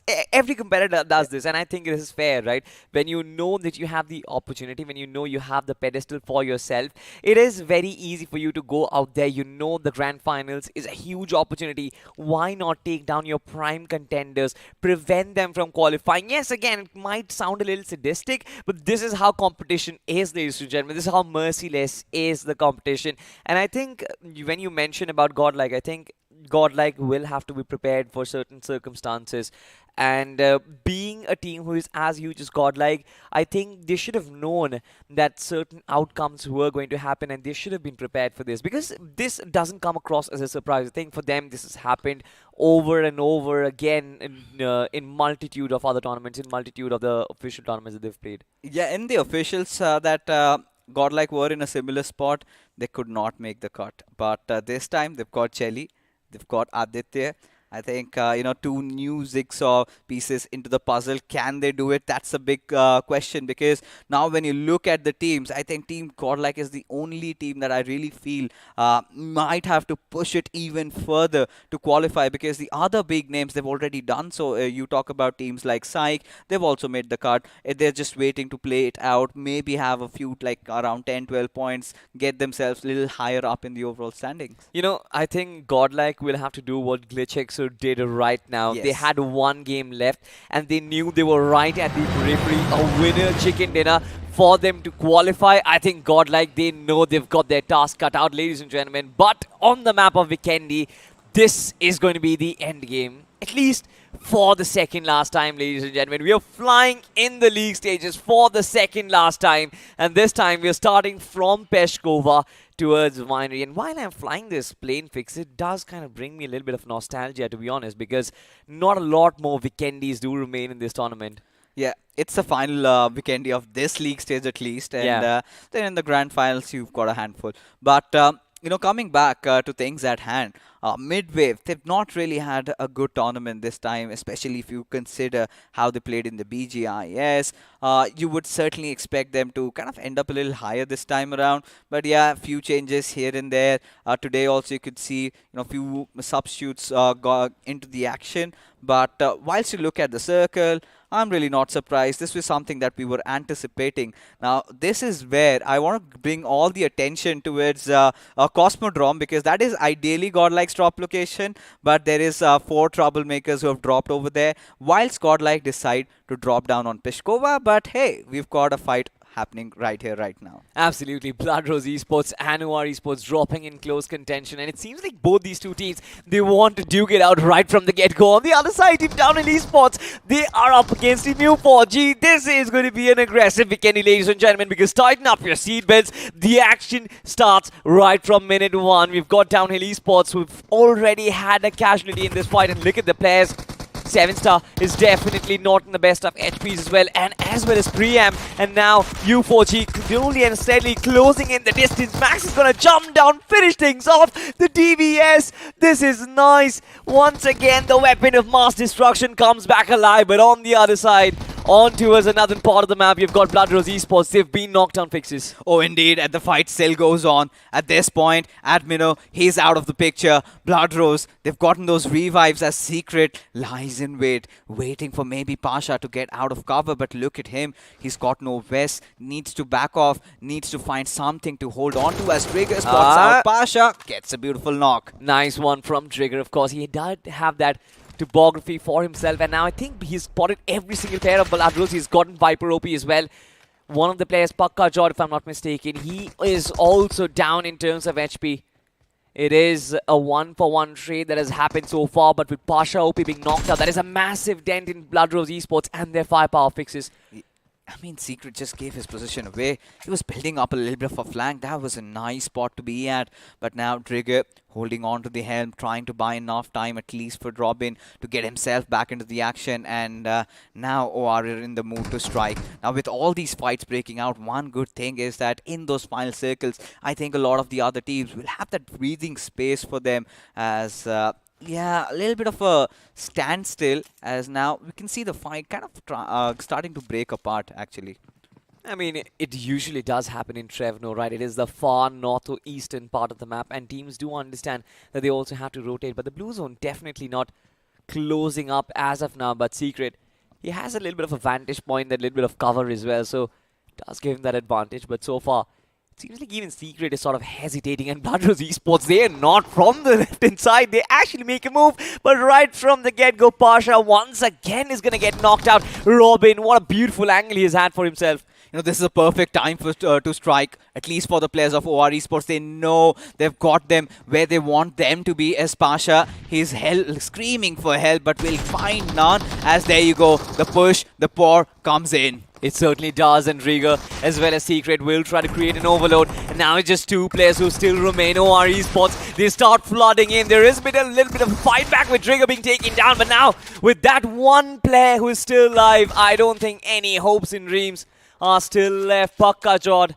who hasn't really been a familiar face in this lineup, is, or rather will be tasked with an impossible job in hand, taking down 3 players of OR Esports. It's not going to be healthy, it's not going to be nice. But somehow we'll have to figure it out. Yeah, he wants to take it. He knows it's the final game for him. And maybe a flashy moment, maybe a clutch coming in for him at this point. You know, OR, they want to make the push. He's managed to find one. Can he find the others? As everybody is out in the open, he's playing across the corners. Now on the one, final one remains. And out of nowhere, he's pulled off an impossible task. Wipes out the entirety of OR. Boy, oh boy, how on earth has he managed to find that one, Salty? Doesn't even need to peek out. He is such a genius over there. The DBS. Unbelievable. I mean, once again, have a look at the replay. Just jumps in, instant reflex, and somehow, somewhere, the bullets. It's absolutely phenomenal what he has been able to pull off. I can't just believe what my eyes saw over there.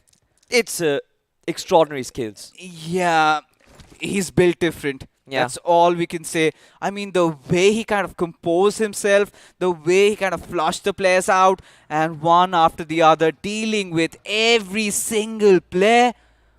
Wow, impeccable stuff. But now, moving on ahead. You talk about the circle. The center of it is acquired by the players of Marcus Gaming Zero. They're placed right around the outskirts of Tova. This is one of the circles, Salty, we've seen in the past. We've seen Abby also being in the mix. So Tova is one of those places of contention, right? And you remember that one chicken dinner where Team Entity managed to win that one out. It feels like it's a similar circle.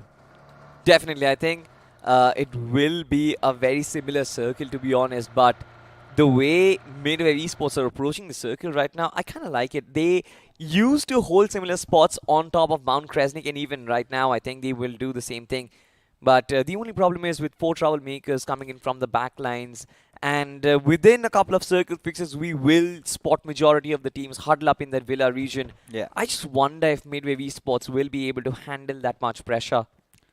At least at this point, you know, Midwave still in a really good spot, to be honest, around Mount Kresnich. They've got that high ground advantage to themselves, and you know, 4 troublemakers certainly did come into this game trying to find some trouble, but did not find Godlike in the process. But Team Soul, they've been they've been having quite an amazing run so far, and for now, let's see what happens next, because we've seen the best out of Neo, but suddenly a fight has broken out, and it is against the players of THW. Let's see how they perform. I mean, we'll find out for now. Of course, TWOB, they've been hit instantly hard, and now look at this, they've been hit hard enough as well. Flash is going to go down. Team Soul looking unstoppable.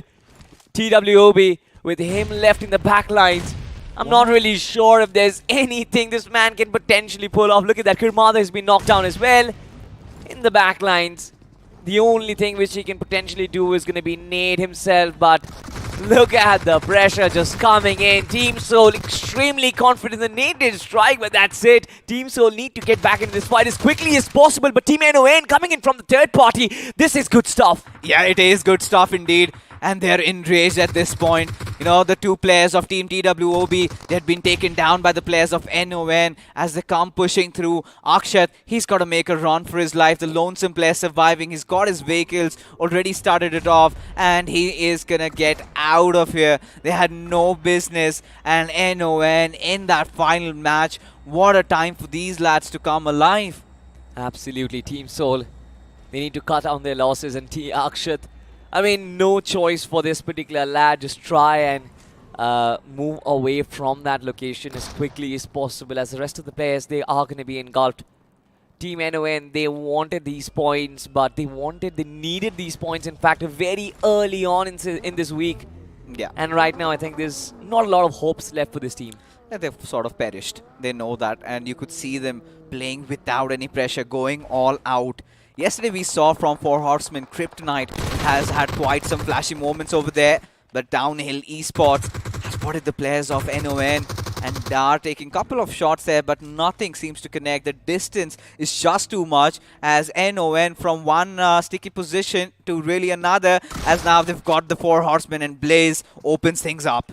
I mean, 4HM. Look at Heka. he will get taken down. This is absolute madness which is happening on Vikendi, ladies and gentlemen.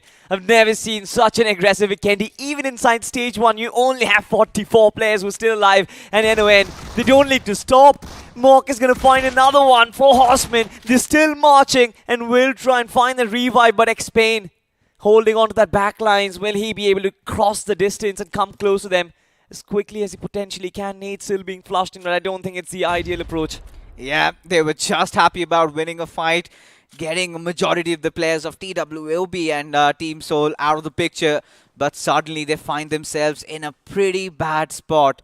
And now, from here onwards, they need to force that revive on towards Clown, at least have some fighting numbers to re-engage, hence so many of those smokes. But this grenade can do its job as both of them get annihilated. But the fight is far from over, Salty, because Downhill Esports, out of nowhere, they also chime in. Yeah, but for now, let's just find out if Downhill Esports, if this team is also going to bring down a similar fate to the other team.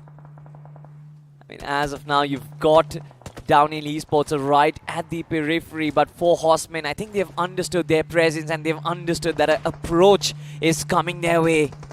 Zima just blasting its way towards a compound is going to crash right next to it, and the ambush is here, Fixes. Oh, it indeed is. The big question is, are the players of 4 Horsemen prepared? They've been really good on their grenades, but anything could change as we have got Aster.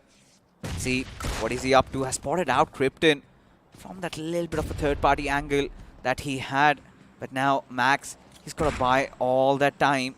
At least one more grenade being lobbed in their direction, and this could hit right on the spot as Krypton finally finds an opening. This is loot stuff from 4 Horsemen. It is phenomenal the way they have actually found a recovery back into this fight once again. Frozen with all 7 finishes, but look at Krypton in the front lines. Will confirm the first one. Now there's a man advantage, and they're slowly and steadily but surely progressing towards victory in this fight as well. Nice one on towards the right-hand flank. Krypton is an absolute dynamite right now. In the washroom, there's going to be another player. Frozen has been hit back, but from the back lines. What a beautiful shot. That angle was precise. 4 Horsemen, they survive another onslaught. Yeah, good enough for Blaze. All those comms being relayed properly. And look at Team Godlike right next to Marcus Gaming 0. We know how much this match means to them, as nothing apart from a chicken dinner would suffice. They need that chicken dinner in order to ensure that they have enough points in terms of the overall standings of this particular week, get some of those bonus points and make their way into the Eka Arena. At least as things go on, 4 troublemakers also right next to them. Everybody has a sweet compound to hold on to.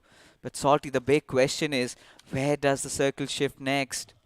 I mean, not really much, considering this is Vikendi. I'd love to see a curveball now. I mean, Dynapack. Everyone would love to see a curveball, Fixes. Everyone wants to see the Dynapark circle, but we know deep down it's not going to be a reality. We know it, and we'll have to face it. But look at that. Seems like one curveball which we did not expect is Team A2K just firing all guns blazing as Midwave Esports. 2 players will be engulfed in a matter of a flash. This is insane stuff. Midwave, they never saw it coming, and they never probably will. Yeah, I mean, you know, kind of threading the needle in that situation. Such minute openings, and the players are finding those openings. Look at Musa. Seems like he spotted out Dionysus in that far off fray, and constantly trying to take those shots over there. But for Team X-Pac, you know, it's time to go on a vacation, at least in the league stages. They've got their camping gears up, they've set up fire, and they're pretty much sitting and chilling. They've in fact gotten in Mogambo to play a game. I mean, why not? Yeah. Considering Team X-Pac, they've already got 191 points for themselves. They know for sure, including the bonus points, they will be qualified. Moving ever so slightly. It seems like Mogambo is not really that bad of a player. He's a pretty good one. In fact, he's been guiding this team for a while, so why not? Yeah, why not? I mean, I have seen Mogambo in the past, and he belonged to a team called Powerhouse, one of which was housed by the likes of Nova, but that clutch, Salty, I think, you know, words fall short to describe how good that was. Taking down players like that, I mean, unbelievable. But Four Horsemen, I think, had they done all of what they're doing right now, maybe a couple of weeks earlier, then they would still be having a fighting chance. But seems like a little too late. Yeah. But A2K, what a week have these lads have? They definitely have had a fantastic week, Yeah. but the only problem is, in spite of garnering those bonus points for themselves, they're just way too low on the overall standings. And that just goes to show that this team, in spite of all their best efforts inside of week 3, you've got to perform in every single one of those weeks over there, ladies and gentlemen. And I think that is exactly where A2K fell short. I mean, look at Team X Park. They were right in the smack center of the circle, and suddenly they decide, like, guys, we're getting bored. I think it's time to search and go for a little bit of a hunt, and maybe they might find the better of Pekajord. I mean, what a clutch he's had so far. He's starting to feel himself. But look at Akshat. All right. This is game on from Akshat. He's like, all right, fine, you guys are going to force me to survive. I gotta find the trickiest of angles to hold. Man has the DVS in action as well. So if anybody does decide on peeking this angle, which is again a very popular angle because the circle does end in this vicinity over and again, it seems like we are in for a treat. We're in for a fight. And who better than Akshat in those 1vx situations, right? I think he's possibly the best player. Even though he's down in form, I think in certain situations, the man, when he runs on adrenaline, is unbeatable. For Akshat, at least, we, for a matter of fact, do know that there's nobody coming from the backlines. But he's still going to be hopeful to find a couple more finishes over there. But for Team X Park, I think now I get a slight idea of what they're really trying to pull off. Trying to take control over the northern side, maybe get over those hills. We've seen every single time Team X Park, kind of playing in from this particular area. They've had some really good games, and if they get a chicken dinner, they're going to be quite happy about it. They certainly will, but the main problem fixes is we've never seen a Vikendi that is so empty in the third stage so far. I mean, so many players. We've got almost half the lobby that has been extinguished. Look at their live status, right? Majority of the players are already down and out. And it seems like the end game is going to approach us pretty late. But look at that, Team X Park just driving so close to midway. Veyron has been included in the lineup for this one. Snacks isn't playing, but midway V Spots, they catch Team X Park napping, and it seems like shots were fired, but no real result over there. Yeah. And at this point for midway, Veyron, I think he has come out to play his first game, if I'm not wrong. Yeah. And would have loved to see him getting a few knocks here and there. But Team X Park, they really know what lies ahead of them. And we knew they had been itching for a fight. And I think, dropping off that smoke over there kind of enables X Park to kind of get slightly closer. Yeah. I thought they might take the fee. They might take, just go ahead on instead of taking their vehicles. But never mind. I think considering this particular circle, let's see. It's going to be an important shift in stage number 4.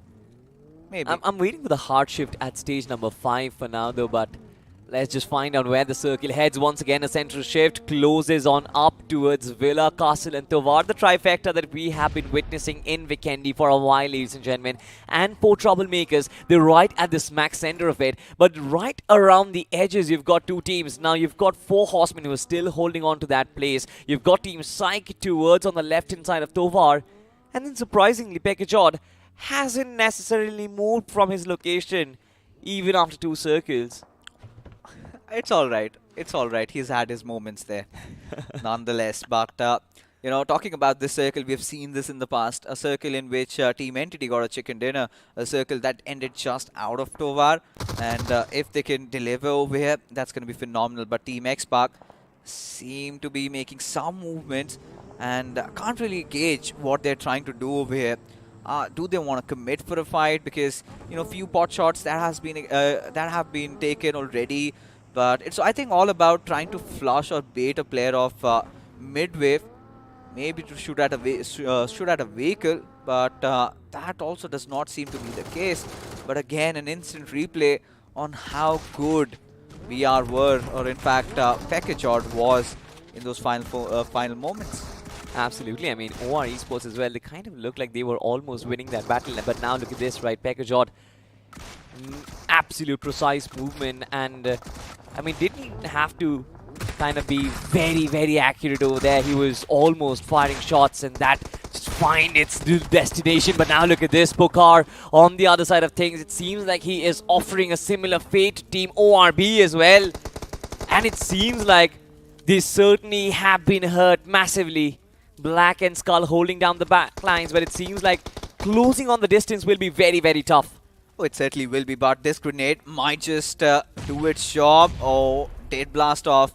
But Lynch also being out of the picture. It's going to be Black and Skull still alive for Team ORB.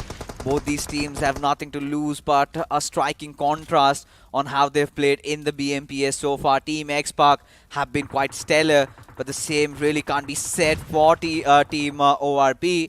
As Pokar, a little bit of a situation over here, but seems to be handling it quite calmly. I mean, he certainly is an experienced player, but especially when so many nades get chimed right against him, it will be very tough for him to kind of handle that situation. And Team X-Park, they don't really mind once again. It seems like the rest of the players, they are on their merry path. Pokar still in the blue and Sarang will be on a rescue mission. But once again, in spite of that knock happening, it seems like the rest of ORB, they never really managed to push up, push on up. Look at the way he's being rescued. Like, wow, an ambulance. It's stage 5. I knew from a moment with the event came out, I could have said this with my eyes closed. He's far from saving, but regardless, still, you know, that's the camaraderie these boys share with each other. And props to the effort. But seems like Skull has spotted someone out in the open, but still hasn't taken a couple of those shots. In fact, he lets them pass. He's got 8 first aids to play along and a couple of smokes dropped down by his teammates. But this burning Zima, oh, this is going to be fun. I kind of wonder what is Team X-Park's strategy is going to be, but on the other side, we have an important fight. Godlike just approached by the likes of Team Minwave, and with the flash, the DBS just makes them go extinct. 2 finishes on this team, but a lot more required. And not just that, but also the chicken dinner. And look at what Godlike is doing right now. They've lost Aditya, but they're still kind of focused on the edges of the circle, kind of want to keep themselves aloof from all the commotion which is happening at the center. Yeah, Team Godlike just on the edges while rotating in through, losing it out on one of their assaulters there. That is going to be enough to cripple them. Whilst Akshat, he's been having a lonely but a peaceful time. Hasn't been creating a lot of mayhem, not a lot of ruckus either. But Midwave, they were also traversing. Maybe both of these teams, Team Godlike and Midwave, wanted to contest for the same compound. It was Team Godlike who had their timings just right. But taking a look at the circle, has Team Psych written all over it. Team Psych right now will be kind of feeling the presence of another man. That is going to be Soul Akshat. Nothing alarming for this lad. It's still fine. I mean, considering Team Skull is now a solo man unit, but from the backlines, you've got Marcus Gaming Zero, who is still approaching the likes of things. This is going to be fun. Oh my goodness. That's not how you climb windows, because your backs were open and Akshat was punished. Marcus Gaming Zero, they have a free finish for themselves. Yeah, and they also have the entire city of Tova to head on to. Yes. And now, since they've kind of found that opening there, we'll certainly take it with open arms. And Marcus Gaming Zero this week has been pretty phenomenal for them. Getting a chicken dinner in Sanok, few good games here and there. But now, we just have two teams inside the zone, Salty, whilst the others, every single one of them is on the northern side, just parring the players of 4 Horsemen. You know, I'm actually scared for Godlike right now. They have to traverse a very long distance amidst 2 real armies. On one side, they've got 4 troublemakers. On the other side, they've got A2K. And while they make their force in, I think they will be peppered down with a lot of bullets. And that means that these 3 players who are still standing, their bodies will be put at a massive risk.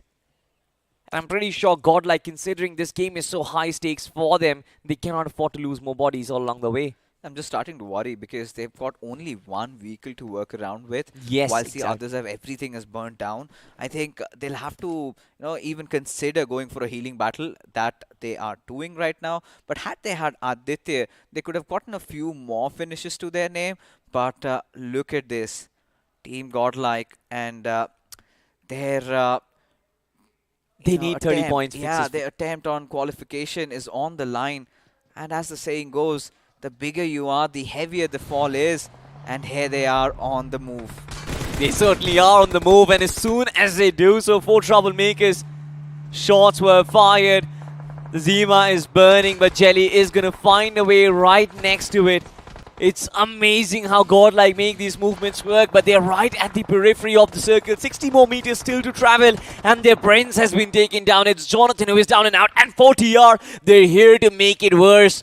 It looks like they are going to be chiming in right about now. As System, he cooks up the date from the other side. It's A2K as well. Godlike, they're in a massive world of trouble, and everything has been thrown their way. The leader is the only one who is still alive, but with so much pressure, it will be impossible. And with that being said, hopes, dreams, and everything that meant for the Yellow Army has been crushed. I do not understand what just happened. Seems like 40R and A2K were in this tournament for this exact moment to take out the stalwarts from the lobby. Team Psych in, however, have come in to search for some blood. Seems like they found the players of Team 40R, but Saad, he falls down, gets exploded by his own teammate. Absolutely, but Orzi from the backlines kind of manages to stabilize things a little bit. Of course, the other player is going to heal himself up, but Striker is in position. A nade that is being cooked up. It's going to explode. Things going to end for the likes of 4 troublemakers and Team Psych. They've created a little bit of space for themselves, but still 70 more meters to go. And the circle is right under the control of Marcus Gaming Zero.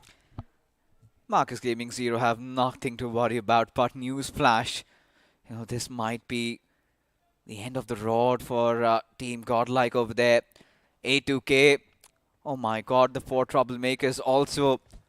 What did they just pull off? But, we were also considering the possibilities of going in for a heal battle, and we did think also, we did see even, as a matter of fact, 10-12 first aids on one player, but seemed like they wanted to make the next rotation, and from there on, kind of pursue that healing battle. But regardless, what's done is done, and now it is going to be about Team Psych trying to enter inside the circle, with Marcus Gaming keeping a close watch on all of these teams. It looks to be a little bit of a treacherous task. Once again, the treacherous moment, since you just said, Fixes. 40R chiming in. They saw Godlike rotate, and as soon as that happened, this team just knew they had to move.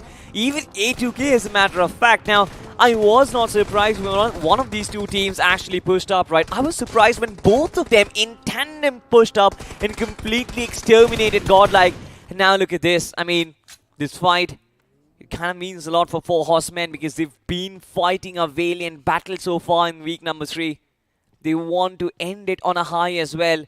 It seems like they do have a Goliath up front, and that is going to be Marcus Gaming Zero. But on the other side, you've got Team Psych. Yeah. 186 points secured inside the top 10 already right now. With this game, I think this team will be there inside of Eka Arena. I like the pour in from that player there. Getting in through the secret gates. Lovely stuff. But, at this point, Salty, again, talking about that previous fight, right? Team Godlike seemed like, 4TR, A2K, they were waiting to pounce on the opportunity. Like, hey, it's Godlike, let's just jump. Doesn't matter even if we get finished off in the process. Gotta take them down along with us. And kind of sets the narrative straight of what we discussed earlier also, right? So many of those teams Exactly. who have no chance on qualification, they will try to cause trouble. But looking at the situation ahead, you've got Marcus Gaming, you've got 4 Horsemen, and the players of Psych vying for the chicken dinner. The nade from Shadow, extremely close to the lads of 4 Horsemen. Once again, another one to follow it up, but no damage dished out this time around. The circle is in massive favorites of Marcus Gaming Zero. And the ball is in the court of Team Psych. One of their players is going to get caught out in the open. Aussie is going to get sprayed down. Krypton is still there in position. He will be able to sort of mark them completely, but Revival is not going to be that difficult for Team Psych as Marcus Gaming 0. They kind of hold back the lads from Four Horsemen still now. Yeah, at least one good thing about Four Horsemen is they're aware of the positions of two players of Psych. They did spot out the other trying to go in for a revive, but Marcus Gaming 0. Now they are going to take this opportunity, maybe try and force a fight against the Four Horsemen, find a little bit of a window, maybe a little bit of an angle to play along with. But a decent game so far for them, but ending their journey in the BMPS with a chicken dinner, I think would be really nice. We'll have to wait for that, but ladies and gentlemen, finally, I kind of felt I've never heard this much silence inside of the final circles of Vikendi, but look at that vacancy that's been created, right? Only 3 teams remain and 9 players. And of course, Marcus Gaming 0, they definitely have the highest chances of winning it as we approach the 9th stage, ladies and gentlemen. And I think this is time when Marcus Gaming 0 can actually fire the firing lines. I mean, they can take these close quarter combats. Nades can be lobbed in against Team Psych, and I think Kylo is doing exactly that. He certainly is. This little void that has been created in this map, this silence, we know of how the action really broke out right from minute 1. So many of those teams going in for those drop clashes, so many of those fights. But finally it has come down to the last 3 teams. Psych, Marcus Gaming 0 and Four Horsemen. Everybody hoping that maybe the 9th circle really helps them out. But now we also need to start to kind of consider the possibilities of another heal battle. And seems like Four Horsemen, they've heard us. They've heard us, but are they prepared is the question, because how many first aids do they have? In fact, they do not need first aids right now. They need bullets and utilities to stop this. A head-on collision. A fist fight from Krypton against a DBS is never going to work, but Blaze is there to reply back in kind. Four Horsemen, they're still prepared, waiting for an ambush from the back door. Trying to reposition himself. They goes on to that reload. Now there's an overload. 2 players coming up. This is good stuff from Marcus Gaming 0. And finally, Team 4 Horsemen, they are struggling. But Team Psych, they've no way to climb. Look at the 9th stage starting to close in. Another knock and Striker not with the best of HPs. That will do the job as Marcus Gaming 0 get another chicken dinner in week number 3. And will put them in a really good spot in the overall standings of this week at least. Yeah. And a couple of more bonus points. We do not know where they go on from here. But what a game of Vikendi it was. I mean, unbelievable stuff happening. So many of those fights breaking out here and there. But the storyline, as it stands, was all about Team Godlike and their chances to qualify. And seems like it is going to be one of those moments where we'll have to make peace with the reality. Well, for now, I think we should just wait for the result as of now, ladies and gentlemen. But it does not look that good, because we knew, as a matter of fact, Godlike needed that big chicken. They needed a performance like Glitch X Reborn to qualify. But the way they have been ambushed, like I said, right, these big names, they will have to prepare for the worst. Hope for the best, but prepare yourself for the worst. And it seems like they weren't prepared once again. Just a last-ditch rotation inside a circle, straight up, completely going through multiple firing lines. And of course, when the opportunity was right, 40R NA2K, they managed to strike, ladies and gentlemen. But with that being said, I mean, for sure, there's been some upsets here and there, but for sure, there's also been some joyous celebrations. And I'm pretty sure you also experience the up and downs inside of your games as well. But ladies and gentlemen, for all of you guys who absolutely love playing BGMI, we have something special prepared right for you.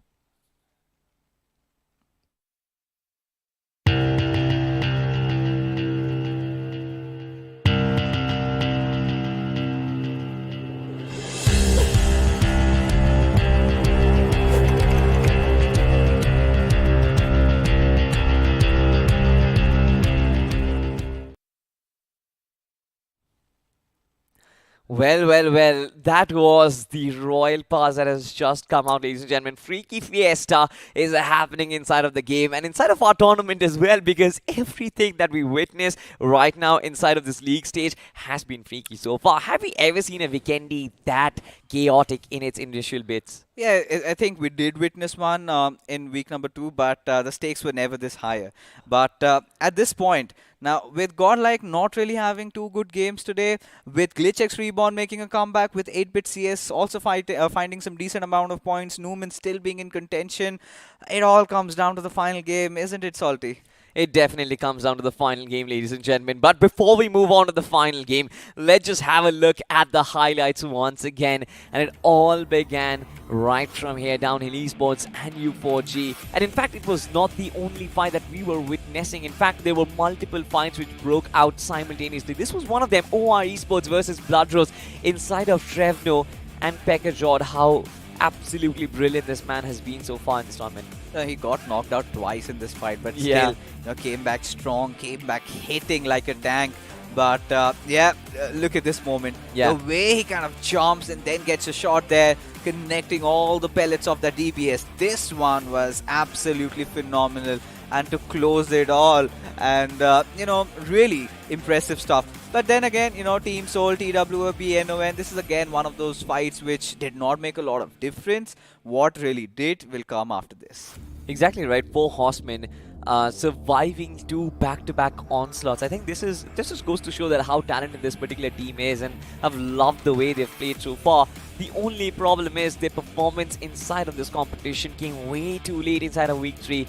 And that resulted in their downfall. Again, Team X Park kind of losing down on Pukar very early on, but we also saw that great rescue as well from that vehicle. But Godlike, in spite of their best efforts, this was the one great chase, to be honest, by 4TR and A2K coming together. None of these 3 players, they never had a chance. Now, this did not make any sense to me because they had got the timings all wrong there. Yeah.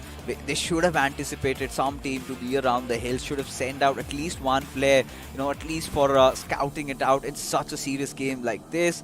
I think must be cussing themselves, but can't really help it. I think still in contention though, but will have to be on the mercy of those bonus points that will be grifted away.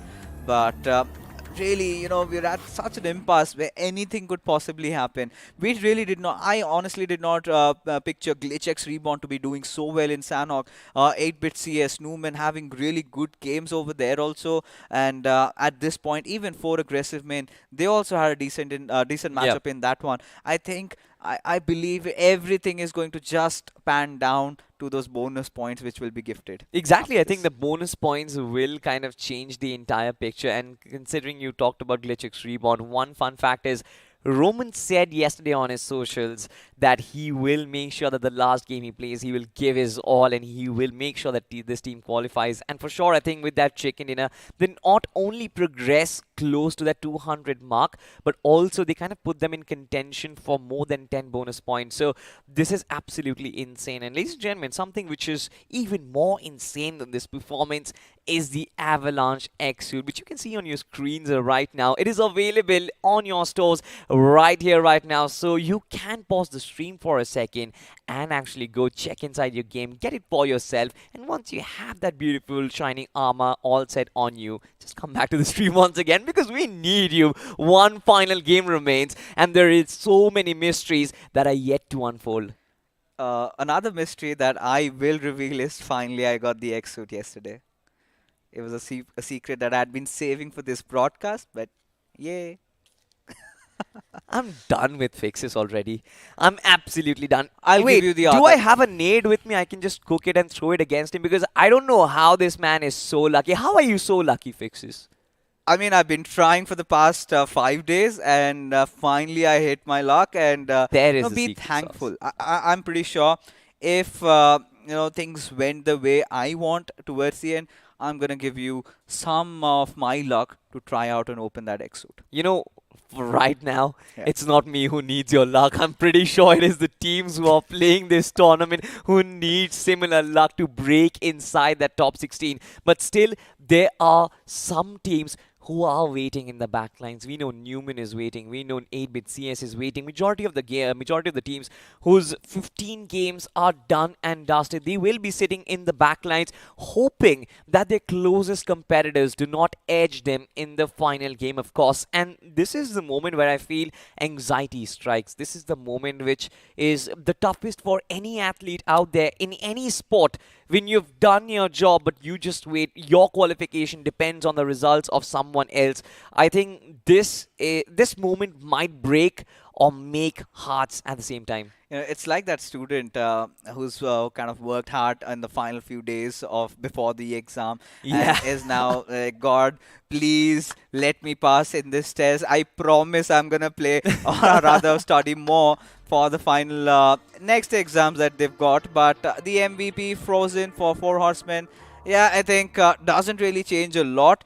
But yeah, these boys have played really well this week. You know, they deserve the credit. Even in the last game, even in the last day, I think if they come back and perform, they have been absolutely phenomenal. And I kind of will be hopeful that Four Horsemen will return back stronger in the next official event that they play. Pekka Jord, brilliant in that clutch situation, legit from NON. NON as well, right? They've had a very good week inside of week 3, and I really hope that this team does well in the following tournaments that are there. But for now, let's just have a look at the standings. Marcus Gaming 0, no surprises there, 22 points acquired from that chicken dinner. And Team Psych, now this was the team who was the closest, who really put themselves in a dicey spot, but with the 17 points that they have acquired, they've broke open the 200 ceiling already, and they are safe in sound fixes. Yeah, they really were, and I think for Team Psych, it has been a tournament where they've really stuck onto the basics, worked on their fundamentals, and you can see the result right in front of you. Team Godlike, however, just getting 6 points out of this game. I do not know where this leads them. But for Team X-Park, doesn't really change a lot. They still also have qualified, are in real good positions in the overall standings, but maybe could lose out on a couple of bonus points. Maybe. I mean, they potentially can, but I think Team X-Buck, they wouldn't really mind, especially with the lineup that they played inside of Weekendy. They definitely wanted to just really experiment a little bit, try different things out, and potentially prepare themselves for the grand finals. Like I said, right, they are already preparing to march on that stage. But ladies and gentlemen, here it is. One final game fixes, one last dance on Erangel, and I'm so excited because I'm pretty sure there are certain teams who are waiting for this moment, one final game where they can hit it out of the park, potentially making them inside. We'll have to refer to the standings once again, but I'm still waiting for if Newman is going to make it through, because their matches are done, Yeah. but they certainly are waiting for these particular results to actually see if they have done enough. In the next match that is about to come, you've got few teams in contention. You've got the likes of Genex FM, Gladiators. You know, these are the teams. Now, Gladiators were in a sweet spot, and even Revenant for a matter of fact, because now even this is looking dicey because the other teams have also stepped up. Now, Yes. if Revenant do not strike the hour at the right hour, I think maybe they might slip out of the grand finals. I mean, it's not just about slipping out on the grand finals as well, ladies and gentlemen. It's also about preparing yourself for that great momentum inside of the grand finals. The stage is going to be super, and I'm hopeful that every single team is prepared. But ladies and gentlemen, like I said, one final dance in BGMI Pro Series 2023 league stages. Of course, Group 7 and Group 11 are going to be duking it out. You've got Livecraft, you've got Gladiators, Livecraft as well. They certainly can turn things around. I mean, if this team goes in for a 30 bomb, you never really know what's about to happen. And like Fixer said, Revenant is also in contention. But with that being said, ladies and gentlemen, let's just welcome the man of the hour. Mr. I Super Johnny is back on the desk, and we are ready to rock and roll, are we? Yeah, well, let's just clear up the evidence before the camera comes, because Fixus has disappeared now all of a sudden. But anyways, I mean, it is going to be an exciting state of affairs, the last game of the league stages, and after this, the revelation will be made as to the 16 names that will be moving towards the grand finals. They certainly will. And are you excited? I'm pretty sure they are, but I Yeah. want to know your thoughts. Are you excited? I can see the smile from his face. He means business right now. He's here with all the excitement. Oh, yes. I'm pumped with energy. I can't wait for the match to begin, for the action to begin. It is going to be tense. One last wrangle. And of course, as fixtures took the names, Gen X FM, Gladiators, it will be fun to see what action these teams bring into the match. But of course, what about the other teams that will look to see if they can at least take at least a few pieces off the board before the grand finals eventually begin? You never know. A drop clash in the early stages, team getting eliminated. This has been happening for a while, Johnny. So Yeah. I'm pretty sure in the last game as well, a similar storyline is going to follow. But one team my eyes will be stuck on. Yeah. Of course, Enigma Gaming are in hot form right now. So they True. might decide to just jump in and be like, all right, fine, we have nothing to lose over here. We can just try and destroy the competition, show them what we have got. For sure, we might not be qualifying for the grand finals, but why not give them one last knockout punch? And not just Enigma Gaming, I think Livecraft as well. A 30 bomb, Johnny, Ooh. in the ending stages to qualify for the grand finals. I know I'm theory crafting beyond my capabilities right now, but it would be such an awesome ending. Yeah, it can happen. You know, it is a possibility. Anything can happen. Anything goes in this last match, especially considering out of the 16 teams, there are at least 10 that have already lost the hope of making it to the grand finals. But ladies and gentlemen, with that being said, it is time to begin the action one last time for the league stages. We have the map of Erangel in front of our screens, and the trajectory this time will start from the Stalba Kameshki Hill. Wow. And will go all the way towards Ferry Pier and Primorsk. The perfect flight path for the perfect game we all wanted. The perfect flight path for the perfect endings, Johnny. I Yeah. think this is it. Every single team will be getting their desired drop locations. But once again, all the 16 names are right in front of us. We'll have to find out which team actually makes it through. Like we said, there are multiple names who are still in contention, but for now it seems like multiple teams will be taking their drop locations. We'll be waiting to see where does Livecraft go for now. Do they go in for that aggression right from the get-go? Because I think this team needs Yeah. it. Even Revenant, as a matter of fact, moving towards Milta, I think this team also needs to get a good game to solidify the position. So the teams that are desperate for points will opt for a standard start. Everyone else will just opt for Chaos Incarnate. But let's see which team takes that form of Chaos and just runs over, tries at least their level best to steamroll all over everyone else in the lobby. It seems like we have the first drop clash of the game, ladies and gentlemen, happening in the city of Pochinki, where we have the players of WSB. It seems like are landing along with the players from the side of Titan, and this is going to result in a fray between these two teams, these two squads. Titan and WSB, they have sort of divided the entire city within their own rights. Titan controlling the western part of Pochinki, and WSB, they've taken control of the eastern half. I mean, they certainly have, but as of now, Titan, what will they potentially do? Even WSB, as a matter of fact, they're not really progressing forward. Just holding that. And this is the eerie silence inside Yeah. of Pochinki, which we never really expect, do we? I mean, you don't really expect this. And of course, one more thing we don't really expect is another collision happening towards military base. But we'll come back to that in a bit, as it seems like it is going to be Titan kicking things off. Punk with the TP manages to land a phenomenal spray, taking down two individuals from the side of WSB. Oh! But ladies and gentlemen, this is the fight I wanted to witness. It's Terra Esports taking on Seven Shaw, and Zeus just living up to that godly presence, takes down two from the side of Era Esports. And of course, Sam is going to be finished off as well. Seven Shaw just come in and absolutely destroy Air Esports dead on their tracks. Ladies and gentlemen, as the circle does arrive, it seems like even in Pochinki, the fight has broken out. Titan Esports, they certainly have the upper hand in this one. They've got one finish for themselves. And the rest of the players, where are they from WSB? See, one more man is bleeding out on the first floor. The other two players have just been shooed away, I believe. Oh, the machete for the finish. Chop, chop. Baby. Yeah. Slice and dice. Do they get ammo? I believe Titan was also low on ammo. Yeah, they do. They certainly were low on ammo, but you definitely have something, right? Have a look at this guy from Do or Die and WSB, of course, in their tricycle, just looking to move around merrily. Oh, this is very awkward right now. I mean, you normally would expect these players to have a vehicle, but unfortunately even that was kind of unachievable for them. And at this point, Raiden and Zerv just playing for survival, playing for hope. I mean, they could have potentially taken that fight, but it seems that WSB, they actually want to go down. Oh, wow! That was a flip and a half, to be honest. I kind of expected if that landed, Oh, it it would would have been a have moment. Yeah, it would have been epic had he landed perfectly, and they just kept going. Imagine after that, a superhero moment after just botching a fight just a few seconds ago.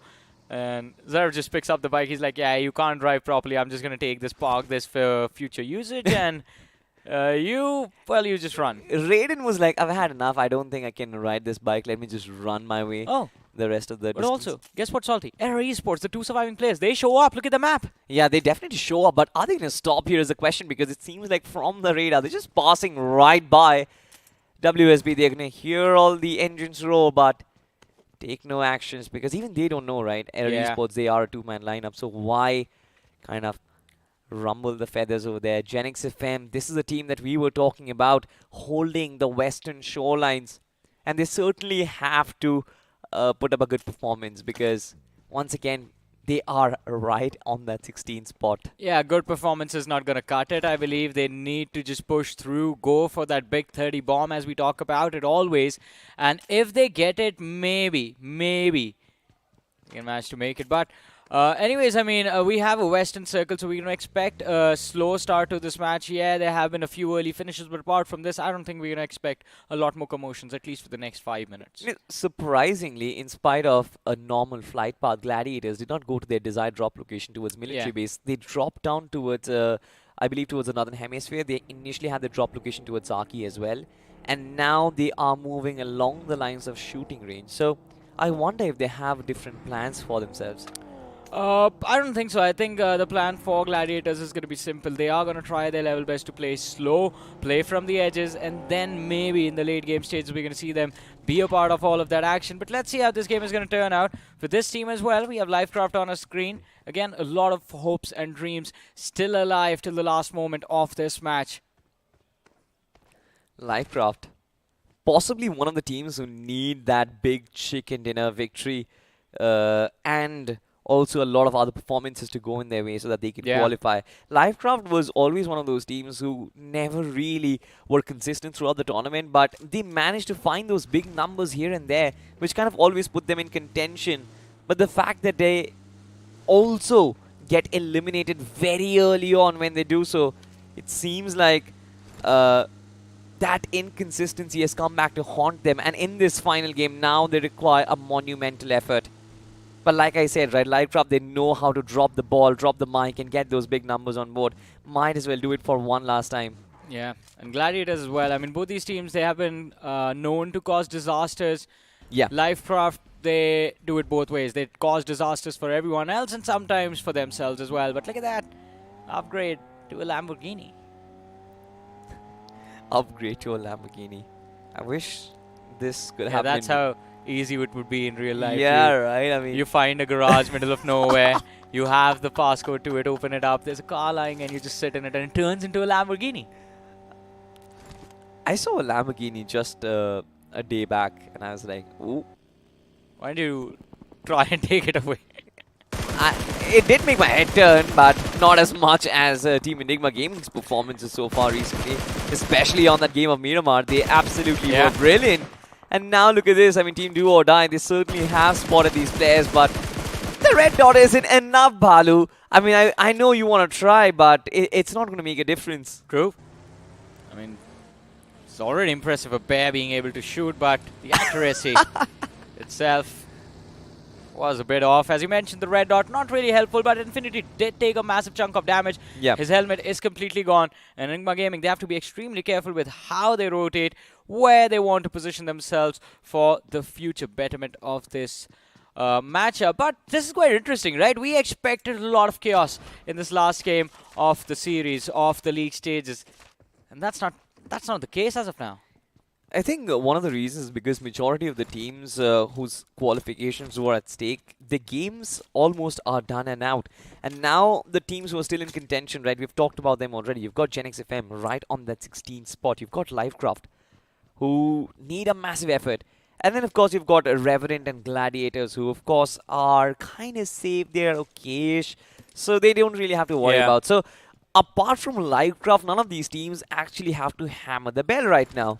But hey, considering it is a Gutka circle, this is going to be filled with a lot of excitement during the mid-game. We will have to wait for the third stage of the game for the actual action to begin. But the next shift, if this is towards the south, can cause a lot of chaos. It's a central one.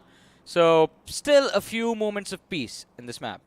And moments of peace for possibly one final time, because we know what happens inside of those land finals, ladies and gentlemen. With a cluster towards the southwest and the northwest. Yeah, right. And this is one of the reasons why I think Gladiators, they're going to face Yeah. a little bit of trouble. They still have that bridge to cross over. I think they will cross over towards Rozok and then turn their way towards Ruins. But if they don't, then how do they find their solution? Shogun is still in the backline, so I wonder what he's doing. It's Zaki. Possibly I trying to have no find for idea those as well. meds. I don't think so. Why would you go for a heal battle in the last game? Unless Gladiators, they know something that we don't. Well, that's Destro for you. He does have those don't be default moments. Oh, yeah. Certainly has Sure. those don't be default moments when he walks onto a land and possibly just making his way to another one. People call him the trophy magnet. We'll have to find out if BMPS is also going to be his. I'm worried about this entry. I mean, two players heading towards that Rozok Island, one player heading towards the northern Georgia Pole City, where the players of TMZ are already there, but Omega from the side of Livecraft, it seems like wanted to commit that clip towards the opposition, but unfortunately wasn't really able to connect. In the meanwhile, GWL against Titan, and what is this?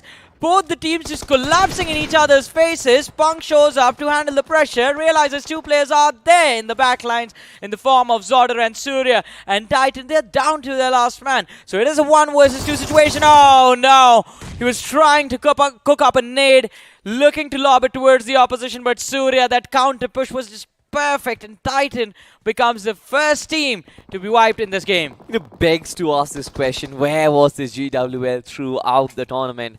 I mean, yes, they have had their moments of brilliances, but certainly not enough to push them through. And this GWL inside of week 3, they've been so phenomenal, they've been so brilliant. But now look at this, Livecraft. They certainly are trying to make it working as Hyper Legends, and it seems like the AGOP is going to charge up against him. He's all by himself. He has cavalry, which is approaching, but support is not there on time. Well, it's coming from the backlines, and Livecraft, look at that, they make it through. But will it be enough? It is! Redox! What a run over! Rinsler, is it gonna hit the floor? And he's not the only one. Jadu, this time the magic works, as Stage OP in the backlines hit the deck as well. Hyper, they have 2 more players on the flank, so Livecraft, they need to be very careful with how they make the next move. They certainly will have to be, right? Livecraft, they are progressing towards hard cover, but Omega has been caught way behind, and there's no way this team will try and get him back on the other side. I think Aryan, he's got his job done. He only wanted to knock that player out, but he could not confirm him. That's going to hurt. But Hyper Legends, at least they're safe and sound for now. Oh, look at this, Sui. I never anticipated this position. Oh no. And this actually backfires upon him, because had he just stayed to the right, he could have seen Omega being revived. And now I think he realizes that Mafia is there behind that car. And the revive is being given. Livecraft, they'll be back again with... Oh! As soon as he gets up, he goes back down. I mean, constant peppering of bullets. The dab shots from Sui. Precise, accurate, on target. Nothing more that you would expect. Hyper Legends, they've had enough. Now they are going to focus onto the circle. They are on their merry way. Team Livecraft will be back with a 4-man lineup. The western half completely empty. Eastern half cluttered up with almost half the lobby. The rest, well, they're outside the zone, and they will make their way towards the circle as well. In the meanwhile, though, Livecraft still looking to push some more pressure upon the players of Hyper. Aran in the front lines is going to be the most important man, the first man to face off against the players of Livecraft, as his teammate is still hiding indoors. I'm just wondering about Hyper and how they will manage to find an entry into this compound, and why even will they do so, because there's so much open space on the western shorelines of the circle. They aren't really right in trying to force a fight against Livecraft, because they know that this is a 2-man lineup. They know they have the numbers advantage, and finally it seems like Hyper Legends, they make the right decision in falling back, but it seems like they will get intercepted. Look at the cavalry which is approaching them. Well, there's a lot of different teams. There's GWL, there's the players of Do or Die. 7 Shaw, they've just crossed the military bridge as well, and as soon as they move towards the southern edge of the circle, they will be able to catch the players of Hyper, as you mentioned. but Lifecraft are the ones who should be worried about this position, their rotation. The circle once again just forcing these players to make these obnoxious rotations. Hyper Legends still caught in two minds. Look at Revenant outside in the blue. Now what is that all about? A massive rotation to try and enter from the north. I don't think so. I don't think even they realize that might just be in a safer spot, and this late play is going to put them against the players of Gladiators. If one of these teams fall, that means only one of them gets to the finals. We'll have to find Or out. maybe both, yeah.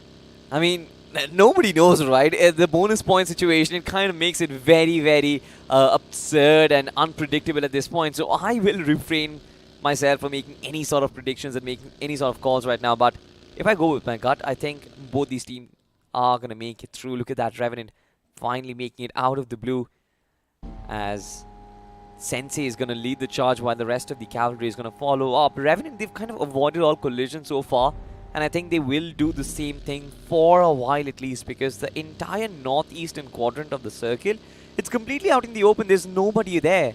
There's nobody contesting for those compounds. It is completely exposed, and it can work out in the favor of Revenant Esports, and I think they also realize that. At least haven't realized, but are willing to take a gamble on this. But this blue zone dishing out a lot of damage on the players. In the meanwhile, Lifecraft, look at the backlines, finally compromised as 7 Shaw. They have control of the factory down below, and their flank is also taken care of by the players of Do or Die.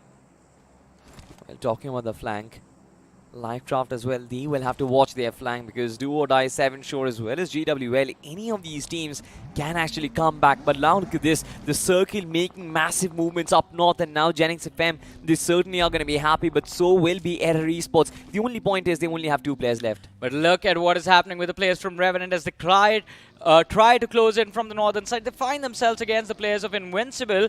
1 knock watch secured, but instead of going for the finish, they are already backing off, prioritizing their entry inside the circle, as Sensei has already figured out that the northeastern edge is completely abandoned, and the rest of the team is looking forward to following it up. We're talking about following it Oh, up. Apollo gets knocked by the blue. He's been finished off, in fact. Look at the amount of vehicles that are approaching the circle from the eastern side. I mean, Lifecraft, you've got I believe Team TMZ as well. Now GWL enter the mix of things. All of these vehicles will try and collide together and fight for that eastern shoreline. Well, when all of these vehicles converge, I don't know what's going to happen. Now look at this. Similar situations occur as Gladiators approach Team 10. Oh, what a slam from Delta. The man from the side of 10 could not do anything about it. Then slams the vehicle next to Zayan, takes him off. Rishi as well, taking a lot of damage from the flank. But Gladiators again survived by their RGL himself. And Destro can't really pull off the miracle for the second time. Finally, Gladiators eliminated from the game. But 10, before they can reset, 7 Shaw, they show up to take the fight. Gani, he needs to pull off a miracle if he wants to survive, keep his team alive in this game. He's not alone in this. Has Rishi on the flank. But these aren't the only 2 teams that will fight for control. In the distance, there's another one. Well, they have crossed over, but they might just look to secure a few extra points from this scuffle. That will be the side of Enigma Gaming. Enigma Gaming for sure. I mean, I think they have their priority set, that is to pressure the circle from the south, but it seems like these 2 teams, 10 as well as 7 Shaw, they are going to be duking out for a while. On the other side, Adil Jod is going to fall. Team Do or Die, they certainly are making it work. One player from Team Troublemakers, Guri, is going to fly by. But now look at the pressure coming in from Lifecraft. It's a long-range battle which is happening. Shots being fired, not on the players, but on the vehicles to limit their mobility. Well, Guri from the side of TMZ has finally been finished off. And I believe with him, the dreams for Troublemakers in this match also come to an end. Down to 12 teams, 36 players, still surviving. Do or Die have done a phenomenal job of controlling that southern edge so far in this match, but how long will they survive in this game? In the meanwhile, Enigma, they were present on that southern edge as well, fighting the players of Hyper, the last 2 survivors, in fact. And Addy, he spotted out the opposition. LeBron, who was the man responsible to hold the flank, has been dropped and finished off as well. But the third party, look who's here, finally Do or Die, they make it through, and Sky along with Balu, they will wrap things up with Hyper, or so they thought. Hyper, their reaction was perfect, and do or die, they take a nasty hit in this fight. Enigma, they have just been handed an opportunity to secure 4 points instead of 2. Possibly. I mean, Team Enigma, if they do manage to close down the distance, then, well, sure, they are going to get those 4 points. But for now, it seems like on the other side of the circle, there is Team Livecraft, who is approaching Team Genix FM. Now, this is such a dicey battle, because on one side, you've got a team requiring 30 points. On another side, you've got a team right at the periphery of qualification. And it seems like Team Genix FM, they've been hit. Moksh has been knocked down. While the circle shifts away from them, Genix FM, they're gonna kick their own foot, because now their job becomes so much more difficult to leapfrog Livecraft and make their way inside. Oh, that clip, Redox! Almost perfect. Just barely surviving. Insidious still hiding behind that haystack, but Redox hasn't given up. Moksh and Insidious close to each other. Genix FM, as you mentioned, just on the verge of making it through. But this position is so brutal for their survival. The artillery strike being dropped upon them by the players of Livecraft, but the distance between the teams just keeping Genix FM still in this game. I mean, so far they definitely are in the game, but I doubt for how long, because now they definitely have no cover to work with. They definitely have no ways to be mobile inside the circle as well. So I'm not really sure. Livecraft, they're already on their rotation, and it seems like they will be trying to get intercepted by Genix FM. And Insidious, he might have just given away a lot of information to the opposition. In the meanwhile, his other two teammates, Madrak and Vishu, they're already more on the move. Damage taken from the Rare, but they still go prone right on the other side of that vehicle. Do manage to protect themselves, and Genix FM, they've gained entry into the circle, but the 2-2 split might not work out for them, especially considering, look at the map, Livecraft, they were pushing in from that northeastern edge, but 10, their face-off against 7 Shaw, it might just come to fruition from this one, as Rishi has been knocked out. Zian in the backlines is also going to be forced into an awkward position, but Juicy needs to be careful from the backlines. He's going to get shot in the back by the players of Enigma. He's going to get knocked out by... Oh! Sensei!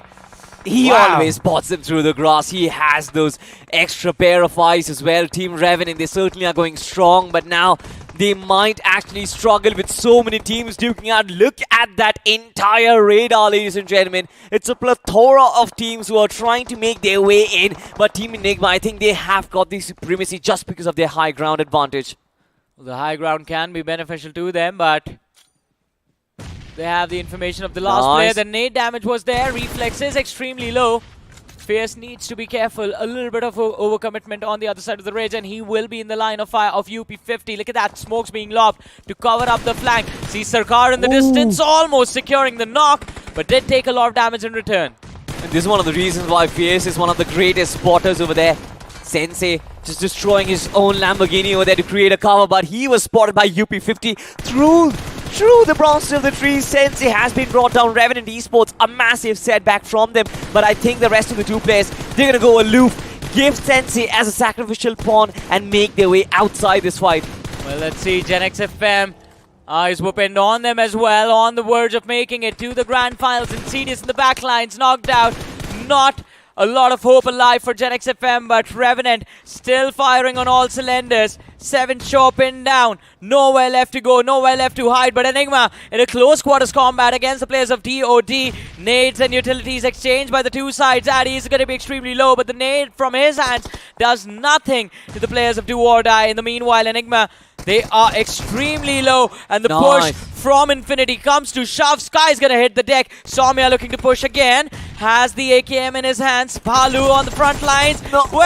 Forces him into the line of fire off his own teammate. And Addy, he's trying his level best, but it's not even gonna matter. They did not have the numbers to bring themselves back in this fight, and Enigma are gonna be eliminated from this match on the 6th position. Do or Die, they have been brilliant so far, but so has been UP50 in this game. They are bringing the heat back on Erangel once again, just slowly and steadily. What is is happening in front of us? Faves and Adnan facing themselves, but they were dancing across the pitch. This man is still surviving as he pushes up with the DBS. He's gonna get crushed down by Sarkar, and that is how the cookie crumbles. Revenant Esports will once again have to refer to the scorecard to find out if they have done enough, but that leaves us with 4 teams and 9 players left inside of this circle, Johnny. That's the farmhouse mid-range supremacy right there against the DBS. But Madrak, I think that nade should be enough to secure that finish point for him, or at least not. Sarkar has absolutely no clue. That nade, that was funny, but Genix FM, they're still holding on to that position. Lifecraft have been eliminated. Hopefully Genix FM have enough points to secure that qualification. 7 finishes already and 4th position finish. In the worst case scenario, of course, but if Madrek goes on a mad spree, possibilities are endless, ladies and gentlemen.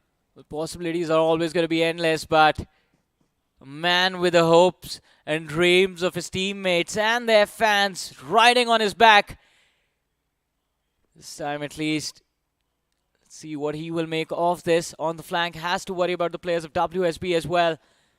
And Sarkar from the side of UP50 just hiding in that vehicle in the smoke. WSB from the backlines, they have been surviving for a while right now. They lost their 2 players very early on in the game, but still contending for the winner chicken dinner. They are going to go down, but they're going to go down with their heads held high as this game comes to a standstill. The circle, of course, in the middle of nowhere. Then you've got the signature airdrop. It's not going to help anybody much, but it might just be a valuable piece of cover, at least for these players. Well, of course it will be. It's the 6th stage. There's a lot of area between the teams, and we are already down to the top 4 teams of this match. Oh, the nade from Sarkar landing right behind Madrek. The damage has been dished out, but not enough to secure. Oh! What? That was in his face! Wow! I mean, what else are we going to observe? UP50 just scrolling up. You've got Sarkar. He has an entire army in front of him. But it seems like we are in the ending stages, ladies and gentlemen. And DOD, they are ready to pounce. Well, they are ready to pounce. And one of the players from the side of WSB has been spotted out as well. Raiden knocked out in the backline. Zera fighting for his life is going to be driven over and do or die. Well, they might not have done much, but they're looking to end this game, end their journey in the league stages on a high note. Sarkar, accept your fate, accept the end. And ladies and gentlemen, the last chicken dinner of the league stages of this Pro Series handed to the team of Do or Die. And a brilliant one as well. 10 eliminations on the board, 25 points secured. But now it is time for us to answer the most important question that has been asked since day one. Who has made it to the finals indeed? 18 days of broadcast, Johnny. Yeah. 18 days of broadcast. 3 weeks. We've had 96 teams duking it out. And now it is the moment. It is time when we answer those questions. It is going to take us a little while, though, before we actually do that. We've had a fabulous game in this one. Yeah. It was a rather slow affair. I kind of expected it to be very dicey. What do you mean slow? It ended in stage 7. It ended in stage 7, but the point was I kind of expected certain teams, especially Lifecraft as a matter of fact, to just go on an absolute finish spree because they needed that. Yeah. But again, the approach was a little less. But whatever it might be, I think there is one team that is going to be very happy from this game, and that might just be Genix FM. Oh, for sure. I mean, Genix FM, they have done decent, but I don't know how happy they will be because we have to look at the overall weekly rankings as well. We have to look at the bonus points and see what the top 16 look like. But before that, recap of this game. I mean, this was dicey, right? Titan Esports, Titan FTW, as a matter of fact, just caught in the middle of nowhere at Surya. He had no idea that Surya was up close and personal. Man was cooking up a nade, and definitely, I think this was one of those games where we saw majority of the knocks being committed by the vehicles and the buggies. Yeah, that run over on Renzel especially was absolutely brutal. This fight, Lifecraft versus GWL, could have swung either way. And of course, TMZ, that third party coming in, was very important for them. But Lifecraft, I mean, overall, I think they did quite decent, but I don't know if it will be enough. For the Gladiators, what happened? This was the game where it all mattered, and turns out, wasn't that great. I mean, I'm not really sure, right? We were always talking about the approach. We were always talking about how Team Gladiators can potentially make it work, but it seems like they had too much pressure on the other side. Have a look at this, right? Lifecraft once again got in a very precarious position against Genix Fem, but I'm not really sure how Team Lifecraft mid-rotation got taken down. That was a massive collision which happened, and then this fight, Enigma versus Do or Die. It's absolutely crazy how Do or Die have been able to convert their fights recently. Oh, it is crazy indeed. Do or Die, especially in this last game, were just they were actually very good. Why not play like this from day one? I mean, had this been the case, I mean, we would have seen them at the top of the cumulative leaderboard with the 96 teams. This was a great performance.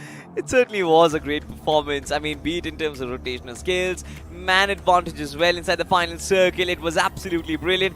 A lot of good effort from Sarkar. There was somebody else coming in from the backlines trying to run him over. Yes, it does happen. It is how BMPS works, ladies and gentlemen. That is a flex to ride your vehicle over someone. But as we approach the ending stages, ladies and gentlemen, there is a lot of questions which remains to be asked. Of course, the biggest one being who qualifies and who does not. But my question to you is going to be this. Have you tried Mr. Superstar Ranveer Singh and his voice back inside your game? I've been telling you for countless times right now. It is exciting and I'm pretty sure he's gonna like it, so why not check it out and use it for yourself. It is gonna be one flex and another one being inside the grand finals of BMPS. Oh, of course. I mean, both of those things are going to be amazing. And if you want to flex being in the grand finals, you got to come down to the Eka Arena in Ahmedabad for the grand finals, ladies and gentlemen. Because now, I mean, in a few short moments, you guys are going to have to wait. We will make you wait. What do you think? We're going to reveal the top 16 now? No. Wait a few minutes. The top 16 are going to be revealed. And after that, of course, we just wait for the day for the grand finals to begin. I mean, we certainly are going to be waiting. But what a journey it has been so far. 96 teams duking it out. The format once again, Johnny. I mean, it was the initial days when we were talking about how momentum is going to play a thing. 5 games per team in a week itself. Is it going to be enough? 15 games in the entire tournament. So many questions, but I think everything has been answered. Everything has been answered, and I have to say this again. I mean, because today is the last day of the league stages. Yeah. I loved this new format. Because before this, all the tournaments that were happening, it seems like it just was too easy to prepare for your specific group, to prepare for your matchups. And if you just played it smart, not really focusing on the fundamentals of the match, if you just focused on your own group and just strategized on outmaneuvering those specific teams, you would make it through.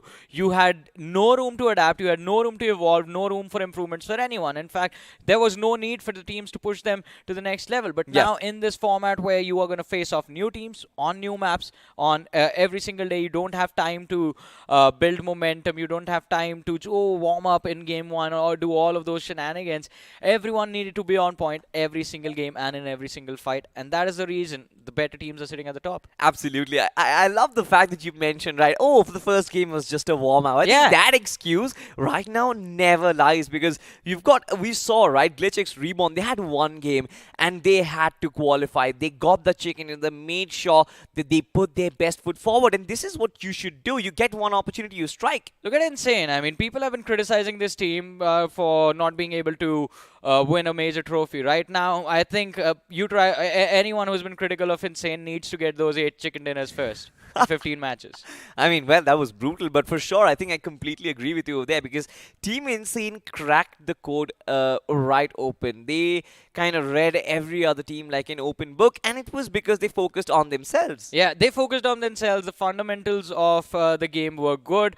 And again, I mean, playing their own playstyle, sticking to their own game plans, and of course, the adaptations mid-game from Adi were just phenomenal. The only thing I'm worried about is, again, we mentioned this a few days ago, that the players in the lineup are a little bit on the younger side compared to everyone else that they will be competing against. And of course, it will be a big moment for them, standing on that stage in a stadium filled with a lot of fans. Some are going to be there, some are going to be, well, not there, they're going to be supporting other teams, of course. But, I mean, it will be a big opportunity. And if these set of young players end up winning, oh my goodness. It's going to be amazing. It's going to be insane. It is going to be insane, right? I mean, that was a little bit of a good wordplay right there. But again, let's just, have a look at it from a top perspective, right? You've got Group Blue, you've got Group Red. They were being interchanged constantly, and that was, I think, the surprise element, because now you cannot prepare against set of teams. You have to constantly keep on switching things up. True. But if we consider Group Blue and Group Red as the set of teams currently, I would want to ask you, inside of the grand finals, which group do you think has an upper hand, considering you've got Growing Strong over there, you've got Insane over there, versus here you've got teams like Team Seoul, you've got some amazing teams here as well. I think you would also agree with me. I think our lovely friends over on the Hindi desk and fixes will also agree with me that Group Red had us more confused than Group Blue. Yes. Group Blue, it was easier, right? Either it's going to be Insane or GS going all in, and those are the two teams we knew would just do well for themselves. Everyone else was fighting for contention, but we knew the table toppers were pretty clear. Group Red, it was confusion every single time. Week 1 was such a close battle. Week 2 as well. Week 3, we still don't know who's in the top 16. We certainly don't know, but it seems like, in my personal opinion, I think Group Blue has certainly done better, at least certain section of teams. I'm talking about Team Insane, I'm talking of Team Blind as well. They definitely have done an amazing job in this tournament so far. But speaking of and doing an amazing job, ladies and gentlemen, the one player who kind of outshined everyone in the last game of the league stages, it has to be Zeus. And specifically, everyone from Seven Shore just stepping up in these ending stages inside of week 3. Yeah, I wish we could have Zeus versus Kratos sometime inside of the game. And we've had Zeus versus Kratos. We have had Zeus versus multiple Kratos. times. Seven Shore and Seven Habit. Yeah. It would have been so amazing. But unfortunately, I mean, we'll have to see if Seven Shaw make it through. Zeus was phenomenal. And CDS from the side of Gen X FM, also a big find of this Pro Series. Fierce from the side of Revenant, still hoping to break into the top 5 players list of this BMPS 2023. And of course, DOD, Balu and Avinash, these two players from the side of Do or Die. I have to say, we might not have seen a lot of them on in terms of those highlight moments, but they have also been good when they were actually good. They certainly were, ladies and gentlemen. But now let's have a look at how many points were secured. Of course, not a lot of these will matter, because majority of the teams, they kind of were reeling down in terms of the point standings. But you've got DOD securing 25 points for the chicken dinner. You've got UP50 securing 19 points from their second position finish. Gen X FM on that 16th position overall with 15 points secured. I think this team is also progressing towards that 190 plus points as well. So this is going to be exciting. I'm not sure where the cutoff is going, but on the other page, you've also got some amazing teams, Gladiators being one of them. Yeah, Gladiators finishing off on the 16th position, not really where we want them to be. Titan, Hyper, Invincibles, TMZ, Aero Esports, GWL, these teams have also been quite phenomenal. Enigma, we expected a lot more from their squad, specifically considering this was the last match, and well, of course, the last match of the league stages, but unfortunately just 2 points on the board. And is this going to be enough? I don't think so. I don't think this is going to be enough. And with that being said, I think we are sort of preparing ourselves for the overall leaderboard, of course, but the bonus points, right? I think the bonus points are going to change so much. You've had Gujarat Tigers, who were dominating at the start of the day on top, but their one performance was not really ideal.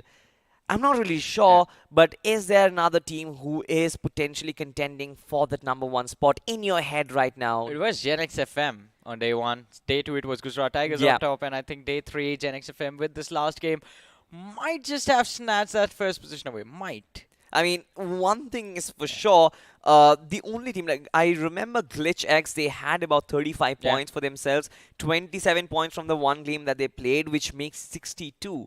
And Gujarat Tigers had 64 in the game at the start of the day, of course. So it's going to be very dicey. There is going to be a lot of shifts based on the bonus points as well. But Gujarat Tigers, had they had that one good game, I think, with the bonus points, they could have made it inside. Yeah, they could have potentially moved in. But let's see. I mean, the hope is still going to be alive. Yeah. Bonus points, Salty. We have to stay focused on the bonus points. How many and for who exactly? How many and for who, right? I mean, we have been focusing on the overall standings. We've been stressing on the overall standings so much that we completely disregarded the group standings for now. Exactly. Even on the group standings, godlike kind of on that second page, we kind of prayed and hoped that this team makes their way inside on the first page. Maybe along with the bonus points, they can make something work, but they were being ambushed. I don't think they're going to have enough bonus points to make it work. That is going to be the hard a truth about the situation for Team Godlike, because today was just not a great day. Yesterday they did quite well. I mean, me along with a lot of other fans were so happy. I'm pretty sure you guys were happy supporting Godlike, sitting on that 19th position, and we're expecting today, with a few matches, 2 games on the line, at least one of them will get those 15 points, and the next one you can get 15 more, 30 points needed, move up in the rankings for the group, get those bonus points, move to the grand finale. Sounded like a simple plan, but all of that just crumbled apart. The first game, the early exit that was there, and of course the Wake Indy also not working out. Exactly right, and that kind of felt a little heartbreaking because with 2 games left to go, I kind of felt that was enough opportunity, unlike a majority of the teams who only had 1 game to kind of show their opportunity. But on the contrary, you've got certain teams, especially teams from Group 10 or 11, who have had 3 back-to-back games right at the start of the day. And what a journey it has been for Team 8-Bit CS on this final day, right? Consistent throughout in those 3 games, and now it seems like they are sitting comfortable. They should be sitting comfortable right now. Well, at least for the next few moments. And until moments. they make it to the grand finals, of course, because grand finals is going to be a different level of pressure that everyone is going to feel. But again, still waiting to see the top 16 teams. All right. Do we do predictions for the top 16? No. Top 16, it's going to be very dicey, man. Top 16, I'm pretty sure there will be multiple errors because, trust me, the Group Blue standings, right, that is where we're going to make majority of the errors. I think Group Blue has had massive shifts. One major shift will be God's Reign, who we thought that had just did enough to kind of be on that par, be inside the top 16. I think they will be plummeted down. Yeah, I mean, we can expect them to take a plummet. I think they weren't really that far inside of the top 16 to stay safe. Yeah. But what about Newman? Are they through? I think so. But I think today's performance weren't really that great. Like true. I wanted this team to kind of get themselves a chicken dinner. 1 chicken dinner should have been enough. They could not really perform as good as 8-Bit CS, but these 2 teams, they were in close contention. So I would believe that Newman potentially... They got close in Sanhok. They did well in Sanhok. That's the thing. They got close in Sanhok. They had some sort of finishes in Miramar as well. Yes. Miramar was a decent game. They had about, I believe, 10 points on the map of Miramar, if I'm not mistaken, or potentially 8. But it's not really the point. The point is 8-Bit CS and Newman, they were in close contention. Now 8-Bit CS, they're way comfortable. Newman, they are just struggling in terms of the overall standings. And while we Theorycraft, we're just waiting for our producers to give us that lovely sound in our earpiece that the overall standings is going to be out. I think they are also waiting very... While we wait, you guys can also just start asking for overall rankings, I guess, along with us, because we are doing the same as of now. I think if they do start asking, I think their calls will be answered. Yeah. Wait, what powers do you have, ladies and gentlemen? It seems like we just had a call, and it seems like we're going to the overall standings, but not the cumulative. First, we are going to go to the red group overall standings, find out how many bonus points were secured by these teams. Once again, one prediction, is Gujarat Tigers at the top? No. Gen X FM? Maybe. Potentially. Gen X FM, well, ladies and gentlemen, let's just find out. Group Red overall standings is going to be in front of our screens. And Johnny, yes, you're right. Gen X FM, they secure their 25 bonus points. Finally, this team makes it through their first LAN finals. This is incredible. I just wish they had 3 more points so they could have had 20 points per game average. But this is still brilliant. 87 secured in 5 games. And Gen X FM, they pulled this off without a single chicken dinner. On the second, we have Dragon Esports with 87 points. And Dragon Esports, again, another team that was there. Potential contenders for the top 16. Gujarat Tigers, 81 points from this week. And we will have to add the bonus points. See if that pushes them through. WSB, Marcos Gaming Team. I think from this particular lineup, we just have 2 names that we can just say, alright, Soul and X-Park are pretty much in everyone else. We'll have to find out. We'll have to find out, Johnny. Let's not spill the beans. Let's just stay shut for a while. Let's just have a look at these standings and kind of understand what do we have. We've got 8-Bit CS with 63 points. We've got Team Psych with 68 points. Forest Apes with 54 points, but Apes, Enigma and A2K, they were way behind on the overall standings. U4G and 7 Shore as well. But Newman with 53, kind of in a very dicey spot. I'm not sure. See, this is the difference that I was talking about. The 10-point difference between 8-Bit and Newman. I think this is where the difference lies, Johnny. Yeah, definitely the difference does cause a little bit of panic for the side of Newman, but can't really do much about it. But look at this, on the third page is where the heartbreak is. Godlike with just 50 points secured. When this week started, I believe they needed 32 to qualify for the top 16, and that is without any other team playing the game. It was just Godlike and them getting all the points. But the other teams were playing the matches, because nothing in life is ever going to be that easy. And now I think even the cutoff that we were imagining is going to be completely shattered. It won't be 170. Yeah, it will be. It will be way higher than that. Even Gladiators, as a matter of fact, 41 points secured. Revenant also not doing very good. On towards the 25th rank onwards, we've got certain teams who we did not really expect. I'm talking about Blood Rose Esports, I'm talking about 4 Aggressive Men, even Lifecraft. As a matter of fact, this team needed those points in this week, but no bonus points are awarded, and this is where it kind of hurts. As we keep on dwindling down, certain names do come up that hurt. Well, a lot of them, in fact. ORB, OR Esports, 4 Troublemakers, Great Esports. All of these teams trying their level best. But let's move forward to the last page of the rankings, ladies and gentlemen. And again, nothing to be happy about over here. TWOB finishing on the 48th position. Something you would not really expect from this team. I mean, not really sure, but every single week has not really been good for TWOB. They've got to go back to Midwave, 45th. What? FS Once again, is and FS 43rd. Esports on 43rd. I think these are the teams who kind of really surprised us all. Seal, as a matter of fact, we've seen Invincibles as well. But again, the disappointments have been there. We have talked about heartbreaks. We kind of expected heartbreaks today, and for sure there are going to be heartbreaks. But I'm pretty sure more than heartbreaks, there are some hearts which are still pounding at the top of their capacity, because once again, the big question mark that remains, it still remains to be answered. I think any more delay and my hand's going to start going numb at this point. There's just too much pressure to deal with. And we are just waiting for the rankings. We are not even playing. We are not even playing. We are just excited. We are just hard BGMI fans at this point. And I can't wait for the overall standings, to be honest. But I think one team that has really showcased a comeback and a half has to be Genx FM. We constantly have been talking about this team throughout week 1 and week 2. And in week 3, it seems like they have finally answered our calls. Exactly. I mean, for Genx FM, it was just about regaining the confidence in which we saw what we saw in them during the BGIS. Back then, the team was afraid of absolutely no one. You could put one squad in front of them, they would run at them and fight. You could put 2 teams in front of them, they would still take the fight. They would not back off, and it seems like in the middle of BGIS, things changed. For some reason, Genx FM, they had fear instilled in their hearts, and they were just too afraid to go up against the big names. This last week, I think, has just opened up their eyes. And of course, when you are there with your back against the wall, there's only one way. Either you take the fight or you're going to die. Absolutely. And you know they've got that suffix, right? They're known as Fearless, Fearless Marathas. And so, of course, they had to make a comeback. But why do we say that the format was just beautifully designed?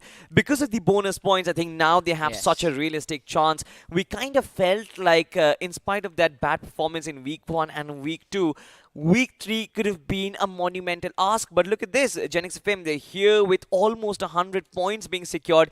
Any team could potentially make a comeback if they have 100 points from 5 games. Exactly. And I think Genx FM, they've done that. But what about Dragon Esports? Dragon Esports is a whole different ball game altogether. I have no clue where they are currently, because the last time I checked, they were struggling. They were somewhere about the 150 point mark with 20 bonus points, and with the last few games that they played. Plus, they have 80. So, did you include the points for this week in your addition? I just checked about a couple of maps ago, right? So that is where the problem lies. Now, Dragon Esports also played 3 back-to-back games, if I'm not mistaken. And they performed rather decent. It wasn't really a bad performance. You're causing more confusion now, Salty. Again, right? My job is to try and understand where the teams are. And it seems like, Did you ever get good scores in your Viva? Not really. But why is that a question? Well, why is that even a question? I don't know. You're just getting me more confused. But anyways, I mean, Dragon Esports. Yes, I mean, so I believe Dragon Esports, along with the bonus points, will be able to break in. But more than their performance, it was about the teams right behind them. The Yes. chase that was on was a little bit more intense, and that should be a more tougher reason for us to sort of figure out, all right, which of these three teams actually gets to be in the top 16. Let me just add to your confusion. I'm Yeah. not even sure if Gladiators are making it through right now. Oh, I agree with that. Oh, actually. I'm not. I'm not I'm even worried about sure. Revenant as well, by the way. No, Revenant, I think so. They just did enough. In the final game, I think they did enough. But Gladiators, with Yeah. that 1 point that they secured, I'm not even sure if that is going to be. Because as far as the cutoff lies, I think the cutoff has risen massively from 180. I Yeah. think we are progressing towards the high 180s or possibly breaking into the 190s right now. And I don't think Gladiators have breached past the 190s. If we break to 190, that means even a team like Entity Gaming is getting kicked out.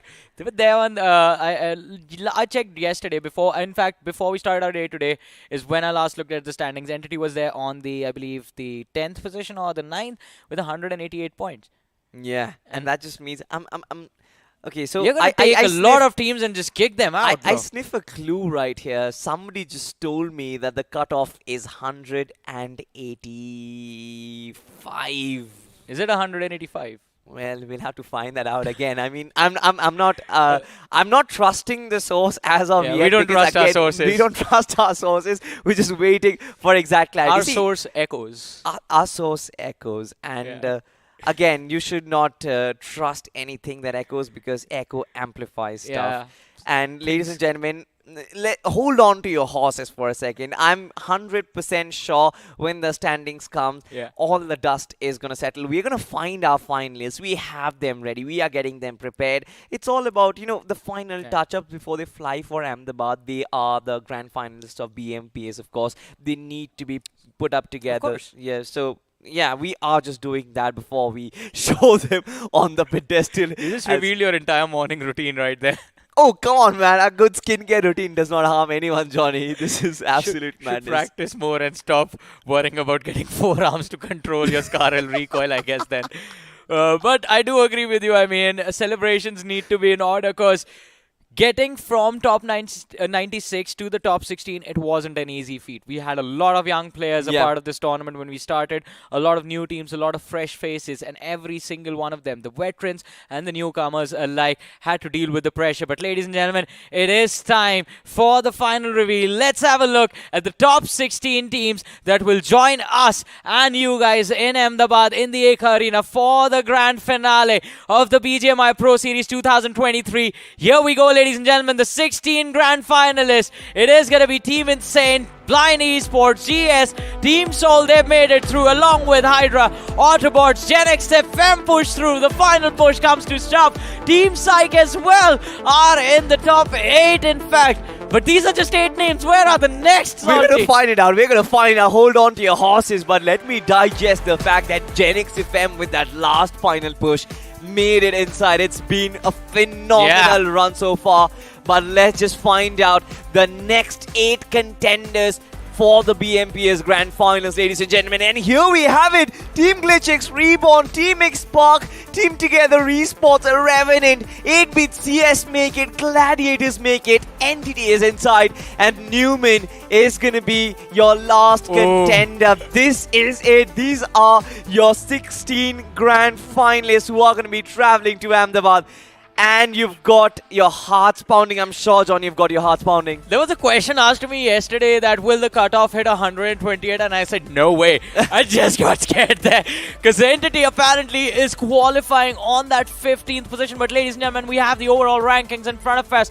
328 for Insane, Blind ending with 289.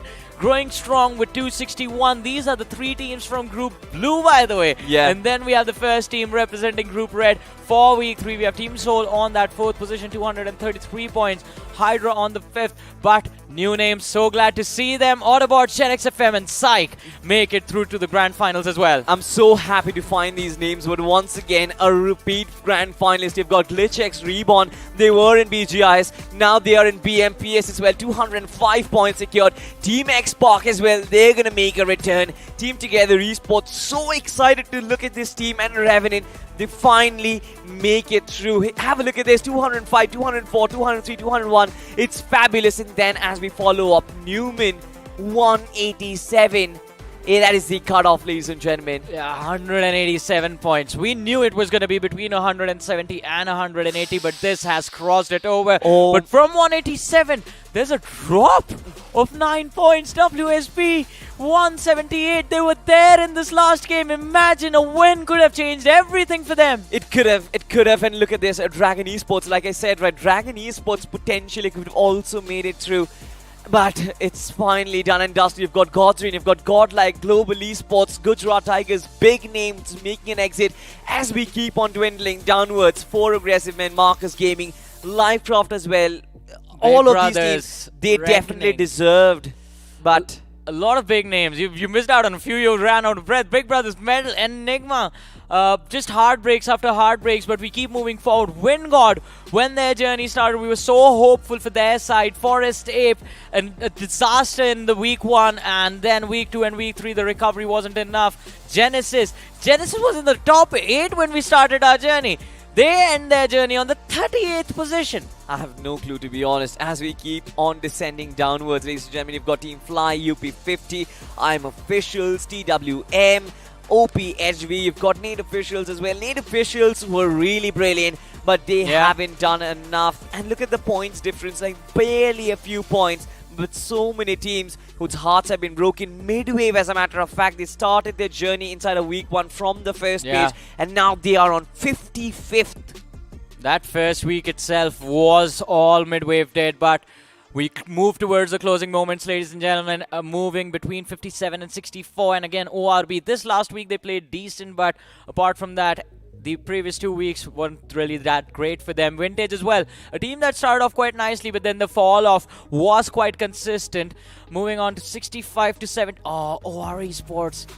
That is not where you want to see them. That is nasty, to be honest. Team Megastars are right on top of them, 82 points, but they've got a chicken into their name. Error Esports as well will have to come back stronger at the next tournament that they play. You've got Metal Wings, Cincinnati Kids, you've got ASG. Have a look at this, right? GWL, ASG, they have chicken dinners to their name, but nothing to actually show for the rest of the 14 matches that they have played. Hyderabad, Hydras again. Third last page is where they are, but it's not just them. Team Empire, we had such massive expectations from Team Empire, but they're there on the second last page of the ranking. Great Esports, they are there on the 86th position. Not really somewhere you would normally see them, but last page of the rankings, ladies and gentlemen, and again, not a position where any one of these squads wanted to be. But again, as I was saying, it was such a tough journey for every single team, every single individual. And of course, it was made clear that from the 96, only the 16 will get to move towards the grand finals. And we have those names in front of us.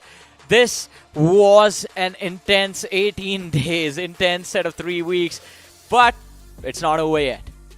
It definitely is not over yet, and I think it's the start of something phenomenal right now. Now that we cut down from 96 to 16 teams, Johnny, do you know where we are progressing? For sure, we are progressing towards Ahmedabad. For sure, we are progressing towards Eka Arena. But ladies and gentlemen, for you guys, we are progressing to one of the historic esports events that we have ever seen. An open-air stadium brimming with fans, brimming with all of you guys cheering for your heroes. And I can't wait to watch it. But there is also one more interesting thing. The MVP of BMPS. That is something which is still very dicey, because for now, I think the best IGL, that is already secured. That is Team Insane. Yeah, the best IGL. I mean, it is slash, and now it's written Adi over there. But in terms of top 5 players, I think that moment might be coming soon, because look, Godbot, he has still not been dethroned, but Insidious is catching up. He has caught up in quite a lot of leaps and bounds today, to be honest. Goblin, as a matter of fact, Goblin makes an entry, and I think now he's in touching terms to Godbot as well. Possibly in the LAN finals, he might be able to topple him. 7 Show Goat as well. Final week has been brilliant, 36. And then finally, you've got Rico from Team Autobots.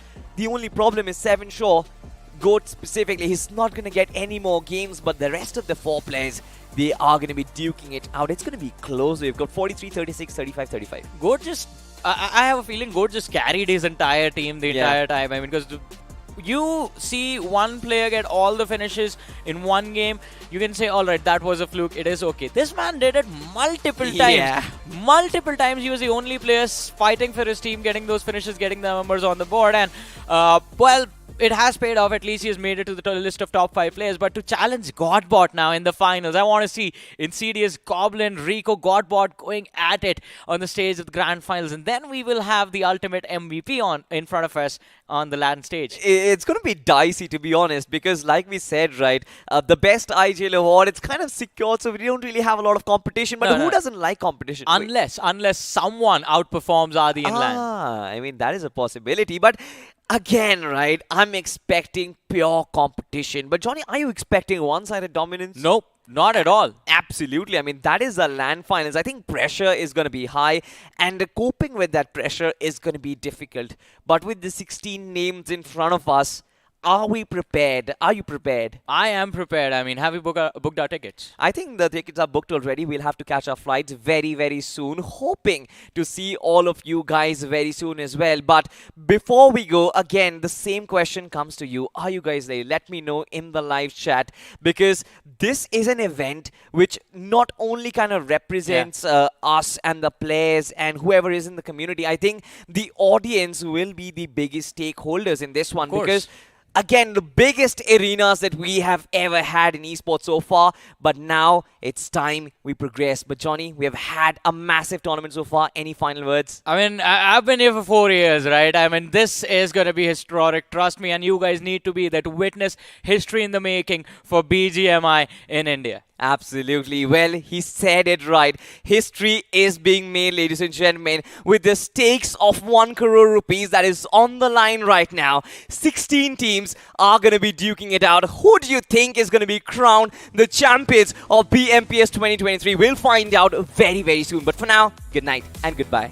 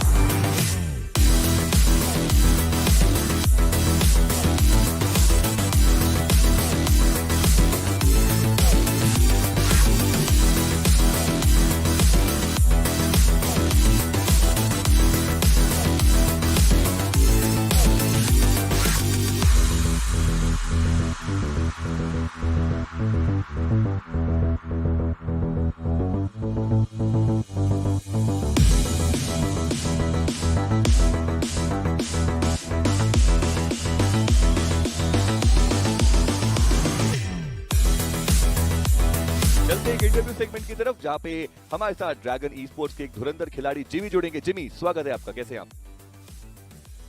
Hi guys, बढ़िया।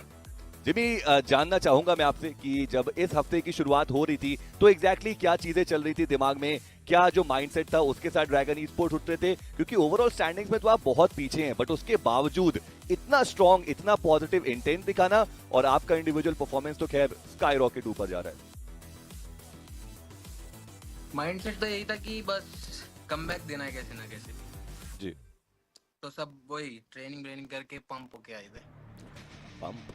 जी हाँ, चलिए बहुत ही बढ़िया Jimmy. But आज के matches आपके दोनों अच्छे गए, कल एक बहुत इंपॉर्टेंट दिन रहेगा आपका। कल की क्या प्लानिंग रहेगी टीम ड्रैगन ई स्पोर्ट्स की? कल की यही प्लानिंग है बस कि प्रेशर नहीं लेना है और बस पॉइंट्स निकालने हैं, बस खेलना है और मारना है। ऐसा माइंडसेट नहीं बना के चलना है कि हाँ क्वालिफाई, प्रेशर नहीं लेना। चलिए, प्रेशर की तो खैर वो कल की हम कल बात कर सकते हैं जिमी, पर मैं जरूर जानना चाहूंगा कि आपका इंडिविजुअल अभी तक का प्रो सीरीज का एक्सपीरियंस कैसा रहा? बहुत ही अच्छा इवेंट फिर से एक बार, और बहुत ही अच्छी कास्टिंग आप लोग कर रहे हो। मजा आ रहा है। Thank you. मेरे ख्याल से आपने तीरों का नाम भी ले लिया हम सबने, जो आपको शायद नहीं लेना था। बट जिमी, मैं आपसे एक और वो भी मुस्कुरा रहे हैं, मुझे लगता है वो भी हमारे बैंटर्स को जानते हैं। बट जिमी, मैं आपसे जानना चाहूंगा, वीक 1 वीक 2 उसमें आपको क्या लगा कि मेजर गलतियां थी जो ड्रैगन ई स्पोर्ट्स ने की, और वीक 3 में अचानक से सुधार किस प्रकार से आया, उसके अराउंड कुछ बताइए। गलतियां तो नहीं कहूँगा, बस यही बोलूँगा कि टीम रेडी नहीं थी। पिछले कुछ दिनों से टीम रेडी नहीं थी, अब टीम रेडी है जी। तो अब होप फॉर द बेस्ट। चलिए, एक लास्ट सवाल आपसे पूछूंगा कि मतलब आपको क्या लगता है अभी भी वो पॉसिबिलिटी है, क्योंकि अभी भी आपके 3 मुकाबले बचे हैं, कितना श्योर है आपकी हो जाएंगे क्वालिफाई? हम लोग तो 100% श्योर है। चलिए, बहुत बहुत शुक्रिया जिमी हमारे साथ जुड़ने के लिए, and all the very best for the final 3 matches. Thank you guys, bye.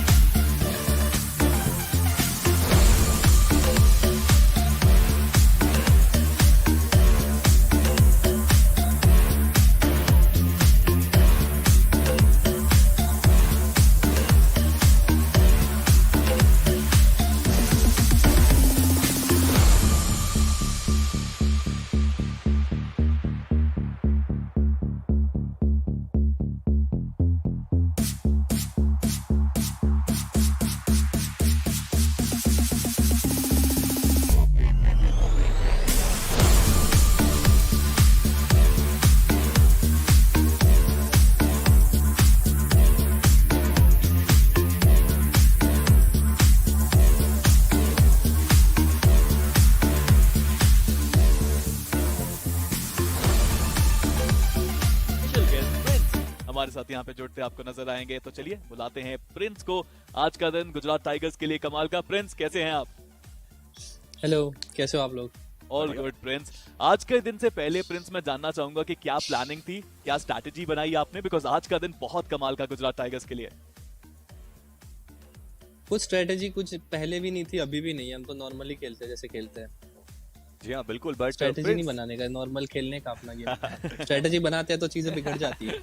चलिए मेरे ख्याल से शायद वीक 1 और वीक 2 वो रहा होगा जहां पे चीजें बिगड़ी। बट मैं वही आपसे जानना चाहता हूं, बीएमपीएस ऑब्वियसली आपको भी पता है कि ये हम मस्ट विन टूर्नामेंट या फिर अपना प्रतिभा को दिखाने का सबसे बड़ा मंच है। तो वीक 1 वीक 2 उसको आप कैसे एनालाइज करते हैं और फिर अचानक से सुधार कैसे आया, क्या बदलाव आए, और वीक 1 वीक 2 के बाद माइंडसेट एग्जैक्टली क्या था? अभी वीक 1 वीक 2 में कैसा था कि थोड़ा सा डर डर के खेल रहे थे। अभी वीक 2 वीक 3 के बाद कैसा हो गया कि भाई अभी तो खेलना ही है, होए तो हुए वरना नहीं हुए, ऐसे करके खेल रहे हैं नॉर्मली। जी हाँ, और पीछे से कोई ना करता हुआ मुझे दिखाई दिया। पर खैर, मैं आपसे जानना चाहूंगा कि जैसे जानते भी हैं कि आप बहुत समय से इस पूरे सिनेरियो में देखने को मिलते हैं, आपका अभी तक का एक्सपीरियंस इस प्रो सीरीज से कैसा रहा?